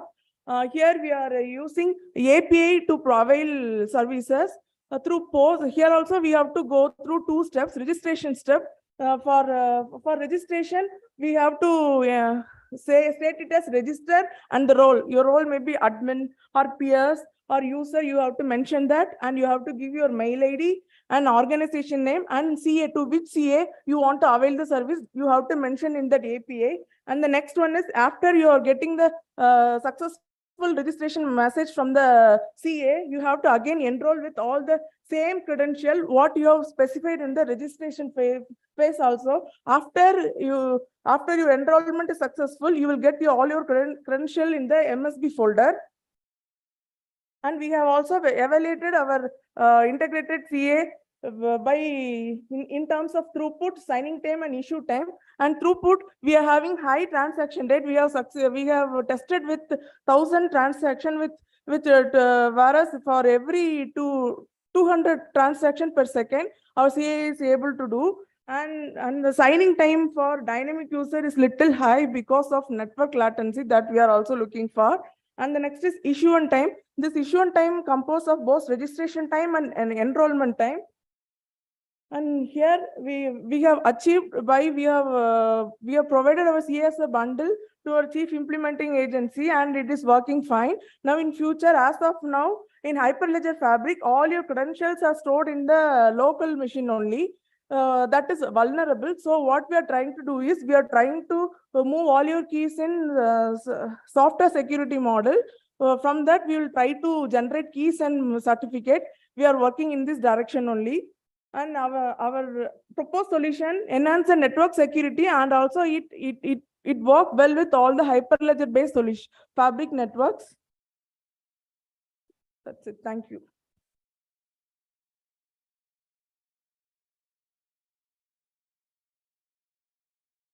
Thank you, madam. Just one announcement. Somebody left his mobile outside. So if it's your, please collect it from here. Okay. Thank you, ma'am. Now our next presenter is our colleague from Office of CCA, Dr. K.K. Sondram Pandian. and his topic is cryptographic challenges and security in PQC post-quantum computing, cryptography migration, a prospective approach. Over there.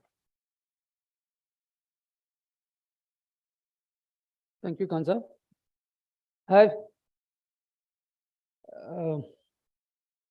Let me have a brief introduction why we have to go for this. This PK-enabled system is essential. As we have been discussing for the couple of 2 decades, why the PK-enabled system has been taken up by the CCO office, and what are the achievements, and how the digital transformation has made with the strength of the CCO office, under the blessings of MATI. So when we talk about PKI, it's a secure system that defines the rules, policy, the procedure, the hardware and the software, which are required to manage and control the whole digital certificate. So that's the reason why the PK ecosystem been made very strong in this ecosystem for digital transformations. The PK facilitates secure exchange of electronic information for various networks and the applications.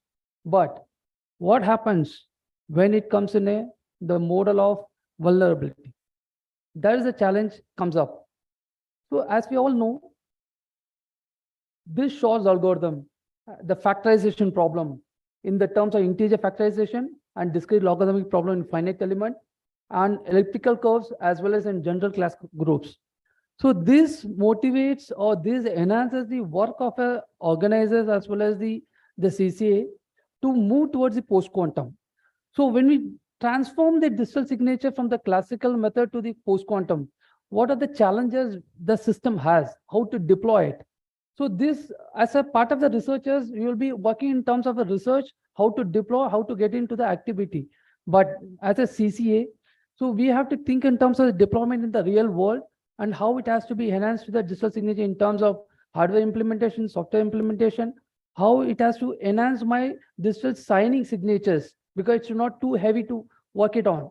So how this transition moves, why NIST has come into the picture in 2016 to go for a competition, why this classical mode of operation is not sufficient to make the eco environment strong. The question is undefined. See, we are working in terms of quantum world. When the quantum world comes, what is it? We want to have a Atmanirban. We want to have our own self-resilience system. So under this criteria, the MATI, under the blessings of MATI, the CC office initiated this post-quantum work so that we should be ready with this, what the algorithm has to work. So as been, yesterday I've been hearing Dr. Anand Mohan's talk also, which I have been discussing about the complete ecosystem, how the hash-based digital signature is going to work. So every researcher started working. Where is the deployment? How do we deploy it? So that's a big challenge. So for those deployments, this is the main issue where the migration moves towards, and the researcher has to work on for the optimization of the overall architecture, how the architecture looks like. Now, still, as of now, it's only a mathematical model. So when you go for the hardware implementation, again, the real challenge works with that. So already CDAC Bangalore is started working on this platform under the guidance of CCA as well. So when we talk about this post-quantum, can you just move? Yeah. When we move about this, the initial stage, how the theory of the threat of classical computer works. So as we all know, the Shor's and Groves algorithm makes us to threaten the world. So this is vulnerable in terms of the integer factorization, the discrete logarithmic problems, whatever we are going to exist in the world is going to be vulnerable.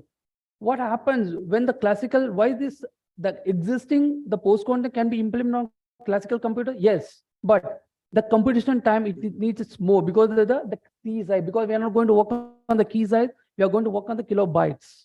The heaviness as well as the security levels keeps increasing. That's when the morning we have been asking one questions also during the talk from the CDAC Patna. So when the key kilobytes increases, how it has to be implemented on the platform and the classical computers as well. When it goes on the quantum computer, it's fast enough to handle. But when it comes for the deployment, the real change happens. So that's what, if we talk about this factorization problem difficulty, from exponential of to polynomial of the quantum computing, as well as the larger entire factorized, that's the latest factorization is 21. Initially, the last which has been authorized is 15. So now it has been very difficult to authorize this integer problem is 21 in 2012. Till now, this is the relief for the researchers to work on this platform. So again, the threats in the asymmetric as well as when you go for the Grover's algorithm, we have a threats in the symmetric ciphers also. Symmetric cipher basically self-resilience in quantum world. But still, if you talk about the side channel attack, in terms of brute force, it is vulnerable. When you talk about the side channel attack, still it is having the strength of the equity. So what this post-quantum is going to do with us? So it's a field of research developing a cryptography algorithm that can resist the attack from the quantum computer. So still now, how many qubits have been developed?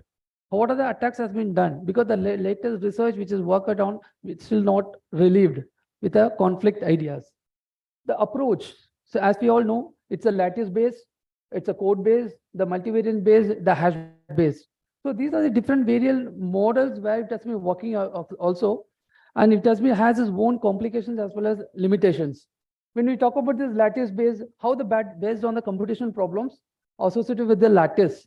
And for example, it is working on the Kursor diatheum as well as for the code base, it is MacLean's, the problems which is related on the decoding problems that are related to the error coding concepts.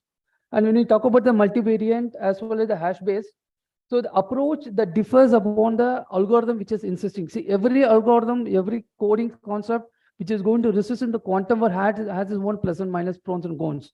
But how do you want to deploy for the digital signature? That's a big challenge. So every researchers keep on moving towards the architecture, the complexity as well as the optimization. So when this world comes into the picture, which is going to resist, till date, the 2 decades, the RSA is resisting, but still RSA is vulnerable in certain point of time, certain point of attack and threats. But still we are working because the PK is the best solution, which the Indian ecosystem is having it. As of now, no record has been initiated that any digital signature is cracked. This is a 2 decades. Nobody cracked my PK solution. Even you can crack your algorithms. You can crack your key systems, but brute force any other attacks. But within the ecosystem, no digital signature has been compromised. So this is the strength of the CCA. So this is where the ecosystem completely having the whole control over the systems. So the same whatever the thing other algorithm which has. So this coming back to the NIST competition, how they initiated.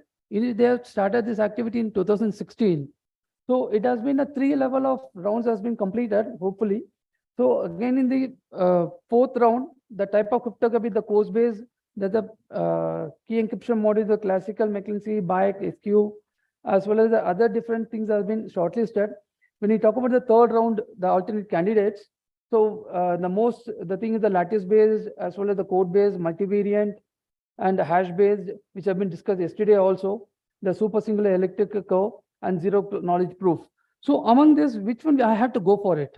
How the system has to move, how the system has to define my system, which algorithm I should move ahead.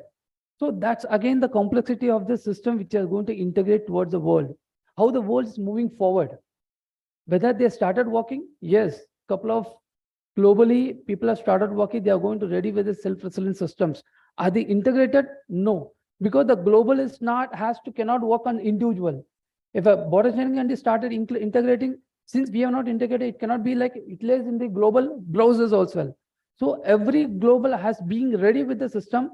When they say everybody has to handshake as well mutually recognize each other, and it has to move forward. So when we talk about the international efforts in the post-quantum standardization, the ETA, that is the European Telecom Standard, they are accepting the NIST outcome candidate. So as well as the ISO, so they have been working on the finalize the post-quantum cryptographies, their own algorithms, nothing published in the public domain. The IETF, that is Internet Engineering and Task Force, discussed to establish a working group for the transfer support of post-quantum. The proposal for specifying the identifier, basically where I'm talking about in the morning also. So these identifiers are very much essential to depend how the International Forum is going to accept my TLS and SSL certificate. Because every platform, every code signing certificate, the digital signatures, everything implicates upon the algorithm which I'm going to integrate. And when talking about the Japan, so they have been again the same thing. They have been working on to accept the post-quantum NIST competition outcome. They are going to use the NIST competition as many Japanese contributors. They have been using on the round 3 as a finalist. And going back to UK, so the National Cybersecurity Centers, the nodal agency, they support the NIST standards. So advised to wait for the standards to come out and finalize the product. as per the algorithms. And China, they have still, they already come out with their own signature algorithm as well as their own key encryption module. So see, the other countries, the globally people have started, they have already finalized their own variant. So this is the angle where Indian ecosystem, our CCA office also started their own finding the variant for the country, so that we can start ahead to understand before understanding the concept of how to integrate the whole ecosystem. So as of now, the RSA 4096 is used for digital signature for us, as well as we have been competing with this web trust module, where the whole ecosystem requires the 4096 as well as 20B key size, as well as the critical path extension. So when I talk about this certificate, which is in the morning, we have been talking about how it has to be integrated in a hybrid model. So when I go for hybrid module, again, it's too heavy for a system to carry to a device or any IoT device. So the system is working on it, how it has been integrated. So this can be started by the different nodal agencies as well across the global, by the Google as well as Infineon, the chip which has been designed by the New Hope. Basically, they are the first post-quantum hardware chip they have been developed, but it is in a failure model. So again, the IBM is also working on the focusing on the lattice base, because there are these 4 different categories of post-quantum cryptographic based systems, which is going to resilience in the quantum world. That's what they are moving towards the factorization problems, which is very hard to break. So coming back, finally, to understand how the researchers has to move ahead, how it has to be integrated, how the digital signature is utilized in a real-time model by the certifying authorities. So it's like the closed box, it's a black box.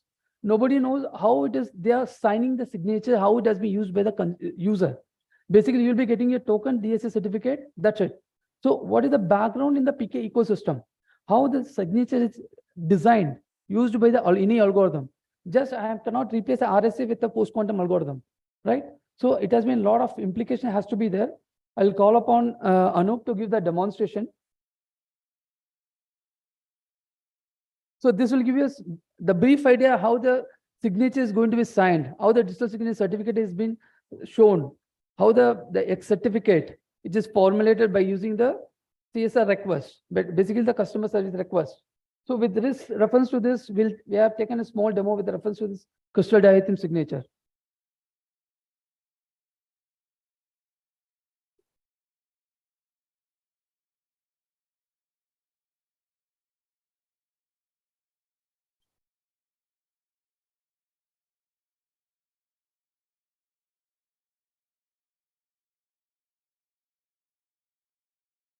Correct?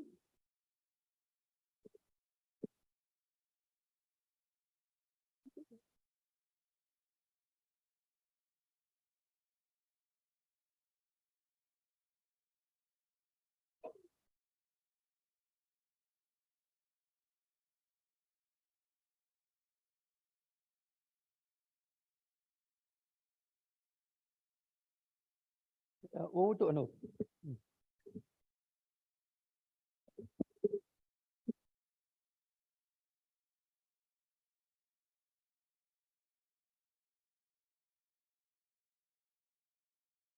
Okay, so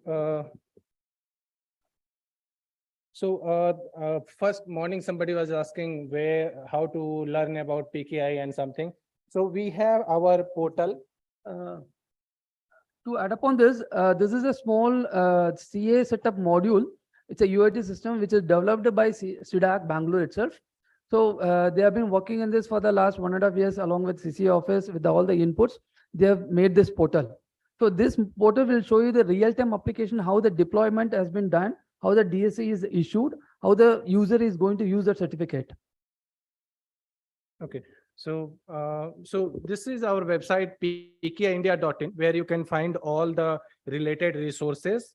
So all the PPT videos, we are there on we are there on YouTube also. We have a YouTube channel where we can find all the tutorial videos related to PKI. Now, coming on to this PQC tutorial, this is another website, learn.pkiindia.in, where you can learn about anything: hashing, symmetric key, asymmetric key operation, PQC, digital signature in classical using RSA. So everything is there. And this is hands-on. You just open it, run it, and you can learn about that. So for example, here I will show you about this PQC. So here you can select any of the algorithm, dilithium 2, 3, or 5. Then just click on generate. It will generate the key. So public key, private key. To add upon, sir, actually, Dr. Anand Magam was asking in the morning how the security level has been ensured in the certificate. So 2, 3, 5 is a different levels of security, which has been enhanced or it has been identified in the crystal diagram, depends upon the kilobytes. Okay. The increasing the size, again, the security level increases, the more complexity increases. So that's why the 3 different levels have been utilized. 3 level of all the algorithms has been integrated in this portal. Okay. So so after generation of the key pair, you can move on to certificate generation. So I can enter.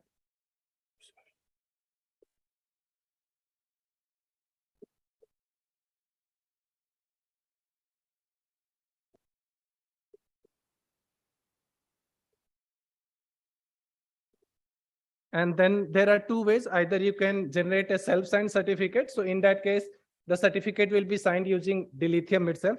So I will just generate once and I will download the certificate. Second way is that I can generate using one CA, which is on RSA. So I will generate CSR and that CSR will be signed by the CA. I can again download that certificate. Now we'll see both the certificates. So first certificate, when I open, you can see it say, you cannot see, I will tell you that a system level error occurred while verifying host because it is signed by dilithium, which the system doesn't understand. So that's fine. Now the second certificate I will open. So here you can see that this is the system recognizes it. It only says that Windows doesn't have enough information to verify this certificate because the CA that has signed, it is also means our own CA, the system CA. So what I will do is there is an option here on top to download the CA certificate. So I will download CA certificate. And then that CA certificate I will add to my trust store. Since morning we have been talking about trust store. So I will not talk about that. I will simply add it to the trusted root.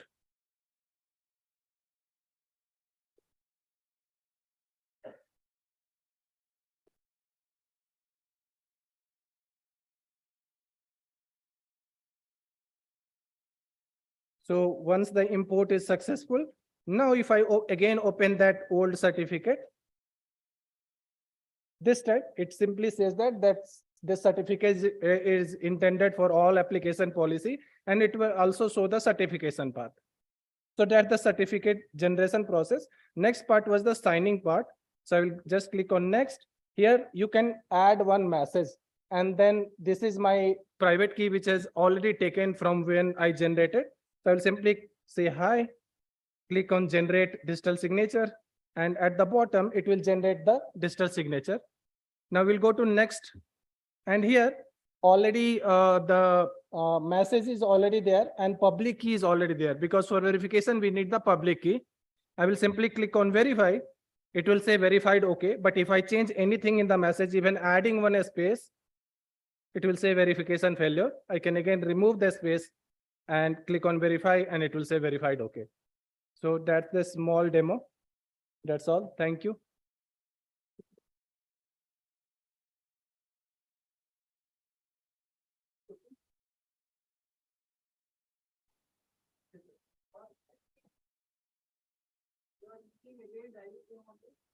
So the direction when he signs up, it shows it's not possible because in the browser forum, this root, this algorithm is not installed. Hello. Okay, even I cannot push it to the first also. So it doesn't identify because the root path, whatever the RSA, whatever the algorithm is already in the browser forum, it's only accepting it. Even if I try to push it also in the cluster flow. So as of now, the global is not moved towards quantum algorithm to it. The browser, because it's a long process, as you know, that just go over the all the time, so that's what so completing those processes is the second stage. Now we have any signing the signature, then push it to the process flow from the root, CPA root. So that is accepted.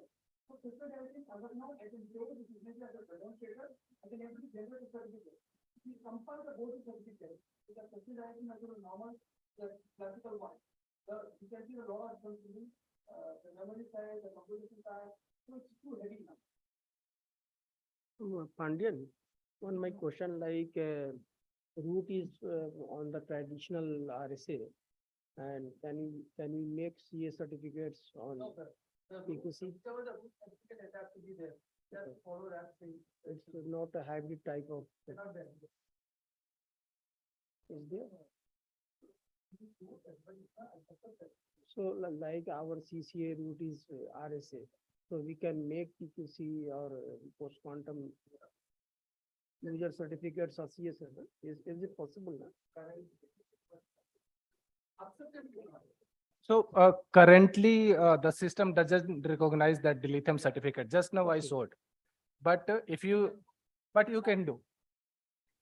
And that hybrid is also possible, that CA is RSA and client is on dilithium, or vice versa. One thing more, like we have seen in the RSA algorithm, like private and public key sizes are fixed, like whatever you choose, 1024 or 2048, whatever.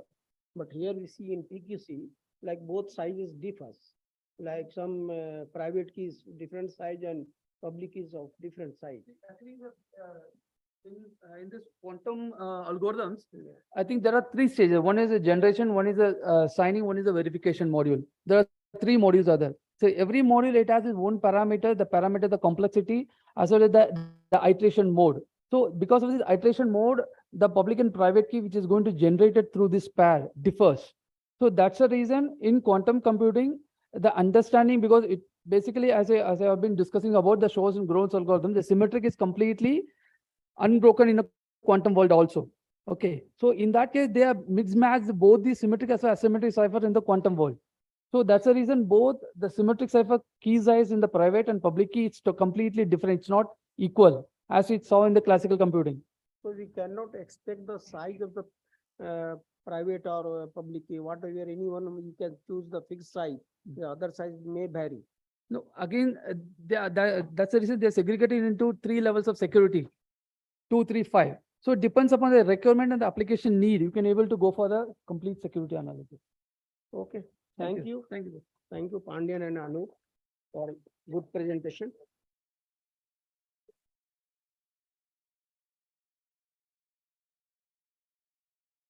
So I will request Dr. Anand Mohan to felicitate our sessions here.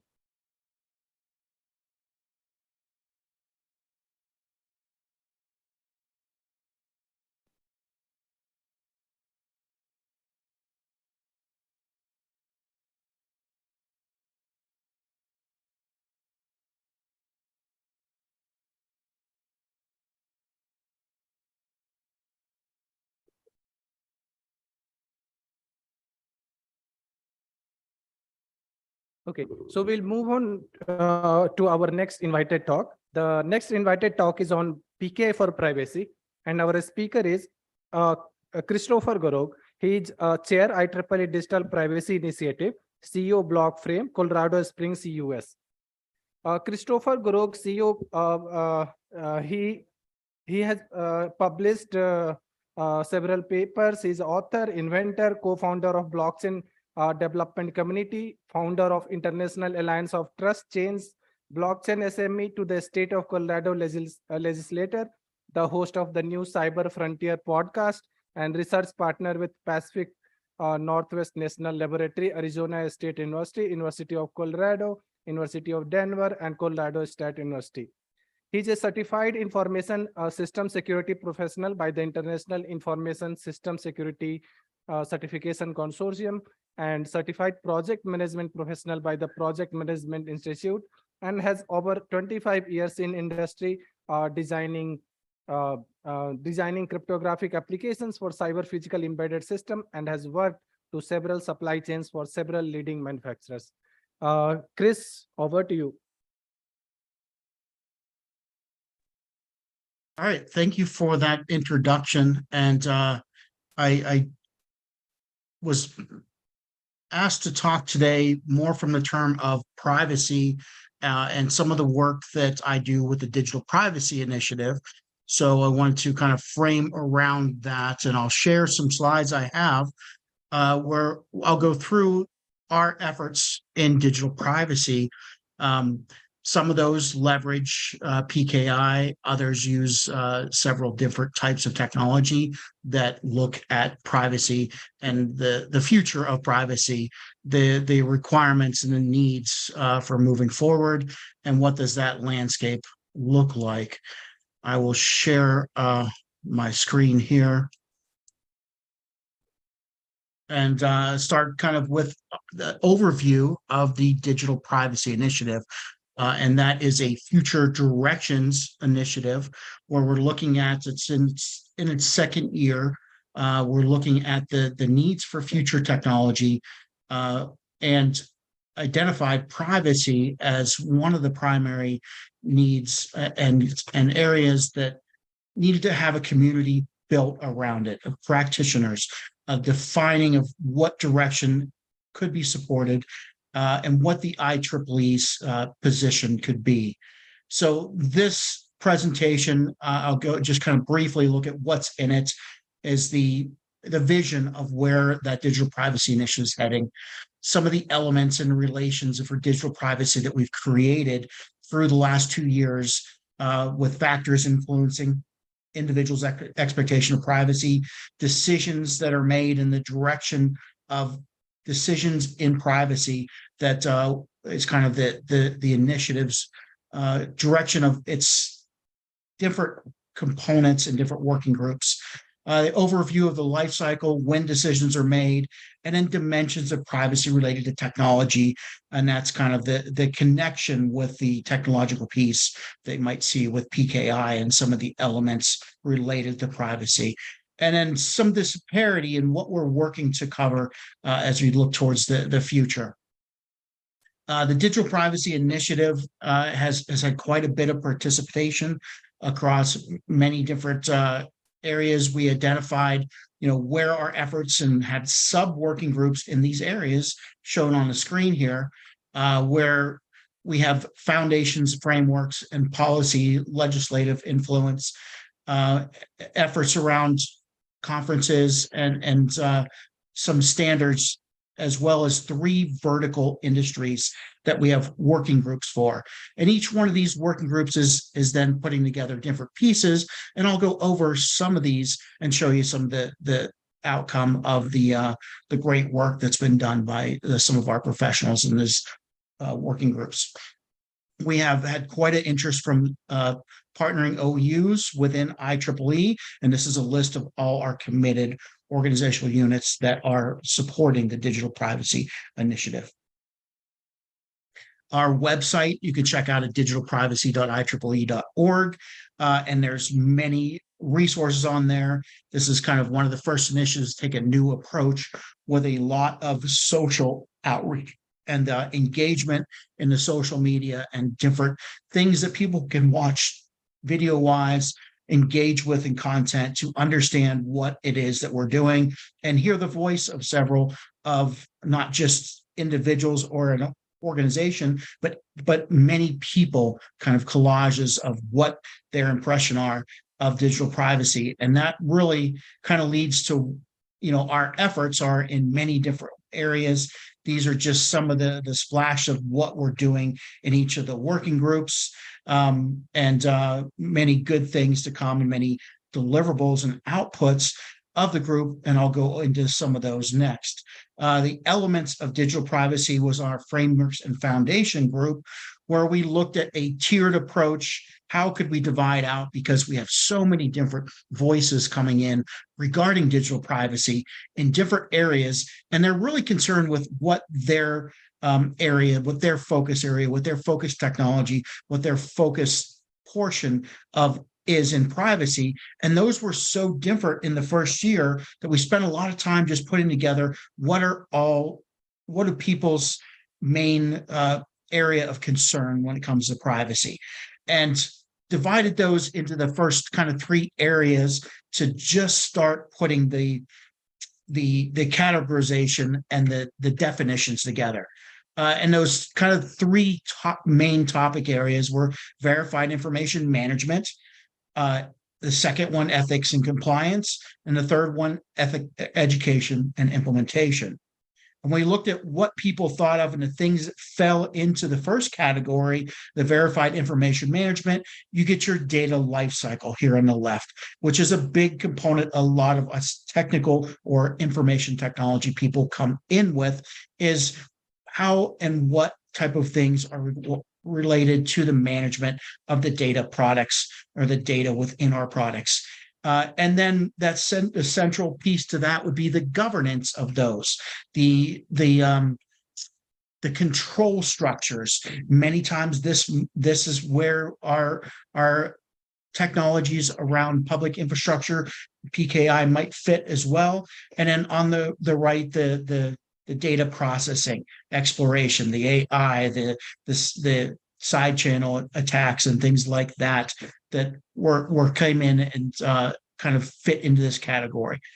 This ethics and compliance category, a lot of people that are interested in the digital privacy do so from the legal professions, the legislative professions, the regulatory professions, and their voices came in with many of these types of areas that were their primary concern, and dividing this into its sections as well to get an understanding of how these different pieces relate. So people coming in looking for inclusion, affordability, accessibility, how does that fit into the overall conversation around digital privacy? In the third area of education and implementation, training, infrastructure, practices, and things like that, process transaction. But this model, still a work in progress, is one of the outputs of our frameworks working group. And the policy working group has looked at some other things related to these social applications. The focus of the Digital Privacy Initiative has been around the individual. Because IEEE is made up of individuals, supported and funded by individuals. We thought that our best voice was to represent the individual in the digital landscape and make this model to put together all the influences that a person sees under a individualized, privacy-centric view. And this is the expectations of privacy from a person. What are all the components that might be involved with that? And many more came in. This was the synergization of a lot of input to say, what are the general categories to get the conversation of how things are related? And then those influences, what are the overall influences, the technical, regulatory, economic, legislative, legal, and cultural are another piece of this. And in order to put together a comprehensive model, we had to look at what from the individual level, what are all the outside things that come into it? And then how does that put together in a digital privacy model? And this we just published within the last couple of months. And you can find this on the digital privacy website as well. There's a lot more information about it, but how does that individual centric digital privacy model and the expectation of individuals' privacy relate? And this has really gone a long way to getting the conversation of all the different voices coming in, especially the legal, the legislative, and the technical, the businesses, have a starting point to say, well, where does my interest fit into an overall picture? And then, where we're moving to now, and some of the the largest need we found is in a review of privacy decision points. When decisions are being made on privacy, is the concern of so many people that come in with the legislative, with the technical, with the development, with the legal profession. Everything is kind of left open to how do we make a product and then protect it? What are the requirements? What do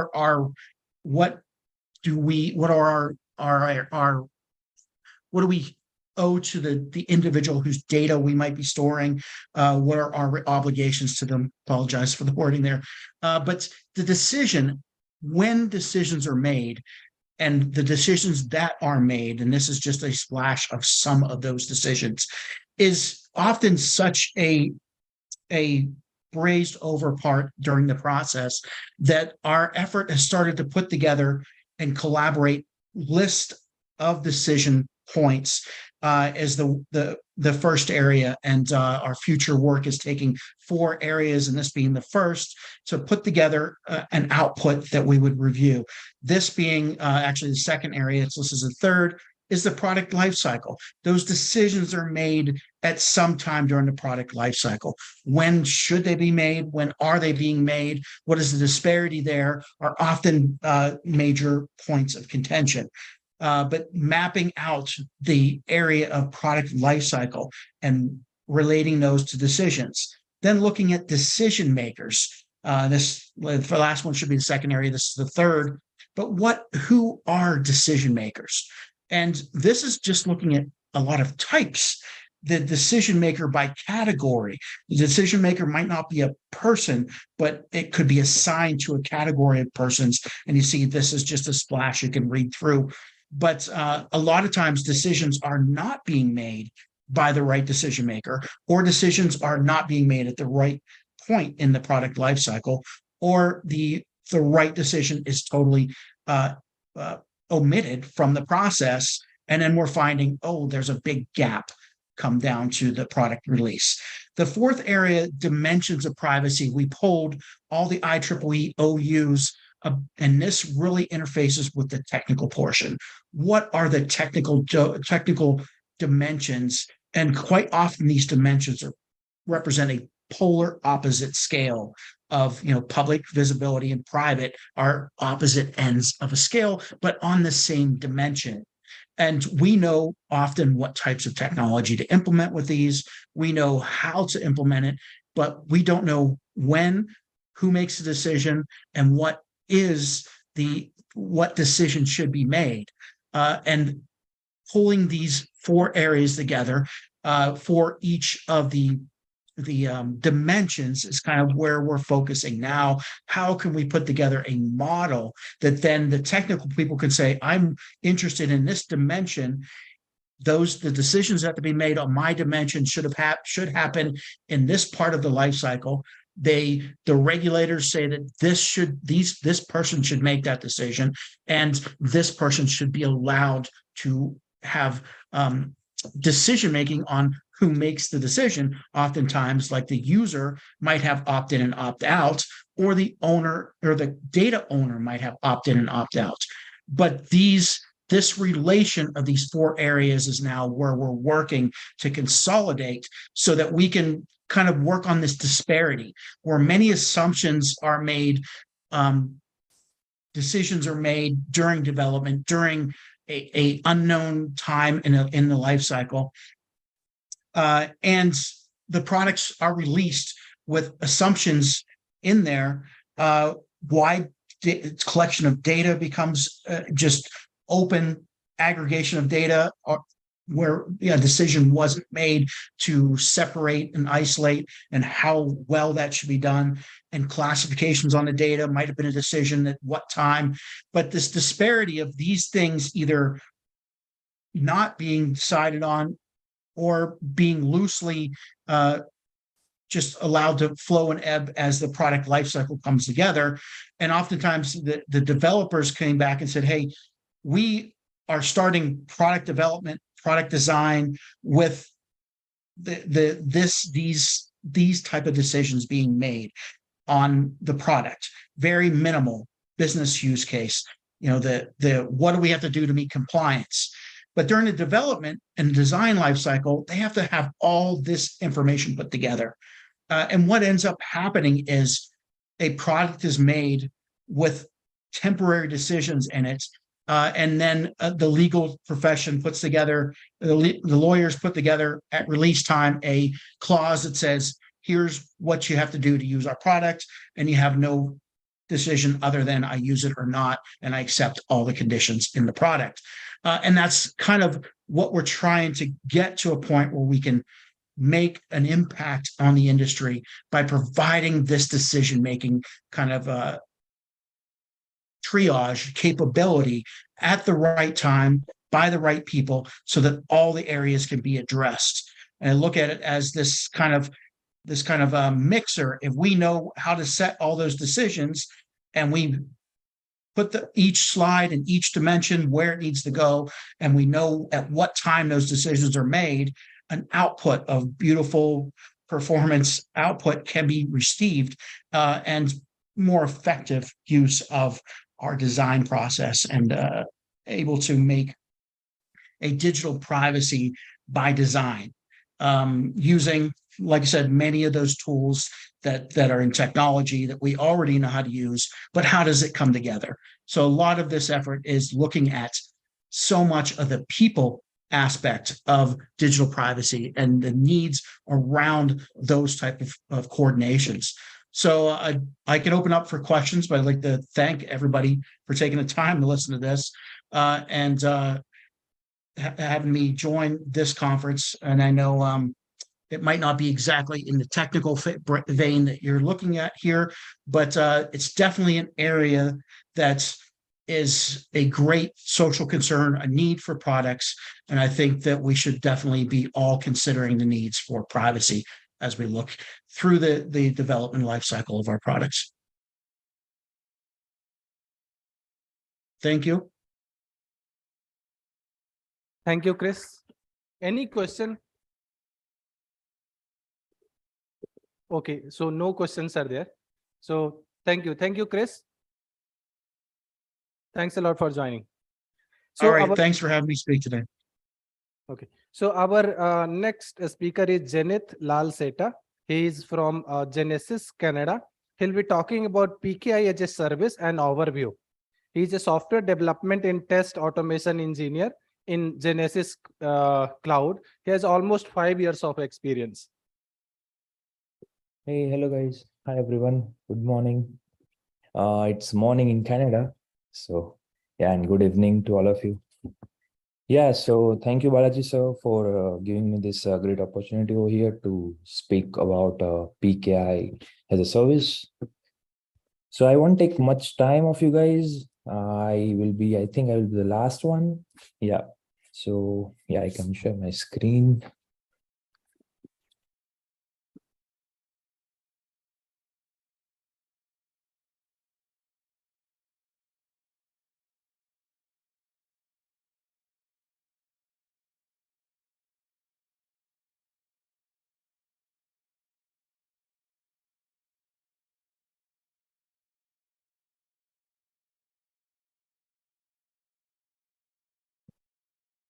Can you guys see my screen?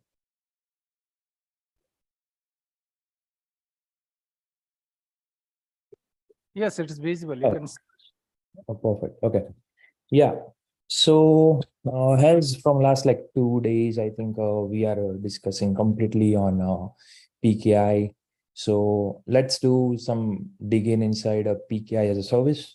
So PKI as a service, it's just a simple and securing the digital identity management done by various companies right now. It's around.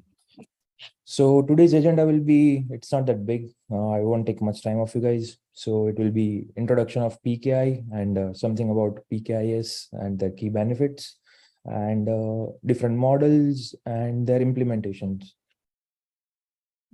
So here is, so what is PKI? So in simple words, right now, whatever we are communicating between a client, like client and a server, right now we are doing it based on a public key and a private key, like based on different algorithms. We encrypt like encrypted keys, and it seems to be like a secured. But now PKI, it's something like it's making whole communication to be secured. So it's just a extra layer on top of the existing functionality. Yeah, but there is some issue with the PKI right now. So what are the issues? So not everyone not every companies, like a small scale companies, can build PKI because it needs like a huge investment. So for example, like they need a separate areas for it. They need a data center, separate data center. There will be hardware cost. And apart from that, there are some lock-in issues, like high maintenance cost for everything like a data center. So we know like how to manage a data center, it's not an easy part. And even like there is other limitations, like employees might not have a proper knowledge or training or something like that. And due to that, it could be an issue with the organization, and they could face like a severe disaster or something. So what will be the solution of it? So there is only one solution, I think, right now. It's a PKIS, Public Interface as a Service.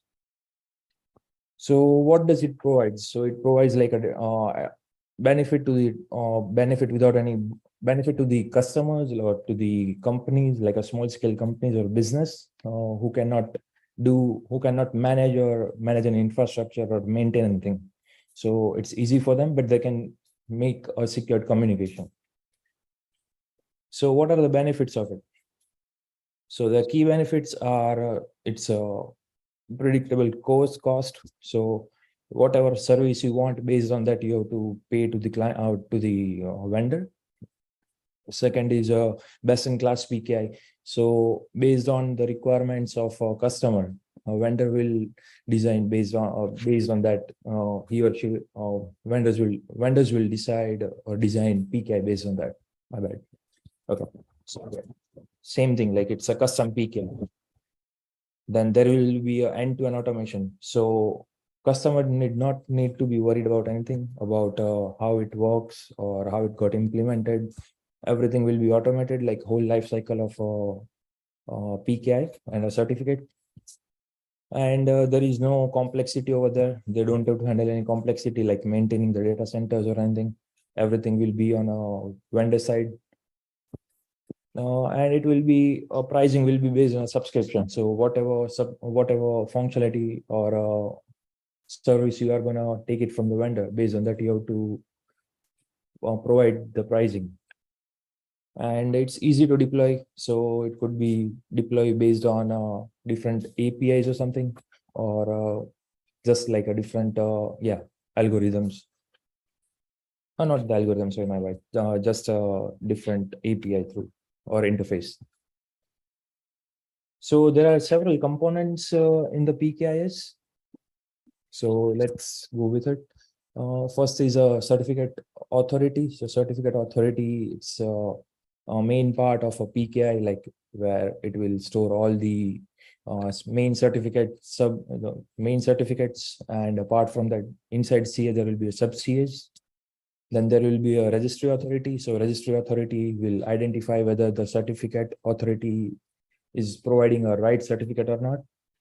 Then there will be, every certificate will have a separate life cycle, like when it got created, when it got modified, or when it will be deleted. Then there will be a key pair management of a public key, private key over there. Then certificate revocation, like if any deletion happen or any update happen or something is missing, there is a so it can be managed. Then there is a compliance management. So every certificate will have their own compliances, and there will be a scalability and high availability. So depends on how big the customer is. It should always create like a same number of certificates on whichever loaded, whatever number of load it is, like higher, lower load, whatever it is. So it should create based on numbers it got defined. Then there will be a easy to monitor and logging. So customer will always have a tool where they can monitor and log each certificate, like how much time it's take, like analyzing like all the data. Then there is a security and auditing of a certificate, and there is API support that it will get from a vendor, and some customer support and the agreements between a vendor and a customer. So there are different kind of certificates. So first is a private root PKI issuing CA, trusted TLS, and OCSP. So OCSP, it's something like a open source protocol, like it will validate like a real-time certificates, it will validate, and private root PKI, and like these are different certificates for communications, creations, and trusted TLS SSL. It's like a at what layer it will gonna get create, and how secure, like it's a security, like how much security it's gonna provide. So it's a main phase, trusted TLS SSL. So PKIs can be implemented in 3 different ways. One is through on-premises, then second is cloud-based, and third is hybrid. So any customers will be like, it could be either a cloud-based or on-premises or hybrid. So for on-premises customers, what PKIs will provide. So everything will be hosted at the organization level. Everything will be there at the data center in person, and it will be on site, like everything, and it will be like highly secured and in a regulated environment. In a hybrid, it depends, like few certificate, like management will be done in a data center and few will be done in the cloud. So there are many companies right now who are providing a solution for hybrid model. And I think majority of our companies right now are migrating from hybrid to cloud. So in hybrid, it offers like same thing, but it on top of it, they're providing some additional PKI services in the cloud to get different certificates, like storing PA and RA and SA will be on a cloud. And there is a cloud or multi-cloud based PKIs. So PKIs component hosted like by a cloud provider. So it's a kind of like a AWS or Azure, or yeah, right now 2 are the main, or Google Cloud. Yeah, it's a cost efficient as well. So there is a disadvantage in on-premises, like there is few limitations, but on cloud there is no limitations. We can store it like as many number we want. It can be done like up and down. It always needs to connect to the internet. No other options to access the data, and suitable for remote access. So this is mainly, so right now we are migrating to a cloud because everybody saw like a pandemic 2019, 2020. So we are now right now, like majority of IT companies are working from home, especially in like North America. So everybody wants to move from on-premises. They want to move like whole the project from on-premises to a cloud. And it's also easy for the customer as well, like their customer, the customer's customer. So what are the comparisons? So let's do some comparisons here between different models, like how it is. So, and how scalability, like how the deployment is, the scalability, how much costs are they gonna be, or accessibility. So on premises, it's the worst case to implement the PKI model for smaller businesses, because it's always going to be difficult to deployment. Scalability, there will be limitations, because limitation in sense of if we registered for 100 users, then like 100 certificates, then we cannot increase in on-premises side. And there will be cost. The cost is the one of the main thing. And there will be accessibility. It could be fine. Accessibility, it could be okay, like from the data center, it will be on site. Then the cloud model is the best preference given for PKIs, because it's easy to deploy, easy for scalability, cost efficiency. It depends on how much we use. Based on that, a vendor will charge. And accessibility, it's if you're connected to the internet, it's always been easy.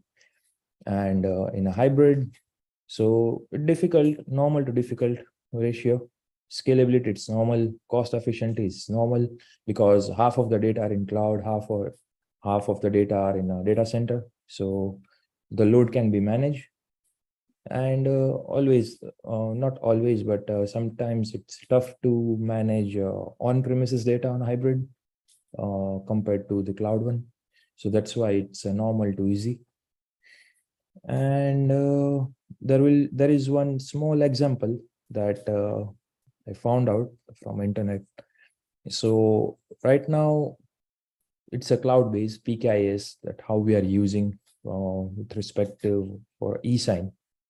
So what we are doing right now, it's we are taking some information from the user, like Aadhaar card. Everywhere, like in India, everybody has registered for their Aadhaar card through the fingerprint or their eye recognition. And with that, they will go to that whatever input we give, it will be inside a e-sign provider. That e-sign provider, it will go to the Aadhaar eKYC. It will try to verify whether whatever e-sign provider has given the data so it's valid or not. If it's valid by Aadhaar eKYC, then it will go and certify the authority, like it will verify whether it's a correct certificate or not, which I think Anup has showed us right now, like in the system. And once it's done, there will be number 5, like digital signature and certificate. It will be authorize the user to go in and do the communication, like make a acknowledgement. And there are few right now, I see like there are few North American companies which are providing some PKIS solution, for example, like Entrust, DigiCent, HID, Thales, Cloudflare, Sectigo. So these are few vendors right now in the market, and yeah, they are good vendors. And that should be it from my side. Any questions? I cannot hear. Any questions? So no questions are there. So Janet, thank you. Thank you. Okay, so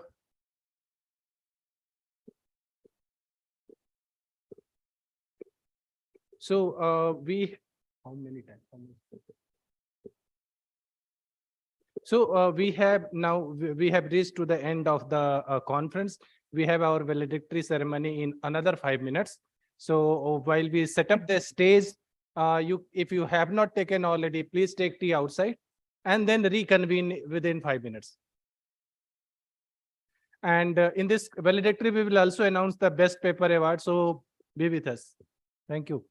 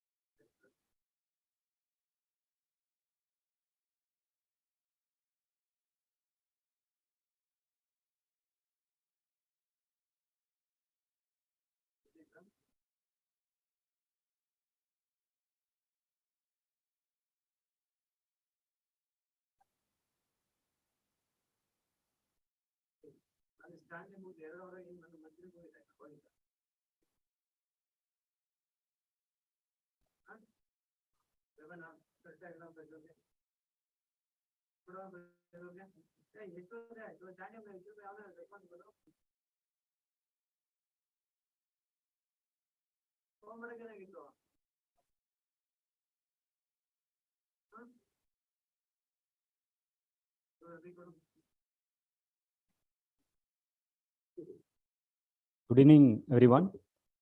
So I request the members who are sitting behind to come to the front and occupy the front seats.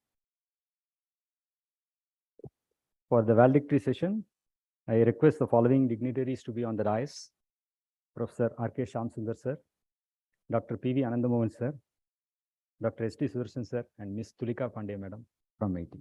Please welcome to the dais.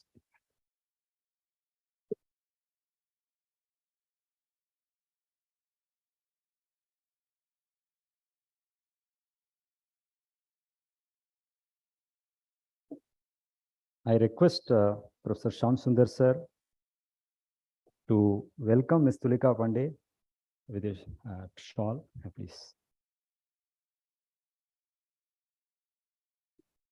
Let's see, madam.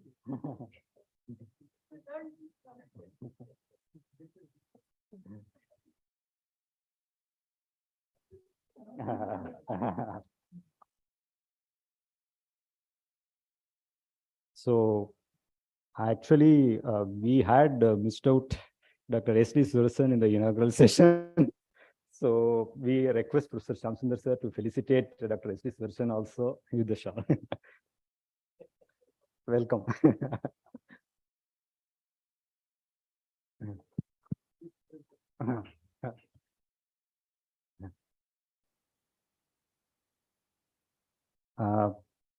So without much ado, I request Dr. Mohammed Misbauddin to announce the Best Paper Awards.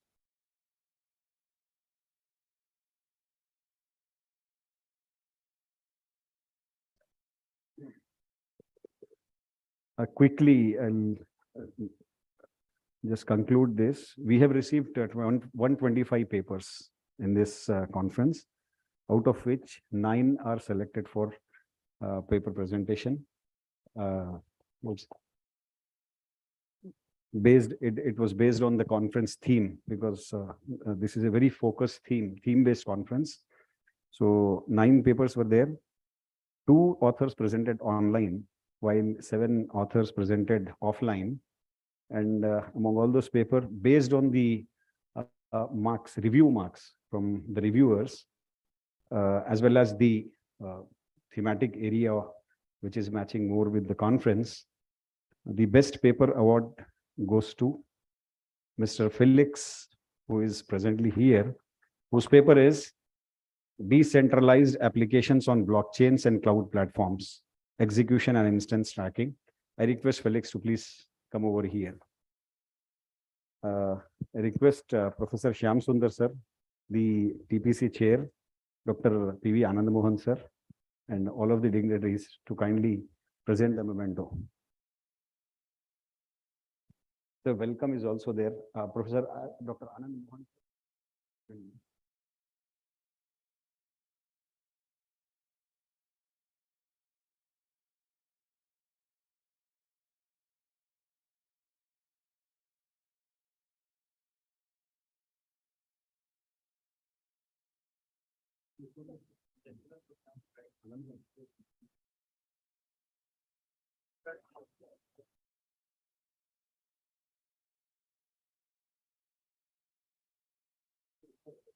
Congratulations, Felix. Thank you very much.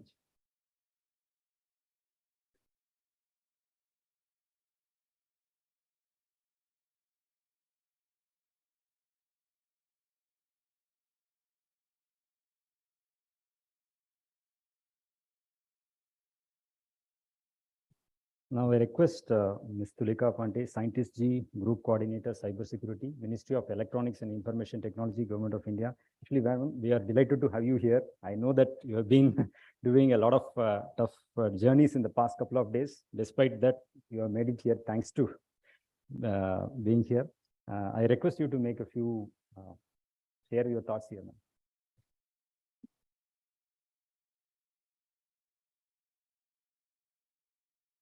I only would like to congratulate CDAC and CCA team for keeping this and growing this community larger, because all of us realize that each one of us will have to take care of our country's people and their data.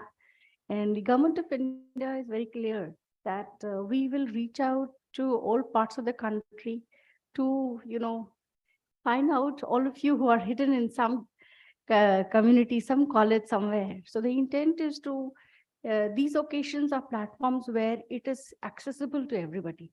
So I really feel that this is a very welcome initiative by the team. And I only hope that this will grow larger and this will become the world's noted conference. This is what has happened with 2 or 3 others. There's a communications networks conference which happens in this hotel every year in the month of January. And that is growing in size and participation and the kind of papers that we receive. So I was very surprised, pleasantly surprised to see that we had to choose. There's such tough competition that we had 120 papers. I am sorry, I have not seen them, but I hope that someday I will understand what you all are doing. And the government of India, on behalf of it, I fully extend support to your activities, to initiatives, and let us all together, bring innovation to the world. Thank you so much.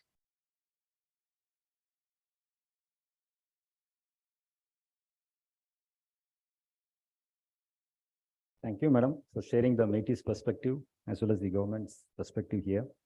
I now request Dr. P.V. Anand Mohan sir to give the closing remarks. So good evening. So it has been a pleasure to be Technical Program Committee Chair and Co-Chair Dr. Balaji. Actually we have received around 100 papers for the conference, and then as per IEEE regulations, we have subjected them to copyright, not copyright, this plagiarism check, and whatever have passed this plagiarism, minimum the 30%, above 30% we cannot accept. So as per that, we selected around 70, and they have been thoroughly reviewed by experts.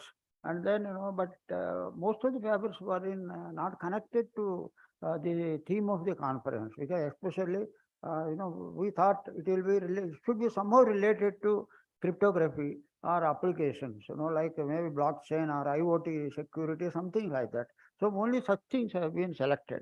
So what I feel is that, there is a lot of scope for youngsters, to focus more on implementations of post-quantum algorithms or actual practical solutions, because you should not think everything what you are doing is not worthy of publication or presentation.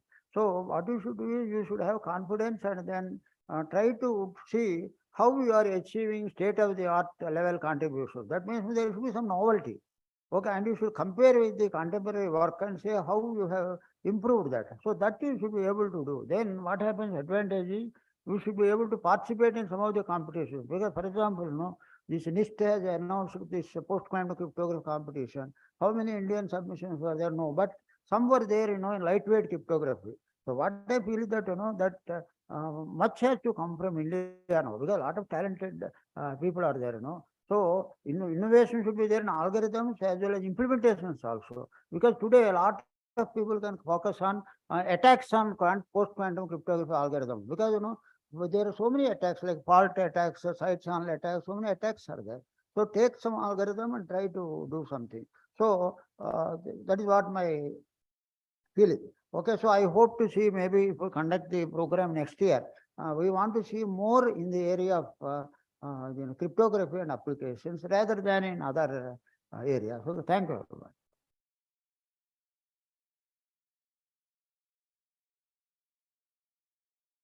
Yes, ma'am. Yeah, please welcome. Mic. Yeah, one second. Just.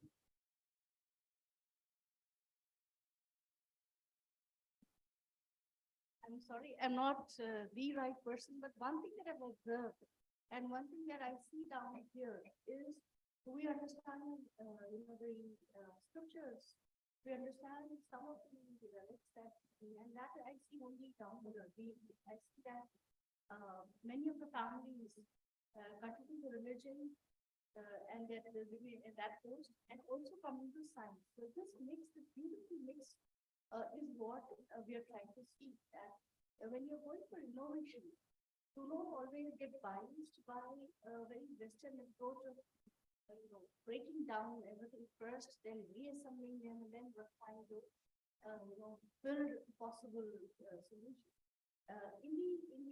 From my current trip around the down south, what I've learned is, we have the perception to be able to look at the whole piece as a holistic single piece and be able to go down to the which is the core which we need to protect. Somewhere I am again calling all of you to please go back and read our scriptures if you understand them, ask your gurus to tell you some of those from the Vedas that we have seen. Somewhere I'm coming to this conclusion that we in India will take the real solutions where we will not be working in bits and pieces. It's very incremental the way we're talking about security. The RSA algorithm is the key problem, which is broken down by conflict. So we see this happening. Whereas we know that we will have solutions from our from the nature and from our systems, we will find solutions that are much more much more sustained for lifestyle. That's what I think. I was wondering how the temples have survived for so many thousands. Now and there was a time in whatever we do now. So when we are looking at science and technology, we really need to also go back to our roots. I request all of you to also remember your roots and look for the solutions for it. Just wanted to say this because I'm very exhilarated with the experience that I have seen. I've gone down right up to Rameshwaram, and from there up I started to move along with also visiting colleges. And I see that the real intelligence is hidden and is not really being brought up. And that's where I keep imploring sort of to please read everything. I'm not saying don't read the research papers that are published in the IEEE, but also look within some of the findings.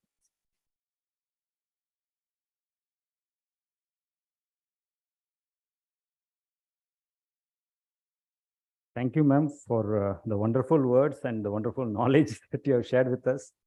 Of course, I think the words that you have told, learning from the roots and reading our ancient scriptures, I think we got very much inspired from the visit to Rameshwaram, and we are also like to definitely look into it and collect and correlate all our knowledge and this thing. Thanks a lot, ma'am, and thanks for being the chief guest. So now, as a small token of appreciation, I request Professor R.K. Shamsundar sir to just give a memento to Tulika madam. It's a small.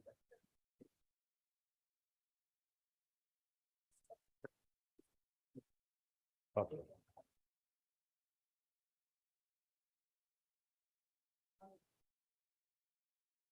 Okay.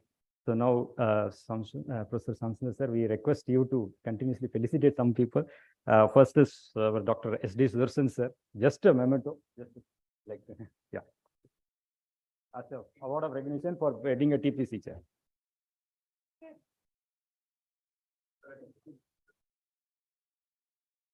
General coach.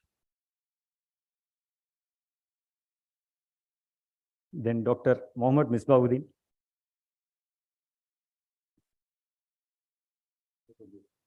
Professor Samsundar sir, please.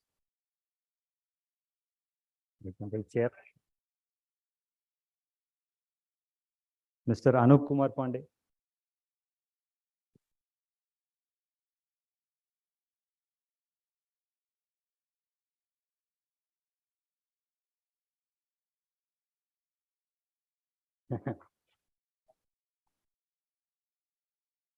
Mr. Gopinath.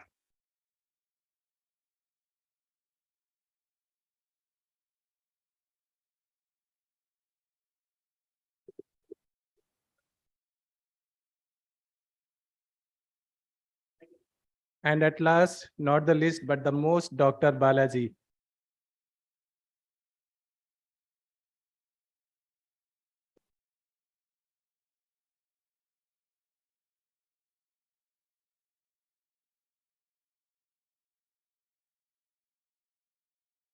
So thanks to all of you. Thanks for being here. And thanks all the dignitaries for being on the dais and gracing us in this occasion. Thank all the participants for being here and supporting this event. We will meet in PKI 2024. Thank you.